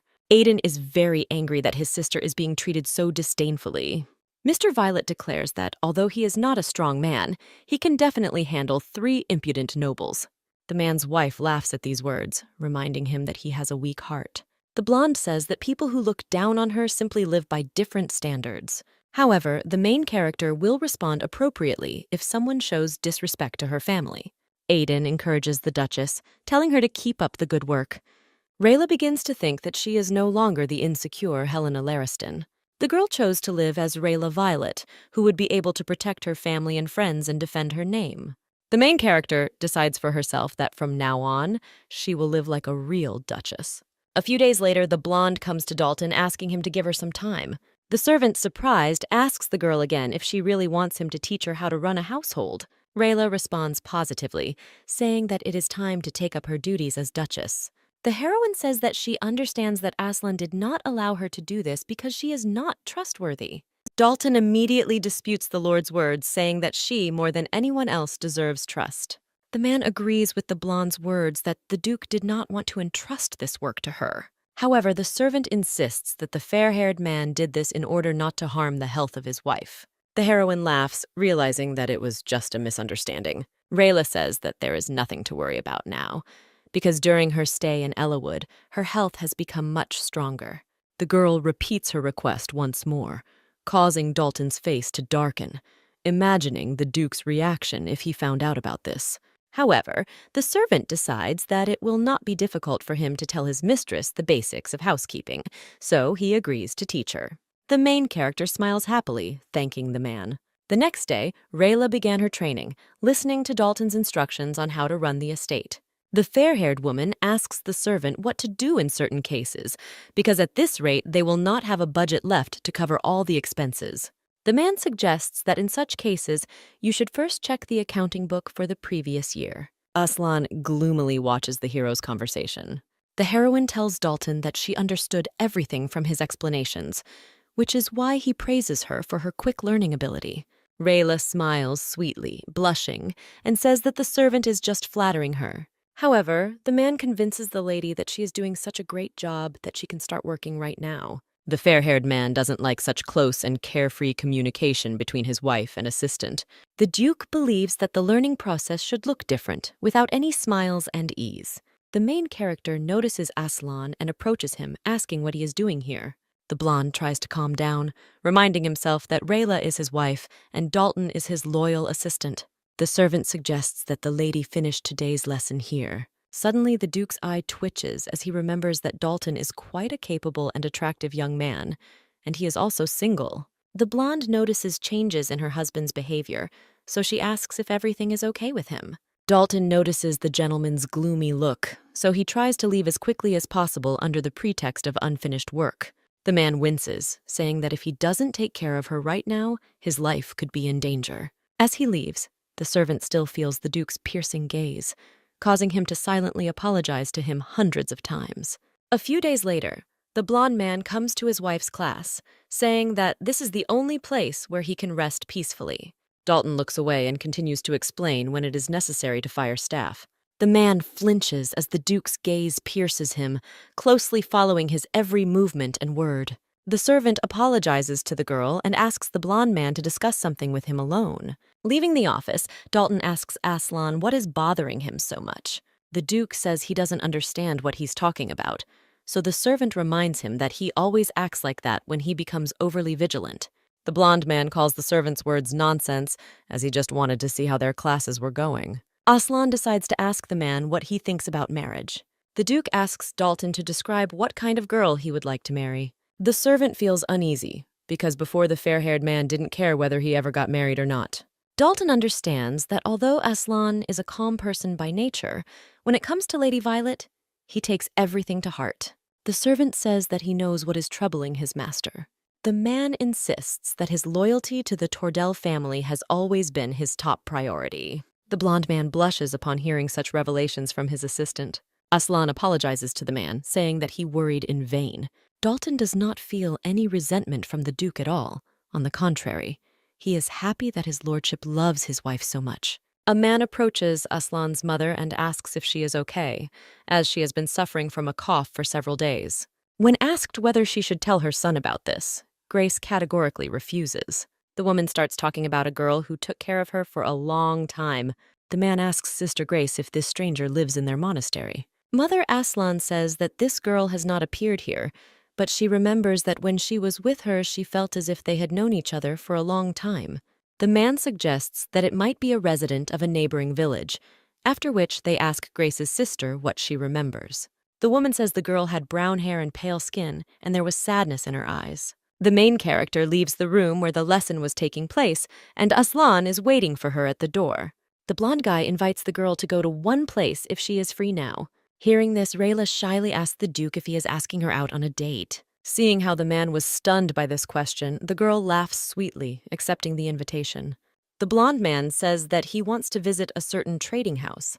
The main character immediately agrees, but is surprised that Aslan chose such a crowded place, because he doesn't like to know them. The Duke says he is planning to open a trading business soon, so he needs to assess the market and find a profitable location. The man takes the girl by the hand, saying that he knows little about this area, so he would be very grateful if she shared her knowledge. Rayla replies that in that case, she will quickly get ready and they will go to the trading house. When the girl leaves, the blonde thinks that he should know about his wife's preferences so that she would only be happy when receiving gifts. After a long time spent in the trading house, the main character was completely exhausted. At this time, Aslan looks at another thing that his wife might like. The fair-haired woman, almost crying, tells her husband that he doesn't have to take so much. The Duke asks the girl why he should not take things that suit his beloved. Rayla shyly shouts that a man shouldn't buy everything he can because he's already spent so much. The fair-haired man tells the heroine that he does not consider it expensive to buy what his wife liked. The girl sighs, covering her face with her hand as she remembers that her husband has a habit of buying up everything that catches her eye. Aslan asks the heroine not to forget that this is part of his analysis. The blonde explains to Rayla that women make up the main customer base, and with their help, he will be able to understand what products the customers like the most. The man says that demand plays a big role in the success of a business, so now the girl is giving him very useful business advice. The blonde looks at the Duke intently, not knowing whether to believe him or not. Aslan offers to buy the items chosen by Rayla as an example of what other customers might like. The main character already wants to stop her husband, but he interrupts her, asking the seller to pay them. Other buyers of the trading house begin to discuss the couple. The ladies do not understand why the heroes communicate so closely, since they heard that they do not like each other. A few days later, the blonde looks at the pile of letters addressed to her with bewilderment. Dalton tells the girl that this may be due to the fact that the others learned about the renewal of their alliance with the Duke. Rayla reflects that in all her time as Duchess, she never received so many invitations until everyone found out that she and Aslan had mended fences. Even though the fair-haired girl understands people's goals, she still can't ignore the letters. Dalton tells the lady that her husband asked her to convey something. The servant quotes the blonde man, saying that if Rayla doesn't want to go, then there's no need to answer the letters. A smile appears on the main character's face, because the man will be able to predict that she will feel pressure. The girl decides that it would be impolite to refuse the letters, so she asks Dalton which of these places he recommends visiting. Rayla says it would be right to attend as many events as possible, but they should be Aslan-friendly families. The servant takes the envelopes and says that in this case, the girl should consider these options. Dalton also advises the Duchess to discuss this issue with the Duke. Rayla agrees with the man, saying that she will discuss with her husband which of the 5 invitations is best to accept. The main character decides to put this question off until later, so as not to distract the man from work. Late in the evening, the girl knocks on her husband's door, who greets her in a robe with a bare torso. The blonde shows Aslan the envelopes, saying that she needs to discuss something with him. The heroes sit down on the bed to read the contents of all the letters. Such an intimate setting makes a man very nervous. Seeing that the blonde man froze in place, Rayla asks him if this is due to the difficulty of the choice. The Duke winces and replies sharply that everything is fine. Aslan clears his throat and holds out the envelope, saying that the girl can look at it. Rayla claps her hands happily, saying that she also liked this particular letter. The blonde informs the man that she will be attending an event at the Gingerwell estate next week. The nun tells Sister Grace worriedly that she is pushing herself too hard. The woman goes to bed saying that she is fine and just needs to rest. As the nun leaves, Grace grimly says that she will soon leave this world and will no longer bother her son. The next day, the main character is studying with Dalton again, but all her thoughts are filled with the upcoming social event. Jenna came to the fair-haired woman, informing her that she had a guest. Rayla is surprised that they came to her and not to Aslan, so she thinks that it is someone from her family.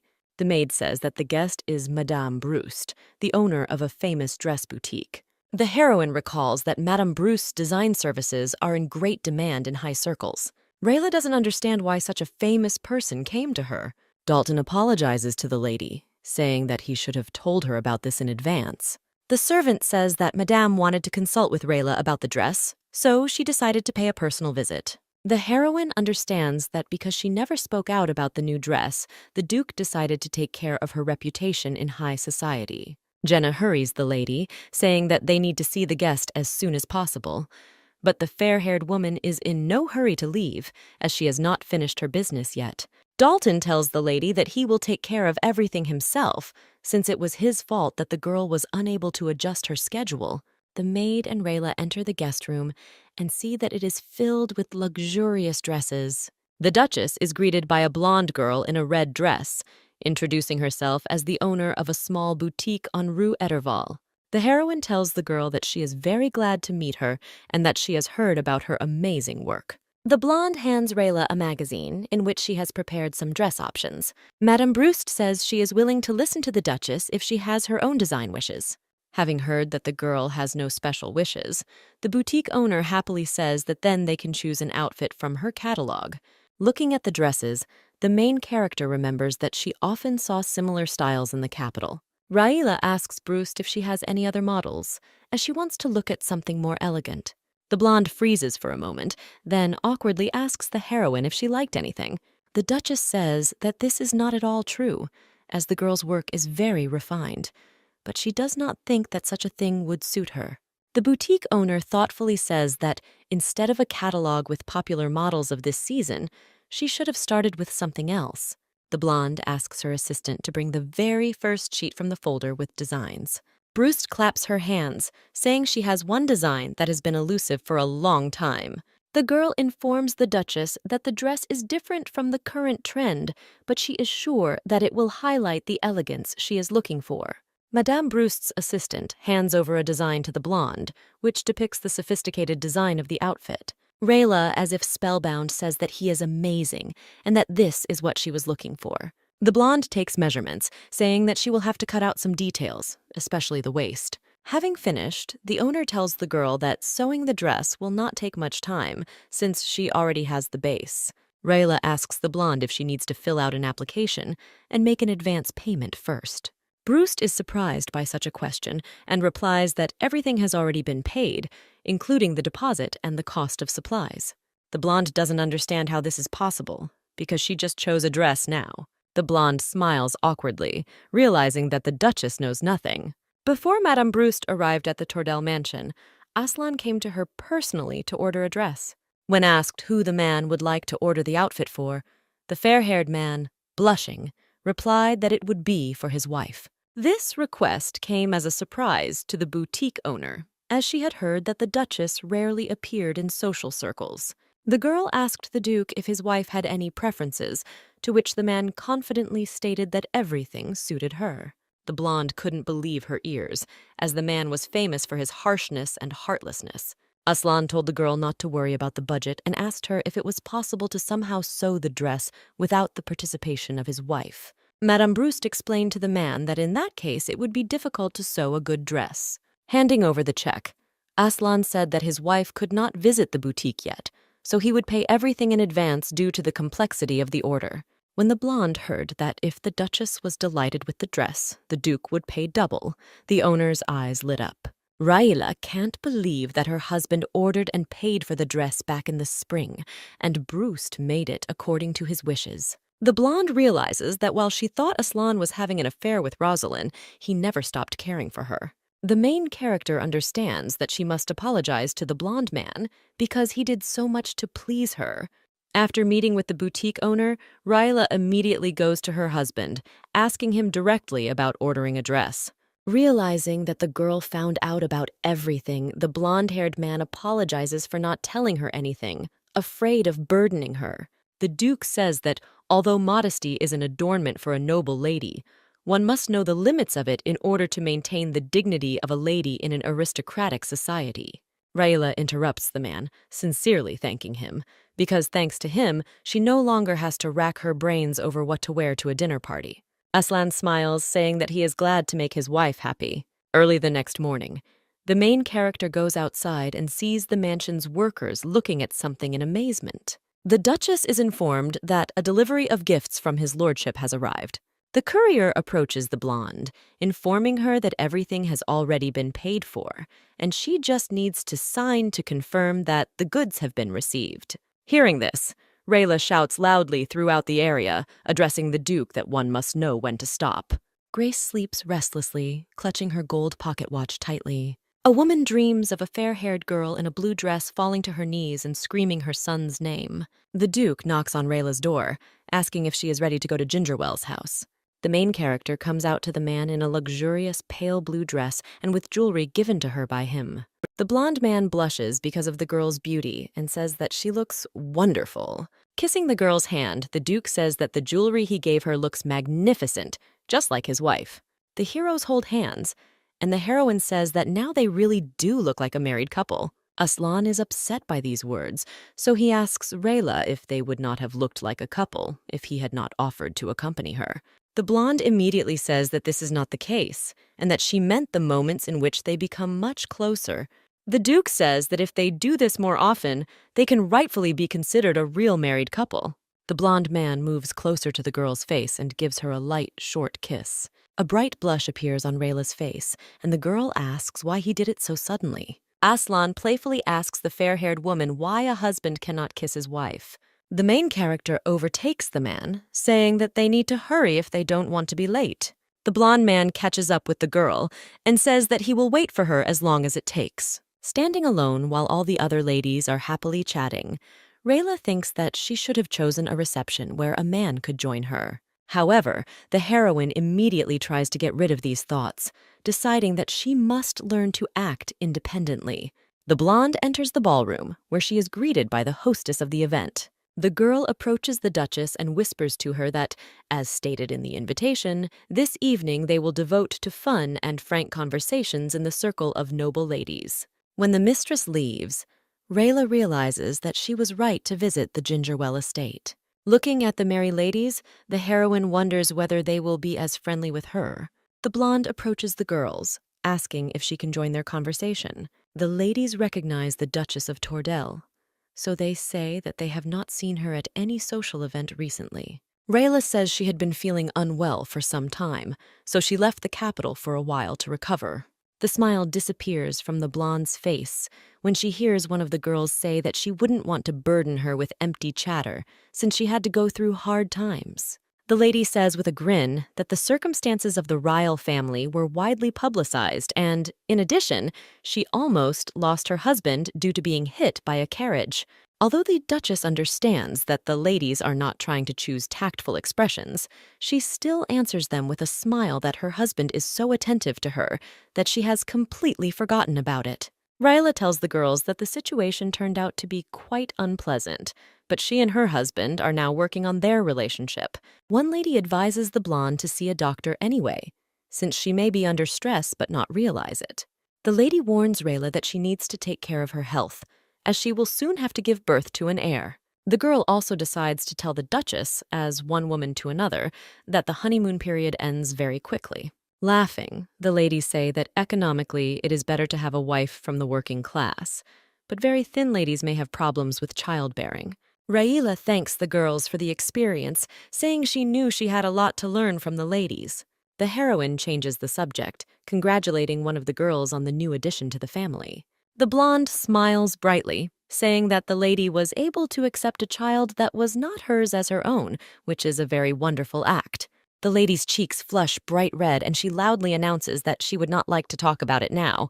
After this, the girls quickly leave the main character, and she breathes a sigh of relief, realizing that she has succeeded. Duke Tordell walks restlessly around the hall, deeply worried that his wife will be treated with prejudice. Seeing the gentleman's condition, Dalton suggests that he go get the fair-haired girl. The fair-haired man says that the servant noticed correctly, and they must go to Gingerwell's house immediately. Dalton tries to stop the Duke, reminding him that the event is only recently held, and since only ladies are allowed to attend, his visit could cause problems for the lady. Aslan agrees with his assistant and decides to wait for the girl in some secluded place not far from the mansion. Grace wakes up abruptly from a nightmare and screams her son's name nonstop. Rayla goes out to get some fresh air and sadly thinks about how hard it is for her to still attend events like this. After the heroine put those ladies in their place, others approached her many more times, but there was obvious flattery in their voices. The blonde felt uncomfortable with this, as well as with the overt display of hostility.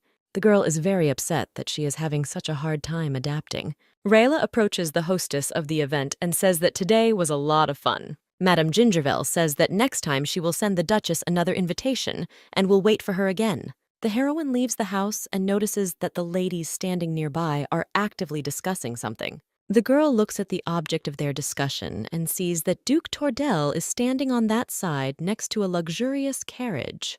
Rayla runs up to her husband asking what he is doing here. The man says that he came because he was very worried about her. The noble ladies, with a little envy in their voices, say, looking at the couple, that their husbands would never do something like that. When one of the girls says that the man's actions can be regarded as bad manners since he came to a women's event, Aslan's view changes. The man decides not to disturb his wife, so he suggests that she go home as soon as possible. The ladies discuss the heroes, saying that the Duchess must have done something good in her past life to be so lucky. The blonde guy asks the girl how her evening went, to which she replies that she would be lying if she said she liked it. Rayla says that most of the guests were friendly towards her, but it will take her a long time to get used to the noble society. The Duke apologizes to his wife for not preparing her for this earlier. The fair-haired girl doesn't have time to answer, as the carriage stops abruptly. The blonde man gets out of the vehicle to find out the reason for the unscheduled stop. The coachman apologizes for this, saying that he stopped abruptly because he saw some animal lying on the road. Rayla also gets out of the carriage and approaches the badly injured cat lying unconscious on the ground. The fair-haired girl asks the Duke to take the animal to the mansion to help, to which he immediately agrees. The Duchess decides to check if they have anything to provide first aid, but does not notice another carriage rushing towards her. The next moment, Aslan pushes his wife aside, taking the full brunt of the blow. Rayla runs up to the man and, seeing that he does not respond to her cries, begins to cry, blaming herself for everything. However, a moment later, the blonde comes to his senses. The girl anxiously asks her husband how he feels and if he has any wounds. Aslan looks at the girl for a moment and then asks her who she is. Realizing that the Duke has lost his memory again, Rayla begins to cry even harder.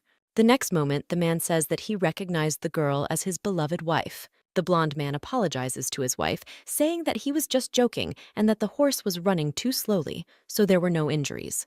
The heroine begins to cry bitterly, saying that she was very scared and almost went crazy. Aslan immediately begins to apologize to the girl non-stop, sincerely saying that he is sorry. The blonde man says he just wanted to turn the situation into a joke, but now he realizes it was stupid of him.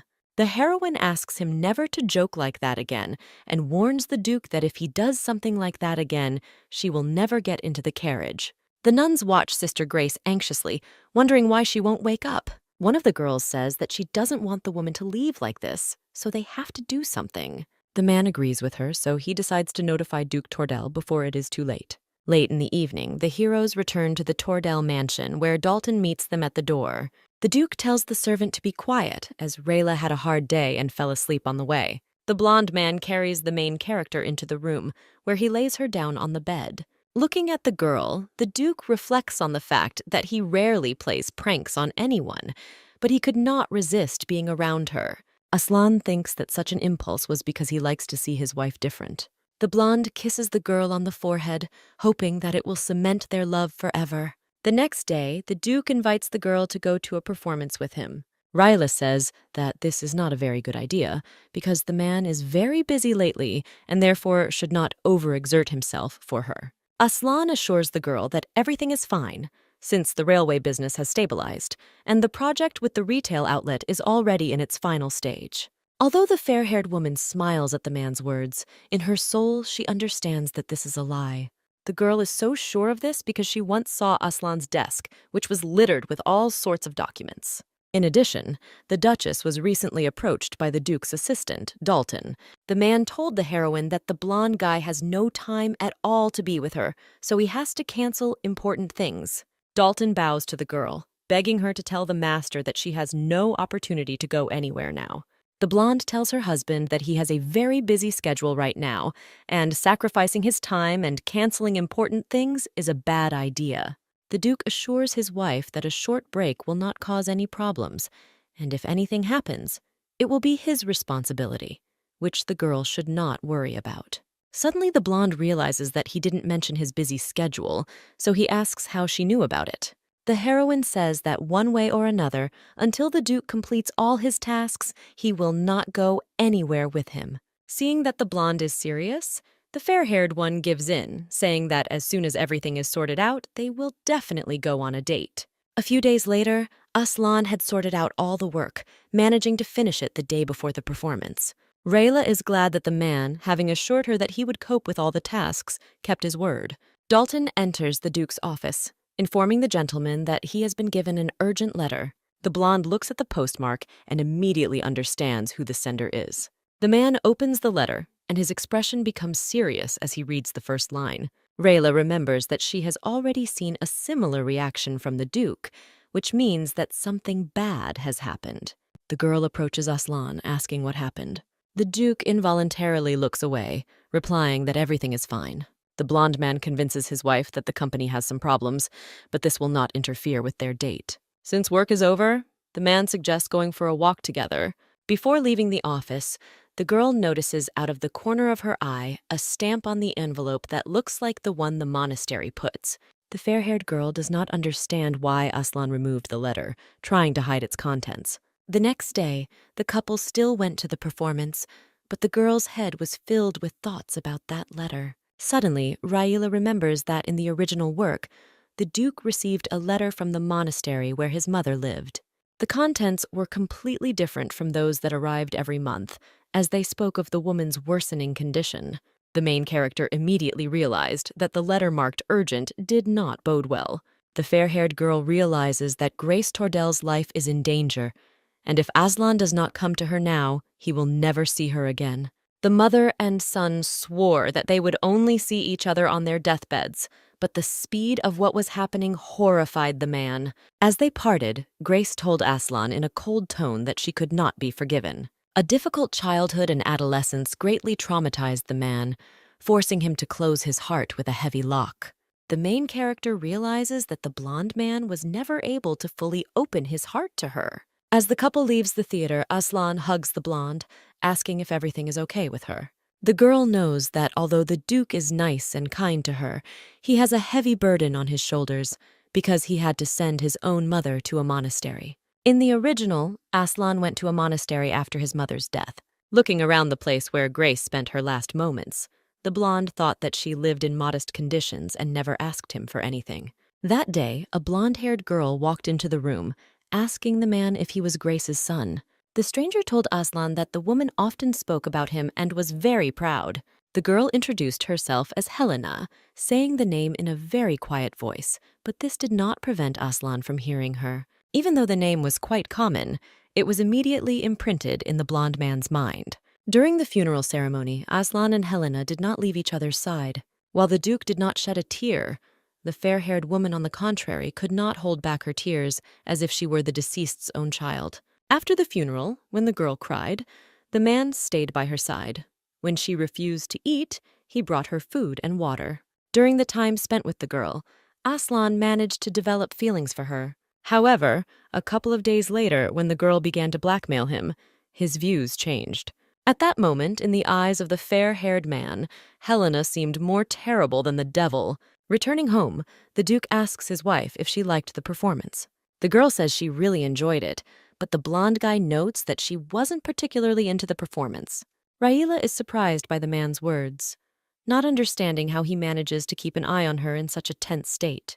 The Duchess admits that she kept thinking about the fact that this performance was based on her favorite novel, so she went into herself, comparing it to the book. Hearing this, Aslan is glad that he guessed well with the production. The Duke suggests to his wife that they go to the bookstore together next time. Raila is once again lost in thought, trying to understand why Aslan from the novel accepted Helena's proposal. The heroine thinks that the blonde man could have been in love with the girl or considered himself obligated to her for taking care of his mother. However, the Duchess immediately rejects these assumptions, since in the novel the man despised Helena throughout their marriage. Aslan interrupts the girl from her thoughts, asking her if she wants to talk to him about something. Raila hesitates, unsure whether she should say this, since the man will most likely try to hide what is happening from her. The blonde already opens her mouth to talk about yesterday's letter, but immediately stops, saying that she didn't want to talk about anything. The girl realizes that she cannot start this conversation, as she constantly remembers the pain her heroine brought to Aslan. The couple gets out of the carriage and thanks each other for the time spent together. The Duke tells the girl that he has something to tell her, so he asks her to come to his room when she is ready. Aslan tells his wife that this is connected with her experiences.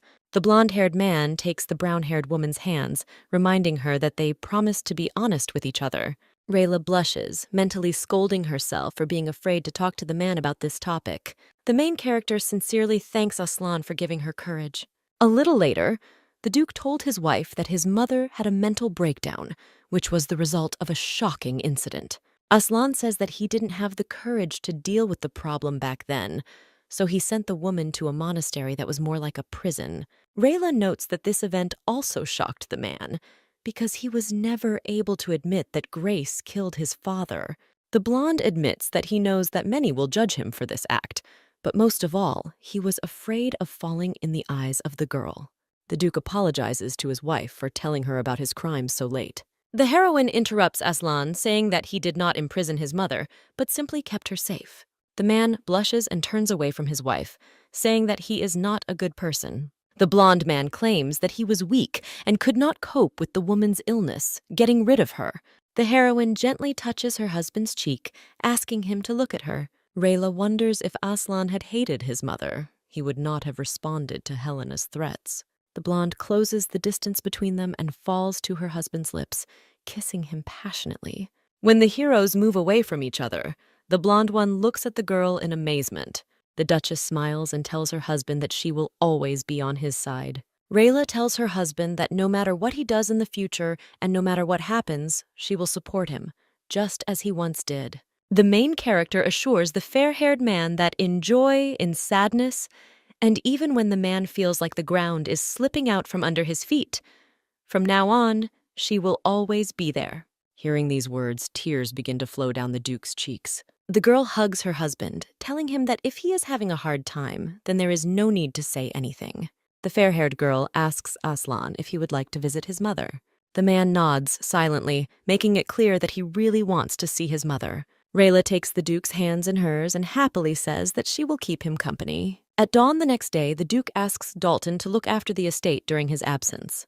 Aslan approaches his wife, informing her that the journey to the monastery will take several days by carriage, since the railway there has not yet been built. The blonde man assumes that the girl is worried about this, since the train ride would have been much easier. However, Rayla denies this, saying that she can't wait to see the Duke's mother.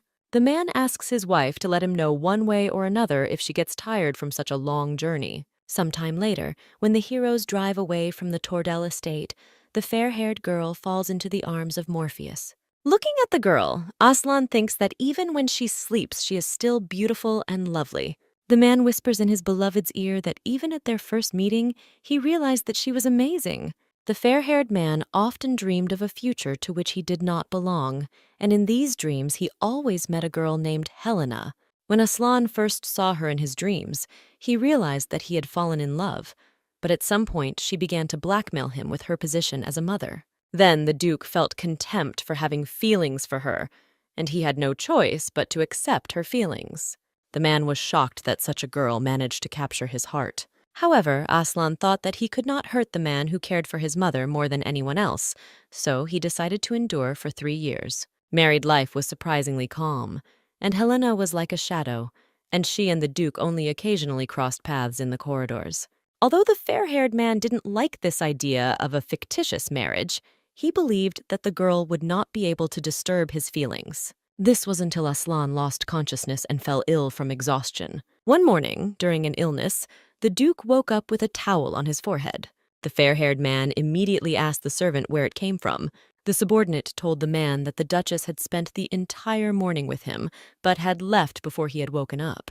Aslan did not answer this, but only stood up silently, ordering his servant to prepare all the reports on the land. As he left the room, the Duke could not understand whether this gesture of care was just another trick to take advantage of him. Since then, the fair-haired man began to take a closer look at Helena, because she remained a fake wife who blackmailed her and continued to live with him under the same roof. Aslan mentally apologizes to Rayla as she tried to help him even in his dreams, but he realized it too late. The Duke gives the girl a tender kiss, after which he swears that he will never hurt or lose her again. The next day, the blonde wakes up from her sleep and, looking at the sleeping man, realizes that all this time she was sleeping, leaning against him. This makes the girl's cheeks blush and her heart beat faster. Rayla can't tell if it's a dream or not, but later comes to the conclusion that she imagined it. The main character cuddles up to the Duke's chest, saying that she likes to see him next to her after waking up, even if it's in a dream. The blonde man wakes up and tells his wife that he would also be happy if he dreamed of her every day. Realizing that Aslan heard everything, Rayla blushes even more. The man offers to make a stop for them, saying that he knows of a place where they could have a bite to eat. While eating, the heroine ponders at what point her husband might have woken up. The blonde cringes as she remembers the embarrassing things she said out loud. The Duke notices that his wife has not touched her food, so he decides to check if everything is okay. Rayla looks away and replies that she likes it here. Aslan asks the girl to eat a hearty meal, since this is the only tavern on their way. The man tells the blonde that someday he would like to cook something for her himself. The heroine asks her husband why he constantly wants to feed her. Aslan answers the girl that this desire is connected with her poor health, and every time he sees her gobbling up food with appetite, he feels calmer in his soul. After several hours, the heroes finally arrive at the monastery. When the girl gets out of the carriage, she feels that this place is frighteningly quiet, but at the same time very cozy. Rayla feels like she once lived here, even though she is here for the first time. Aslan notices the puzzled expression on his wife's face and asks her if she feels any discomfort. When the blonde replies that everything is fine, the abbot of the monastery appears in front of the couple, greeting them. The abbot leads the heroes inside and begins to talk about Sister Grace's condition. At first, when the woman first arrived at the monastery, her condition was very unstable, but she soon got used to the environment.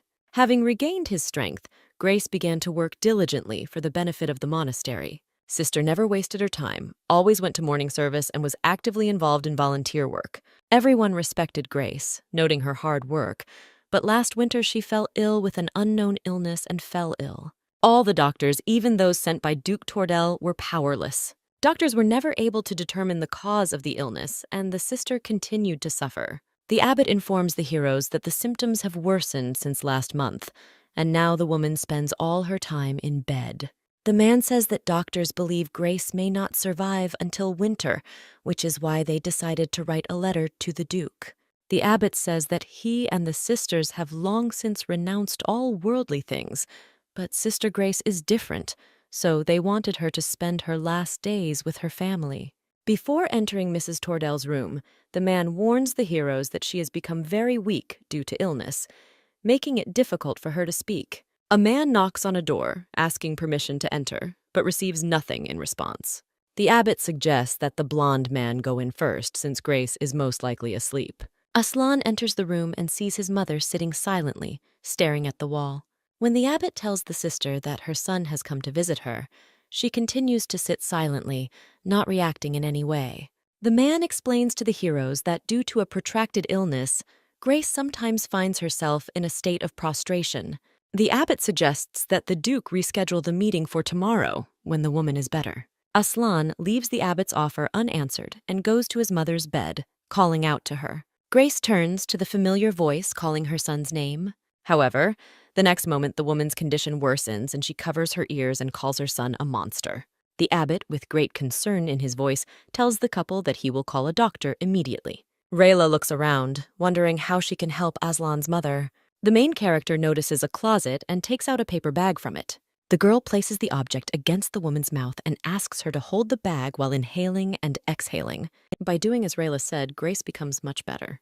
When the woman stops doing this, the blonde asks her if she feels better. After some time, the doctor informs the abbot that he gave the sister a medicine after which he will soon fall asleep. The doctor addresses the heroine, saying that thanks to the prompt assistance provided, Grace came to her senses much faster. The abbot tells the couple that after such attacks, the woman usually took a long time to come to her senses. The man asks the Duchess if she has studied medicine anywhere, to which she hesitantly replies that she has not. The abbot thanks the girl for helping Sister Grace, and Aslan also joins him. The man offers to leave Sister Grace's room to let her rest and sleep peacefully. The main character cannot understand why she was able to help the Duke's mother, since she has no understanding of medicine and did everything on a whim. The abbot gives the guests a tour of the monastery, and with each new room, Raila feels his soul become warmer. The girl is overcome with such a feeling of affection, as if she had lived here before. This place fills the fair-haired girl with both melancholy and joy and something familiar. In the heroine's head, images of a past she never knew pop up again and again. The Duke notices the girl's strange behavior and asks if something happened to her, to which she, shaking her head and smiling, says that everything is fine. A few days later, the heroine comes to Grace with a stack of books. Some time ago, Rayla visited Mrs. Tordel without Aslan. The girl tried to talk to the woman, but all attempts were nipped in the bud. However, when the Duchess noticed the book lying on the bedside table and offered to read it to Grace, she immediately became inspired. Raila wanted to somehow diversify the life of Aslan's mother, because all this time she just looked out the window. The heroine Grace was somewhat reminiscent of her grandmother, who, when she was ill, always tried to entertain herself with television or what was happening outside the window. The fair-haired woman was pleased to help Mrs. Tordell in this way, who was also enjoying this time. When the girl finishes reading the book to the girl, she offers to tell about their first meeting with Aslan. Rayla decided not to start reading the news story yet, since it was clear from Grace that she was eager to learn about her son's life. The main character hoped that through her efforts, she could help the mother and son understand each other better. Late in the evening, the fair-haired woman says goodbye to Mrs. Tordell. Grace watches the girl go with a sad look. The woman's thoughts again return to memories of one girl who constantly tries to help her. Mrs. Tordell glances at her gold watch in the darkness. One day, Grace had a dream about a pocket watch, which immediately seemed unusual to her. The woman clutches her watch tightly, deciding that while she is still sane, there is something she must do. Mrs. Tordell comes into Rayla's room and, sitting down at her table, says that she wanted to tell her something. The blonde gets up from her seat to pour Grace some tea, but the woman asks her not to worry about it, as she came to her unannounced. The woman decides to introduce herself to the girl, this time in person. Grace tells Rayla that she enjoyed listening to her stories, then asks if she and her son are married. Mrs. Tordell apologizes to the girl for not being able to thank her because she was not in her right mind. The main character says that she understands everything, and the woman has nothing to apologize for. Grace takes out a watch and places it in front of Rayla, saying that it has been passed down in their family for generations, then asks if she has ever seen anything like it. Although the fair-haired girl answers negatively, a strange feeling of déjà vu arises inside her. The woman says that she was going to give this thing to her daughter, but since she only has Aslan, she thinks it is right to give them to his wife. The heroine awkwardly thanks Madame Tordell for entrusting her with such a precious thing. Grace rises from her seat and, heading towards the door, asks Rayla to take care of Aslan. As the woman leaves, the blonde glances at her watch and notices that it suddenly starts to glow. As she falls asleep, Rayla looks closely at her watch, wondering why it suddenly started shining. The girl wonders if Grace, like her, saw that bright light. The heroine falls asleep and begins to dream of memories from the past. However, the fair-haired girl finds these passages strange. Suddenly, the Duchess realizes that these are memories from the original story. Rayla sees the reality in which the abuse from her relatives continued for a painfully long time, which is why the girl was unable to meet Aslan. The heroine ended up in hell created by Count Lariston. He sold her as a wife to an old man who could die at any moment. The husband treated the girl like a servant, and his sons from his first marriage mocked her because of her origin. The men were not happy that Count Lariston had foisted some shabby woman on their dying father, who wanted to receive his inheritance. Young people once asked the girl that if she knew that her family was dead, she would have acted just as stupidly. Helena couldn't believe that her family was really dead, but one of her sons convinced her of it, saying that the Count had dealt with everyone long ago. After this, the hatred towards the man flared up with renewed vigor, but the heroine had no opportunity to take revenge. Then the fair-haired woman decided to take a desperate step, killing her husband, who had only a few days left to live, and then ran away. The girl stubbornly moved forward, and after a few days found herself in a place cut off from the rest of the world. At first, the girl thought that someone might come for her, or that people from the monastery might tell someone about her location. However, later the heroine realized that she was not the only one hiding her past, so she decided to start from scratch. Now Rayla understands why this place felt so familiar. Time passed quickly, more than 2 years passed, and the fair-haired girl became a servant of the monastery. One day, she met a woman named Grace. Everything but her name was shrouded in mystery. But thanks to the girl's training in ethics, she was able to determine that Grace had noble blood in her veins. The heroine admired the woman, wanting to get closer to her. When the girl finally succeeded, she felt the peace of mind that she had been striving for. However, Helena's happiness did not last long, because in another life, Grace also suffered from an unknown and incurable disease. One day, the woman told the fair-haired girl that if they had met her earlier, her fate and the fate of her son would have turned out much better. Grace felt sorry that her son would be left all alone when she was gone. Helena tried to calm the woman down, saying that her son was fine and was living happily in the capital. The blonde tried to convey to Grace that it was her son who should be worried now, since he was the one who abandoned his mother. Rayla finally realizes that in that life, she felt jealousy towards Aslan, because she considered Lady Tordell her only family. The girl hated the fair-haired man because he received endless affection from his mother, although he himself never visited her. In her past life, Grace also gave Helena a family heirloom. This gesture of trust greatly touched the blonde. This was their last conversation, and after Grace's death, Helena was overcome with deep sadness. Preparations for the funeral went smoothly, but shortly before the ceremony began, a stranger appeared. That day, the first meeting between Aslan and Helena took place. The fair-haired woman felt hostility towards the man because he didn't even bother to come and say goodbye to his mother. However, remembering Grace's last words, the heroine could not let the blonde man go just like that. The girl's feelings were not unambiguous. She experienced both resentment and jealousy, as well as joy and interest. After some time, Helena became even more confused when the man began to show concern and friendliness towards her. Looking at Aslan, the fair-haired girl saw more and more similarities between him and Grace. Rayla realizes that Helena ultimately made a crazy decision to offer the blonde a deal by pushing his buttons. However, the girl still doubted that she would be able to resist Aslan or threaten him. On the day when the man was supposed to leave back to his estate, he went to the fair-haired woman to say goodbye. The blonde man wanted to say something else to the girl, but she asked him to let her speak first. Helena thought that since Aslan himself came to her, she couldn't miss such a chance. So she asked to see him a little later behind the monastery. In the end, without hearing what the man wanted to tell her, the heroine pressed on his weak spot and left no way out. The fair-haired man agreed to the girl's conditions, telling her to hurry as the carriage was leaving soon. After the heroine left the monastery, she got to know Aslan better, realizing that he was as kind as Grace. The girl was so immersed in grief that she could not immediately notice that the fair-haired man, like her, had suffered the harsh burden of loneliness.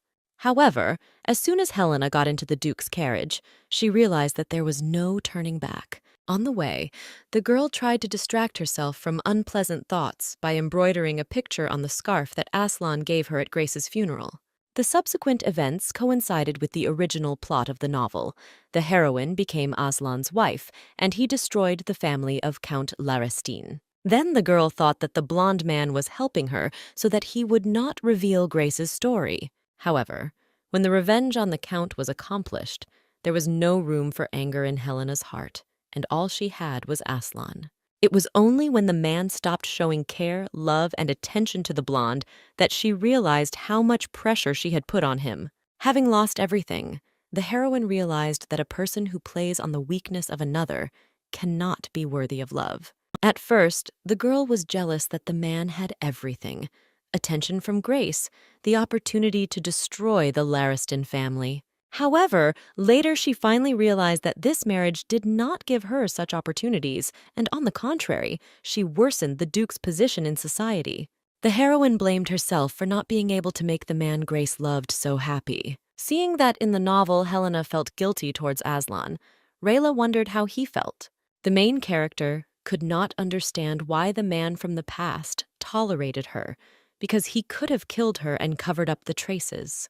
The next moment, instead of Helena Larestin, a completely different story began to unfold before the fair-haired woman's eyes, the story of Aslan Tordel. The fair-haired man asks Dalton what his wife is doing now, to which he replies that she went to bed immediately after the Duke left. Afterwards, the man asks the servant how things are going with the Count's illegitimate son, to which he receives the answer that a detachment of knights has been tracking him day and night. As Aslan begins to leave, Dalton asks him if he can ask him something. The servant says that he knows that the Duke overthrew the Count at the request of the heroine, but he cannot understand what is happening between them. Dalton says he doesn't understand why the fair-haired man fulfills the mistress's requests flawlessly, but at the same time treats her so coldly.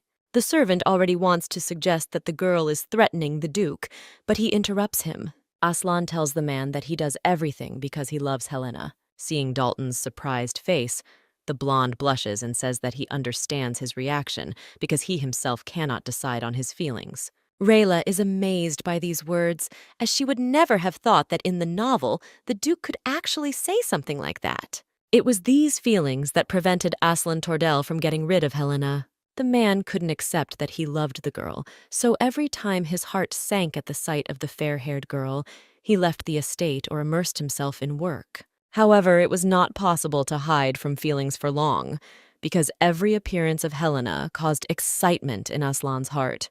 The fair-haired girl did not give up trying to get closer to the man. The blonde man felt as if his wife was teasing him, knowing about his weakness. One day, when the girl brought Aslan tea, he asked her directly why she was trying to act like a wife if she had never done anything like that before. The girl apologizes to her husband, saying that she did not want to burden him, but simply noticed that he had not been sleeping well lately. Helena accidentally drops a cup, breaking it, and sits down to clean up the shards.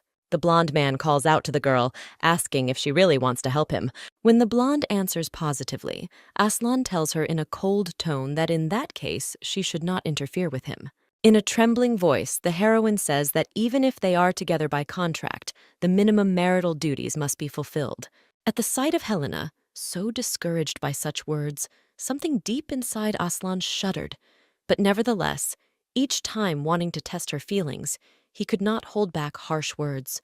The next day, the blonde man went to Baron Feridot's estate to catch Marissa and Glock. Then the man was warmly greeted by Rosalina Feridot. The Duke was surprised why it was the girl who was serving him, when it was the servants who should be doing this. The red-haired girl, crying, told Aslan that because of Marissa, her father was mired in debt, so now she cannot afford a servant. Then the blonde man asked Rosalina if she was sure that Marissa and Glock were the ones he needed. The girl confidently states that this is indeed true because the time she spent with them was terrible. The red-haired woman told the man that the woman had pushed her father into debt, which resulted in his heart giving out and his death. The girl wanted to tell about Glock, but Aslan interrupted her, saying that it was not a simple story. The Duke decided to ask Rosalind if she knew their location, but in response, he only received that they could not have gone far.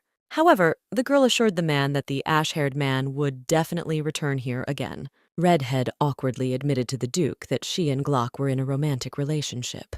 Rosalina suggested that the man might return if he found out that the woman he loved had a lover. Aslan asked the Baron's daughter to inform him if Glock came near her.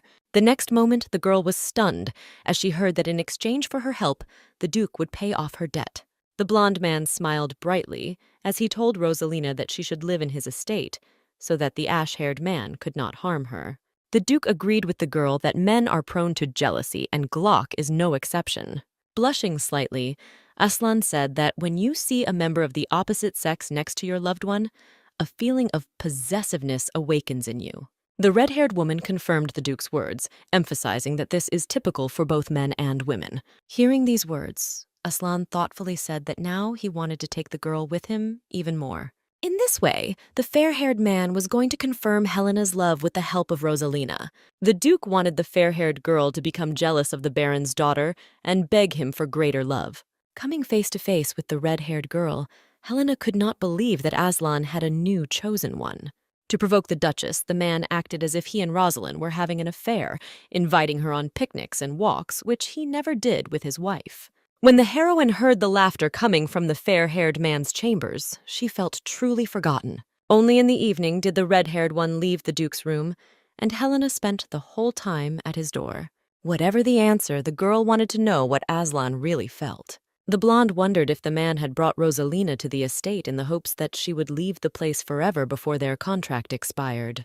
Hearing the sound of the door opening, the Duke, calling the red-haired girl's name, asks her if she forgot something at her place. Helena, with a little disappointment and confusion in her voice, asks her husband if he had hoped that it was Rosalind who had entered. The blonde man freezes in a stupor and does not respond to this. The girl apologizes for disturbing and asks the Duke to answer one question. Clutching the hem of her dress, the fair-haired woman asks the man why he brought Lady Feridot into the house. Aslan says that Rosalina is his distant relative who is in a difficult marital situation, so he provided her with temporary housing. Helena, stammering slightly, tells her husband that he can tell it like it is. The heroine covers her face with her hands, trying to hide her tears, and says that it would be better if the Duke told her the truth. The next moment, Aslan's hands gently touch the girl's shoulders. The man sincerely asks Helena for forgiveness for not being honest with himself from the very beginning. The Duke hugs his wife tightly, apologizing for causing her so much pain. That night, the heroes poured out to each other the feelings that they had long hidden in their souls. Aslan confessed to his wife that he still cannot ask her for threatening him. After drinking another shot of strong alcohol, The man smiled awkwardly and told the girl that he loved her. That day, Helena realized that although their relationship had not previously been friendly, from now on, the bad feelings towards each other melted away like snow. The next morning, the heroine woke up in her husband's bed and immediately remembered their first candid night. The blonde really hoped that this was not due to alcohol. Next to her, the girl noticed a note from her husband, which said that due to urgent matters, the man had to leave, but he would like to invite her to dinner that evening. At that moment, Helena's doubts were dispelled, and she allowed herself to think about the future with Aslan. The next day, Dalton came to the heroine to convey the Duke's words. The servant says that after the master has settled urgent matters, he will take Lady Feridot back to her estate. The man tells the Duchess that Aslan plans to continue helping the red-haired woman by sending knights to her. Dalton says the Duke informed the girl so she wouldn't worry so much. In addition, the servant conveys to the girl the blonde man's apologies for his cruelty in bringing Lady Feridot to the estate. Dalton assures the lady that the Duke truly regrets this, and also says that he is very happy that Aslan's chosen one was such a sweet girl. Tears appear in the heroine's eyes, and she says that, as she thought, her husband is a very kind person. The servant realizes that he needs to leave the girl for a while so as not to embarrass her. That day, for the first time since she had been separated from her family, Helena felt her heart fill with warmth again. However, these were the last moments of the blonde's happy life. Glock Lariston entered the room through the window, greeting his sister with a smirk on his face. The man warns the girl that if she doesn't want trouble, she shouldn't make unnecessary sounds. Ash-haired approaches his sister, asking if she wants to know why he is here. Without waiting for an answer, Glock warns the blonde that the girl Aslan brought will do whatever he says. Helena, with horror, suggests that the red-haired girl is here because of her half-brother. The man says that although the Baron's daughter does not realize it, she cannot escape from him so easily. Glock calls both girls stupid for thinking that by switching to the Duke's side, they immediately became all-powerful. Helena demands that her brother stop saying such things. Ash-haired tells his sister that it is presumptuous of her position to give him orders. The girl shudders when she hears Glock threatening to tell everyone about her true origin, which could greatly harm the Duke. The ash-haired man's threat had an effect on Helena, because in that reality, Aslan opened his heart to her late, so she was not completely honest with him. Glock demanded that his sister leave the estate with him, promising to keep his mouth shut if she followed him. The Count's son warned his sister that it would be better to become a duchess who disappeared without a trace than a swindler who insulted the emperor. Sometime later, Dalton informed the Duke about the disappearance of his mistress. The servant told Aslan that Helena had said that she was going to visit a childhood friend, so he thought that she would return soon. The man said the lady's face looked worried, but he didn't think it was that serious. Remembering Lady Feridot's words about Glock being a terrible possessive man, the Duke ordered the girl to be called to his office now. Starting with a calm tone, Aslan asked the red-haired woman where his wife was now. However, when Rosalina said she didn't know, the man became furious and warned that he was giving her one last chance to tell the truth. Having received no answer, the fair-haired man asked the girl whether she maintained contact with the Count's illegitimate son. Rosalina fell to her knees, begging for mercy, as Glock threatened her that if she did not help, he would tell her secret. Lady Feridot quickly began to tell her secret about her pregnancy, but Aslan was only interested in one thing, where Helena was now. The girl told the man that Glock wanted to make her a duchess and steal the money, but before that he planned to get rid of the blonde. Upon learning of this, the Duke immediately set out on his journey, hoping that nothing had happened to Helena yet.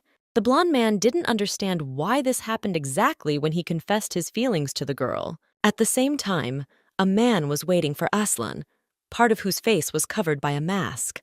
This is how Ryla found out the details of the original story of the novel. The Duke, wandering alone in search of his wife, was killed by an assassin sent by his distant relative.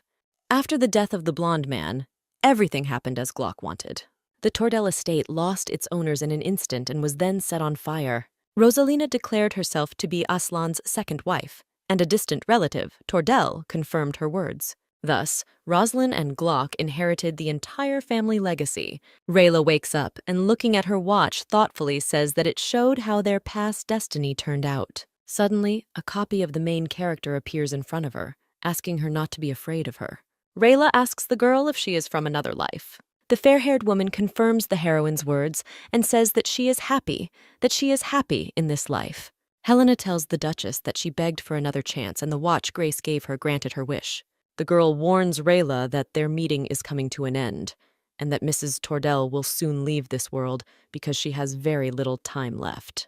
Crying, the fair-haired girl tells that in her past life she failed to keep the promise she made to Mrs. Tordell because Aslan died because of Glock's trick. Helena says she really hopes that the troubles she has faced will pass the main character by. The Duchess decides to ask her past self if she knows a way to cure Grace. The fair-haired woman replies that before her death, she met a doctor from Hertz, a country that borders them to the west. Helena says that Mrs. Tordell lived there before she became a duchess, and that she inherited the disease from her ancestors in Hertz. The girl says that it all started with Grace's maternal grandmother, and later caught up with the woman herself. The world learned about this disease and the method of curing it only after the death of Mrs. Tordell. Helena says that by that time doctors had already tested the effectiveness of the treatment, so if Rayla finds a cure, she will be able to help the woman. The main character promises to talk to Aslan at the first rays of the sun. A single tear runs down the cheek of the fair-haired girl because she learned about the cure when neither Aslan nor Grace were alive. Helena tells Rayla that her efforts were not in vain, as she was able to warn her. The Duchess flinches as she sees the girl's body begin to gradually disappear. The blonde calms Rayla down, saying that she did everything she wanted, so now she can return. Finally, Helena asks the heroine not to think about the sad past, but to live with the thought of a happy future. The next day, a doctor comes to see Grace and tells the abbot that she has no strength left. However, the doctor gives the good news that it is not too late for the woman to start treatment, which makes the man sigh with relief. The doctor asks the abbot of the monastery how they found out about it, since he had only recently finished researching this disease. The man tells the doctor that one person recommended that he contact him. When the doctor hears that the man knows that he is from Hertz, he says with admiration that the stranger must be a specialist in the field of medicine. The man enthusiastically says that he would like to exchange experiences with that person in the future, since he was able to determine the cause of the disease without any research. The next moment, the doctor is shocked as he hears that the person who recommended him is the Duke's wife. Aslan asks the fair-haired woman what kind of dream it was that allowed his mother to recover. The fair-haired man asks his wife to tell him more about this, because the doctor was called precisely on her instructions, which can only be called a miracle. Rayla says she can tell you about it, but it will be hard to believe her words. The Duke frowns, asking why he should not believe his wife. The main character shyly says that the story should begin from the moment of their first meeting. Seeing the man's surprised look, the fair-haired woman says that she has a lot to explain to him, starting from that day and ending with how she came to him with a request. Aslan understands that the girl is talking about a day when it was raining heavily, and she was dressed so lightly that she was soaked to the skin.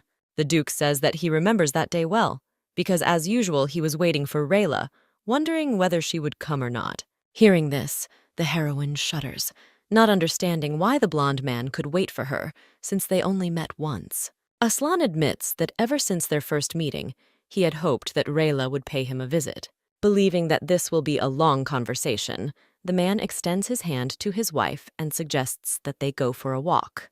After some time, the heroine finishes her story and asks her husband if he believes her. Aslan, smiling, immediately replies that he believes the girl. Rayla realizes that despite Grace's rapid recovery and Aslan's successful prevention of a tragic fate, this story is hard to believe. The Duke says he was initially surprised by the girl's story, but then became upset that she had to go through the same nightmare as her. The blonde man pulls his wife towards him and says that he is happy that she opened up to him. Aslan tells Rayla that before their marriage, he had a dream where he met a girl whom he fell in love with and even married. The man admits that he behaved very rudely towards his wife. The Duke felt disgusted with himself, but no matter how hard he tried, he could not change. At first, Aslan thought that he was simply being tormented by nightmares, but the more often this dream recurred, the more he became convinced of the opposite. Then, the fair-haired man began to bring what he saw into reality, fired up by the idea of meeting the girl from his dreams. The man bought the dress that suited her, and the scarf on which she embroidered the inscription. When Aslan saw the fair-haired girl in front of him, he thought that his heart was about to jump out of his chest. Blushing, the fair-haired man smiles and asks his wife if she understands which girl he is talking about. The Duke extends his hand to Rayla and says that he very much wanted to meet her again.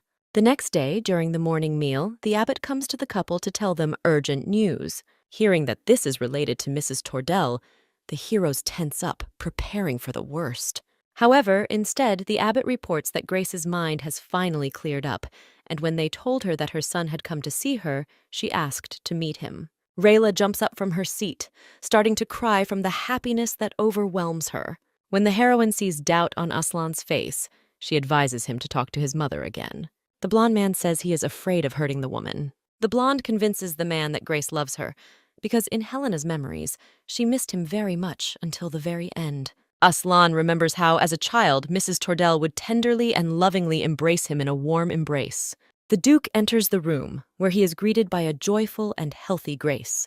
The blonde man falls into his mother's arms, saying that he missed her very much. Aslan continued to communicate with Mrs. Tordell for a very long time, because they had a lot to tell each other. Grace notices that the sun has already begun to set outside the window. The woman apologizes to Rayla for keeping her waiting for so long. The blonde says she is happy to see them sitting and having a heart-to-heart talk.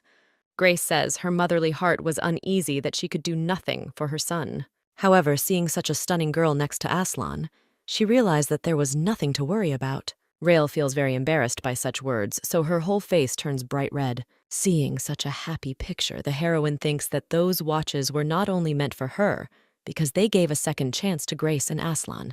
In the evening, Madame Tordell comes to Rayla's chambers and, addressing her as Milady, thanks her for her care. The fair-haired woman asks to be addressed by name, but the woman says that she is obliged to treat the Duke's wife with respect. Grace says she would have expressed more gratitude to the girl if she had remembered coming and giving her that pocket watch. Rayla asks the woman if she can return the watch to her. However, Grace says that the watch is inhabited by spiritual beings who have already chosen a new owner. Mrs. Tordell thanks the girl for being very attentive to both her and her son. When the heroine replies that she simply applied the knowledge she had gained, the woman asks her if she means a dream. Grace says she can't say for sure, but she thinks the pocket watch gave them another chance. The woman says she doesn't know if they have any power, because all her life she's only used them to tell time. However, Grace says her mother always said that this watch would help prevent misfortune. Mrs. Tordell says that only they can become the creators of their own happiness, and Rayla chose the watch. A little later, the girl repeats these same words to herself again. The heroine thinks about the fact that she has always missed the embrace of her family, and although she does not want to leave Aslan, the capital still poses a danger to her family. The abbot of the monastery approaches the fair-haired woman and says that she is not obliged to do the cleaning. Rayla says she just can't sit back, so she decided to help. The man says that he really appreciates everything that the girl has done for them. After this, he insistently informs the Duchess that his lordship is looking for her. This surprises Rayla, as she was sure that Aslan was now with his mother. The main character, with sadness in her voice, asks her husband again if it is time for them to go back. The Duke says they need to settle matters concerning the estate. Aslan tells his wife that Mrs. Tordell also wants them to return to a calm and comfortable life as soon as possible. Rayla asks the man if the woman would like to go with him. However, seeing the Duke's reaction, he realizes that he has already asked Grace this question. The fair-haired man says that his mother is adamant in her decision to stay, because she thinks that she will become a burden to them. Aslan says that he understands her feelings because if she returned, the aristocracy would find out and spread dirty rumors, which would have a detrimental effect on her health. Rayla tells the man that she respects Grace's choice, but is afraid that if she stays here, she will be very lonely. The fair-haired girl knows that the monastery cannot be called a home, which is why they relied on each other in their past lives. The Duke says that nothing comes into his head how to make his mother happy. Grace's words about how only you are the creator of your own happiness come to mind. Rayla happily tells her husband that she has found a way to make them all happy. The blonde tells Aslan that leaving Grace alone would be wrong. However, the girl agrees that upon returning to the capital, the woman will be forced to join aristocratic society. Rayla understands that no one will say anything unnecessary to the arriving Duchess, but rumors and assumptions will spread behind her back, which will be a huge stress for Grace. Aslan agrees with his wife's words because it would be too risky for her health. The main character suggests to her husband to move Mrs. Tordell to a quiet mansion not far from the center and not to tell the aristocracy anything. The blonde man says thoughtfully that this is a pretty good idea. Rayla offers to take the woman to a mansion where she will definitely not feel lonely. The Duke hesitantly asks the fair-haired woman if they are talking about her family's house. The heroine confirms the man's words, saying that Grace can move into Amber's mansion. The Duchess says that if they do this, they will be able to visit their parents together. Aslan thanks his wife for the idea, but expresses concern that her family may suffer if Grace's condition worsens. Rayla confidently tells the Duke that this will not happen, because now they know about the treatment methods, and her family needs his mother the most right now. These words surprise Aslan, and he asks his wife again what she is talking about. The heroine says that her family needs a person who will introduce them to aristocratic culture and life in the center. The blonde man begins to realize that Rayla's plan could be beneficial to everyone. The Duchess says that this will give her much more peace of mind than just receiving letters. Aslan agrees with his wife, saying that he, too, would worry about his mother much less if she lived in the Amber Mansion. The man asks the girl how she came up with such an idea, to which she replies that it's all thanks to Grace. Rayla says that Mistress Tordell told her that unhappiness can be avoided, but happiness must be created and cultivated by oneself.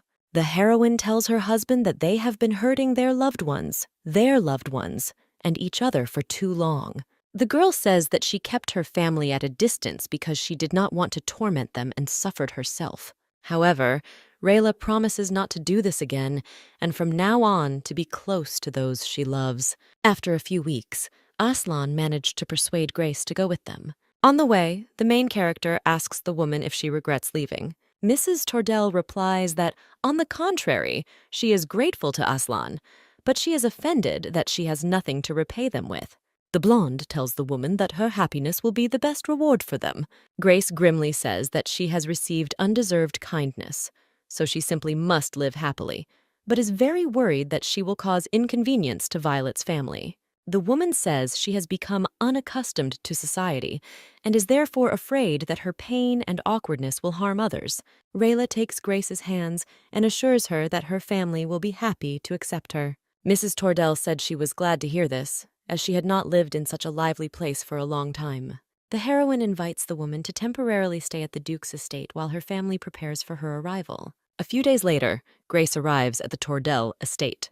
The lady is greeted by Dalton, who expresses great respect for the previous owner of the duchy. As she approaches the entrance to the estate, Mrs. Tordell begins to become very worried. The couple goes inside, while Grace remains standing outside the estate's threshold. In the woman's memories, this place was stained with blood, so every step was difficult for her. No one in the mansion suspected what was going on in Grace's soul, except for one person. Rayla was different from everyone else because she herself had been tortured for a long time by Count Lariston. The blonde tells Mrs. Tordell that she placed flowers all over the estate to change the ambiance a bit. This brings tears to the woman's eyes. Rayla extends her hand to Grace, inviting her to explore the mansion together. The girl tells the woman that although she is familiar with the mansion, they have made some small changes to make it more comfortable for her. The heroine takes the woman to her chambers and tells her that they have chosen the brightest room. Next, Rayla shows Grace the balcony, which is all decorated with flowers. Looking at the plants, Mrs. Tordell promises to plant new flowers every season from now on. The woman recalls how she wanted to commit suicide at this place many times, but could not do it. Grace tells the girl that thanks to her, this estate has begun to shine with new bright colors. Violet's entire family gathers at the same table with the Duke's family and admires the grandeur with which the nobility dines. After some time, the spouses exchange glances and inform those gathered that they need to step away for a while. As a result, Mrs. Tordell is left alone with Rayla's relatives. Mrs. Violet asks the woman if she should address her by her former Duchess title. Grace smiles politely and says they can address her as they please. Mrs. Violet introduces her family and then thanks Mrs. Tordell for agreeing to live with them. The woman says that they are simple people who will live in a huge mansion with many servants, so they definitely have something to learn. Grace thanks Violet's family for accepting her into their family and promises to help them out forever. Dalton gives the couple a thumbs up, indicating that things are going just fine in the dining room. The heroes rejoice at this news and finally breathe a sigh of relief. The next day, Grace and Rayla's parents looked like one big family. A new life full of love and care awaited them. A few days later, Rayla tells her husband that Mrs. Tordell is teaching Aiden various subjects. Aslan is happy about this, because for his mother it can be a consolation that he was unable to give at the time. The Duke touches his wife's hair, saying that he would like to see it continue. The man says that if they have a daughter, she will definitely be as beautiful as her mother. Seeing that the girl is about to explode from embarrassment, Aslan removes his hands, saying that he is just joking. Suddenly, Dalton runs into the room informing the lady that she has received an urgent letter. The main character sees that the envelope has a sign of the main temple, from which she has never received a letter before.